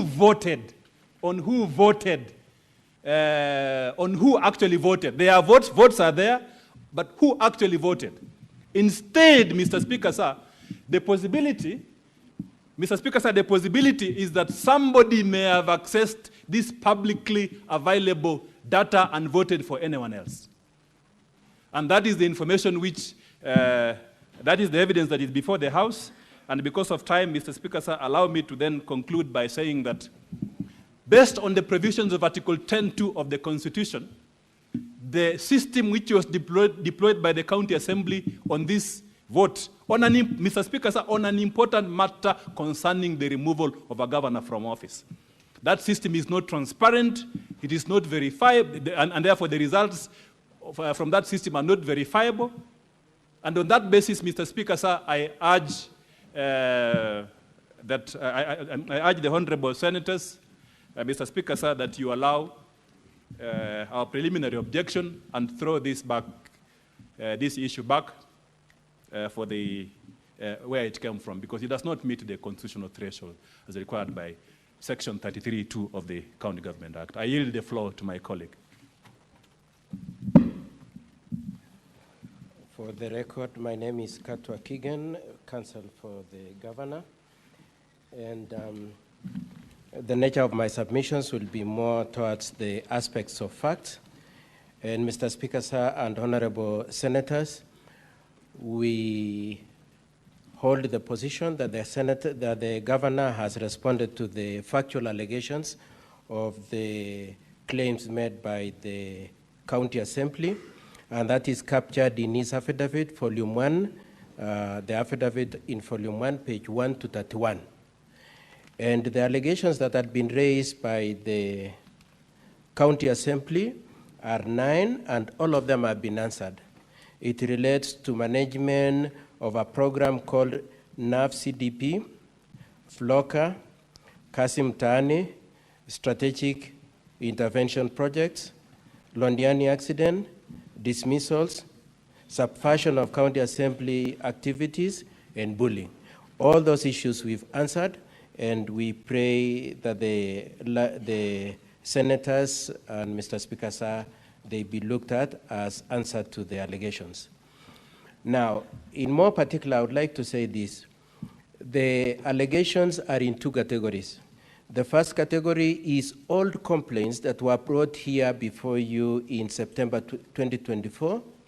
And the second set are new claims raised by a report made on 5th of August 2025, and attendant to which an impeachment motion was initiated on 6th of August 2025. In respect to the old complaints, which is constituted of these particular 3 items, the first one is the issue of Kasim Tani. The second one is the issue of Londiani accident. The third one is the issue of private land. Our first attack on that, Mr. Speaker, sir, is that the standing orders of Kericho County prohibited and prohibits the need to consider those allegations. The standing order number 70A subsection 2 is to this effect. Despite paragraph 1, probably I should read from paragraph 1 for context, 70A says this: a motion by any member for the removal of a county governor by impeachment may be reintroduced in the county assembly on the expiry of 90 days from the date of a vote by the Senate. Subsection 2 is to this effect: despite paragraph 1, a motion for removal of a county governor by impeachment may be reintroduced in the county assembly on other grounds other than the initial grounds that were highlighted in the previous impeachment proceedings. Mr. Speaker, sir, and honorable senators, I put a lot of premium and emphasis on the use of the word grounds that were highlighted in the previous impeachment. Mr. Speaker, sir, it is our contention, contrary to what Honorable Rogoñ said when he was testifying, that to the extent to which those grounds were captured in the motion, were moved in the county assembly, were debated in the county assembly, were voted for, and were brought here. To the extent that those things happened, they had fitted into that word of highlighting. And for that reason, Mr. Speaker, sir, and honorable senators, it is our submission that indeed it should not be here. However, I would like also to make supplementary comments about those allegations in our defense. I would like to start with the issue of Kasim Tahani. And my learned friends for the county assembly said that the Kasim Tahani was rolled out without proper legislation and that some funds were lost. May I just explain that Kasim Tahani was a concept where the Kericho County Executive proposed that successful bidder contractors were obligated to engage local youths and women so that they would benefit from the contracts that were run in their neighborhoods. And so the payments for the youths and the women was to be paid from the remuneration or the payments due to those contractors. So it's not like it was funds from the county. Absolutely not. It was funds that were payable as part of the contract money. In that situation then, there was no need for any policy, there was no need for any legislation to have been in place. So that's our first answer to that allegation. The second explanation that we have is that indeed in our response both in September 2024 and in this time round, we explained and provided lists of youths and women who are paid on those projects. We are aware that similarly the county assembly, through the committee that purported to investigate, came with a list of youths and women. And our position is that there is nobody owed, and if there is any amount that is owed, they should go to those contractors. But significantly related to that allegation that there are some people who have been deprived of their due payment, it is our contention that the Senate is not the forum for their claim for labor rights. If they had any complaint about their rights for work done, they should have gone to labor court or should have reported to the police or even gone to civil court. And to that extent, therefore, honorable senators and Mr. Speaker, sir, we are contending that the issue of Kasim Tahani as a ground for impeachment is a red herring. The issue of Londiani accident, we already explained, and I would like to explain again, that it was the committee and the activities of that committee were in the hands of central government. They were not in the hands of the county government. And the person who was chairing those proceedings was the county commissioner. The signatories to the accounts was the county commissioner and members of those committees. And Mr. Speaker, sir, when I asked the question to the witness who came to bring that issue, he admitted that indeed the governor did not sit in that committee, was not a signatory to those accounts, and there is nowhere where he is associated with those funds. It is also significant that the witness says that much as these things happened in 2023, they have not deemed it necessary to complain either to EACC or DCI or to any other entity if they were aggrieved about these funds. And so it is our contention that this issue has been brought solely for purposes of injuring the good name of the governor. Two last issues I wish to mention about this Kasim Mtaani issue and Londiani is that they relate to the period, the financial year 2022-2023. And Mr. Speaker, sir, as we pointed out when we asked the questions to the witness who came to testify on this issue, it is true that it is not captured in the Auditor General's reports, so that if it were to be the case that indeed any money was lost or there was any impropriety, our expectation is that it would have been captured. The fact that it is not captured is an indication that indeed these allegations are completely baseless. I would like then to come to the allegations that were brought to the County Assembly on 5th of August 2025. And before I discuss the particulars of our defense in respect to that, I would like again to invite the honorable senators and Mr. Speaker, sir, to the point we made in regard to that issue. The first one we made was that the governor was not given an opportunity to react and act on those reports. And the witness admitted that the reports were made on or around 5th of August 2025, and the motion, actually, let me correct myself. He said the reports were brought into the Assembly on 5th of August. And those reports provided for a period on average of 28 days within which the governor was to act. However, the next day, before the expiry of the 28 days, and in fact before the expiry of even 1 day, on the 6th of August, the impeachment motion was initiated. And it is our contention that that is an indication of bad faith and political motivation in this impeachment initiative. It is our contention also that if the governor were to be looked at as having failed in his oversight role, he needed to have gotten time to act and to have failed to have acted. Now, discussing the various the various items of that those new allegations relating to NAV, CDP, FLOCA, and strategic infrastructural projects, the allegations of dismissals, we would like to explain that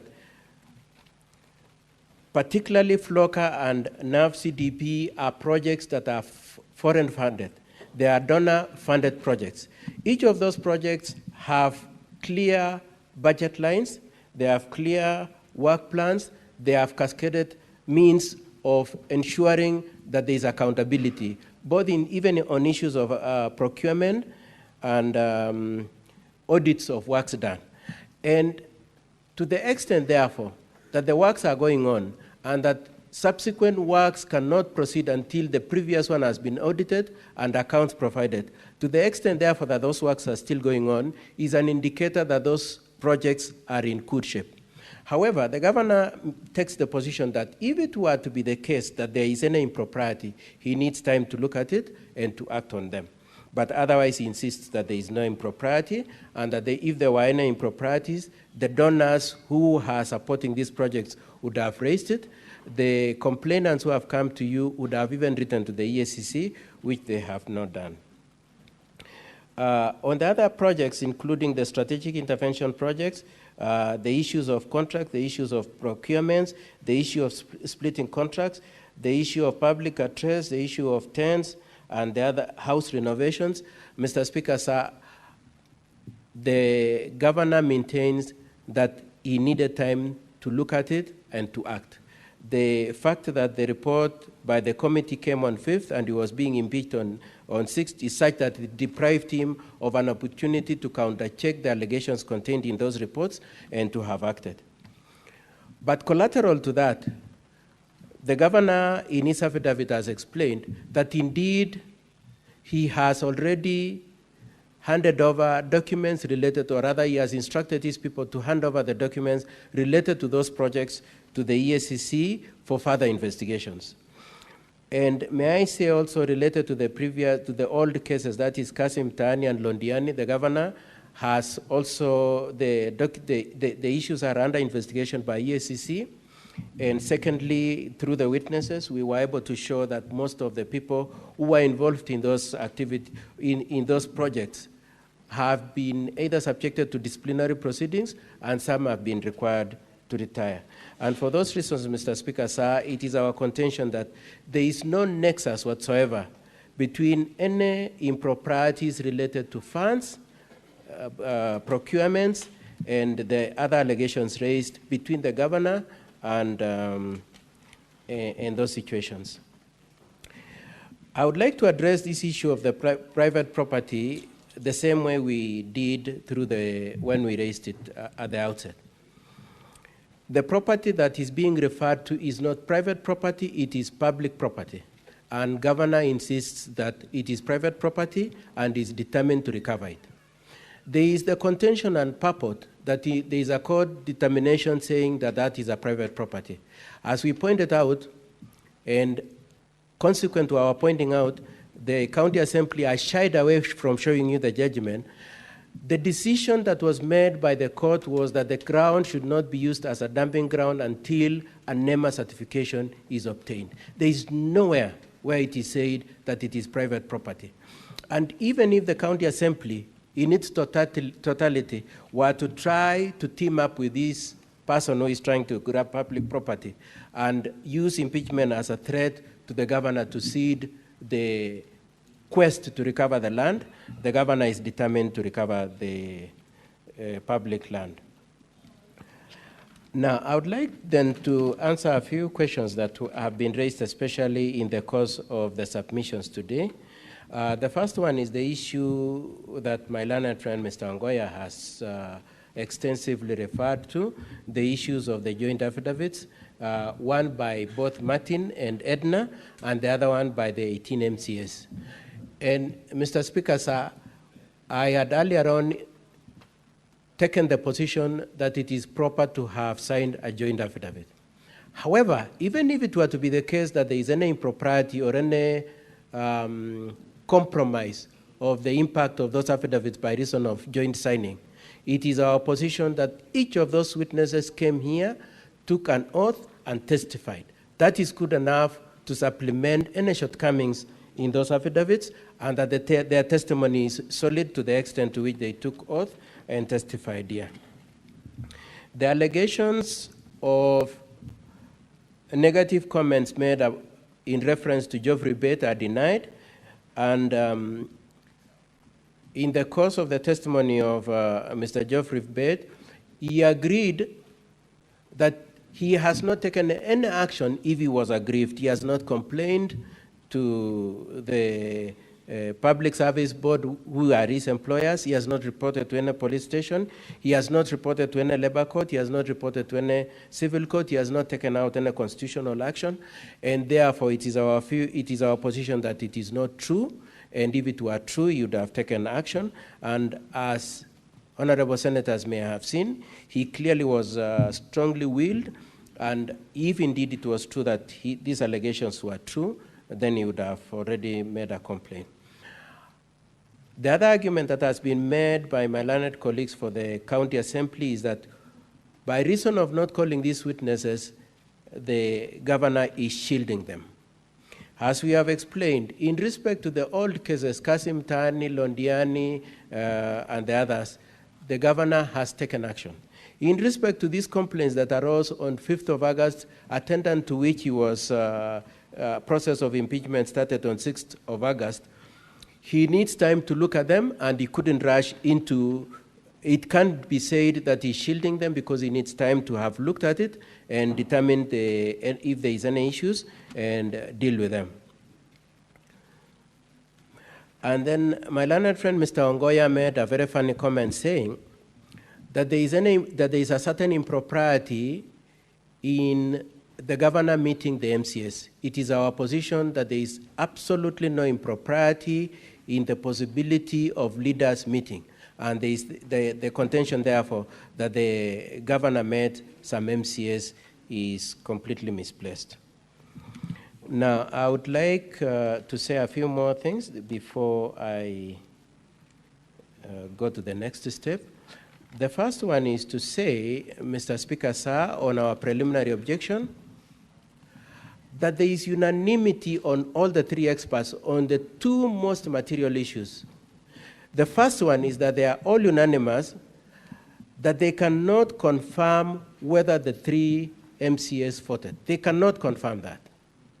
Now, when you juxtapose that with the affidavit of the developer of the software, Mr. Alfred Korir, at page 23, at paragraph 23, sorry, where he says it is simple, accurate, verifiable, particularly emphasis on the use of the words verifiable, secure, and accurate. To the extent, therefore, that he intended this system to be verifiable and accurate, to the extent that we cannot determine who the three MCAs, whether or not the three MCAs voted, to the extent that we cannot do that, it is true then that this paragraph is bailed out. It is not true that that system was verifiable. The second thing that they are all agreed on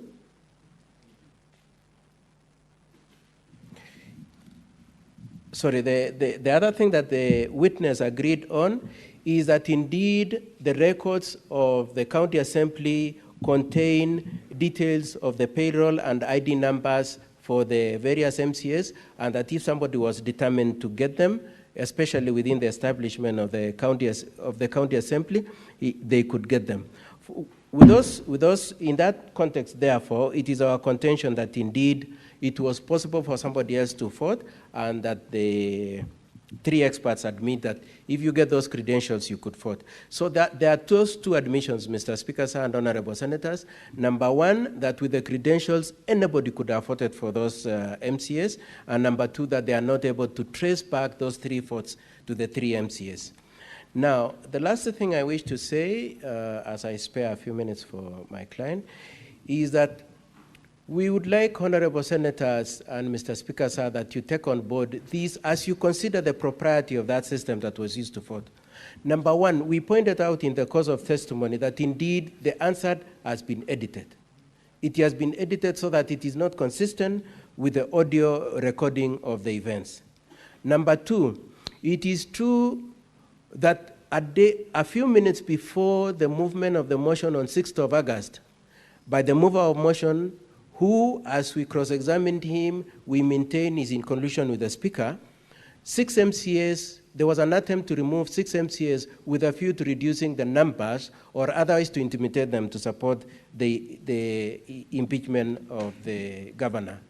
Number 3 is the question that indeed there was an option to do a roll call voting.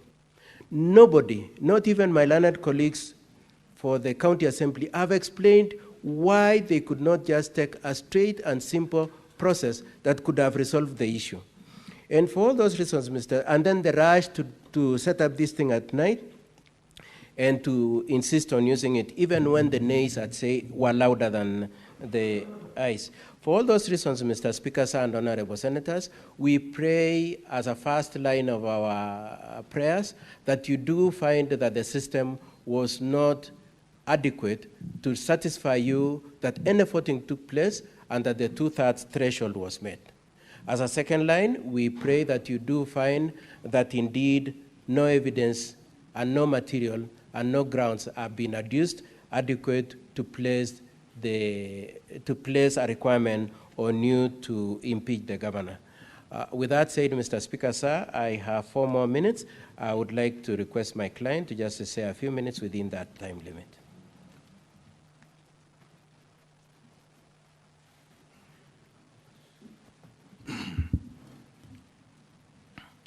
Mr. Speaker, sir, and the honorable senators of this great house, the upper house, I stand again before you this evening, even as we make our final submission, that first of all, I'm grateful for the time the senators have sat for these 3 days and under your leadership, and to also indicate that as my lead counsel have indicated, we have made our submissions on the circumstances that has been laid on me. Mr. Speaker, the report, as I said in my earlier remarks, came to me at the 5th, and It was channeled to my offices. I received it on 6th, addressed to the clerk, addressed to the county secretary, and marked to the Public Service Board, another addressed to me. It's on that same very day that the impeachment motion was tabled. It was then very difficult for me to have sat at that time to analyze the reports and be able to make implementation. I wish to state here, Mr. Speaker, sir, that as we ponder over this matter, during this period of impeachment right from the Assembly to where we are today, the EACC and the DCIE wrote to the county government of Kericho requesting documents for the same issues that has been mentioned. As the governor, I instructed the officers responsible, the county secretary, to submit the documents to the respective investigating agencies for action. I wish to commit before you, Mr. Speaker. I know how weighty the matters are before us. Mr. Speaker, I wish to submit before you and the senators that given a chance again, I'll be able to implement the reports in totality and also be able to implement what the investigative agencies such as the DCI and the EACC will recommend for us to act upon.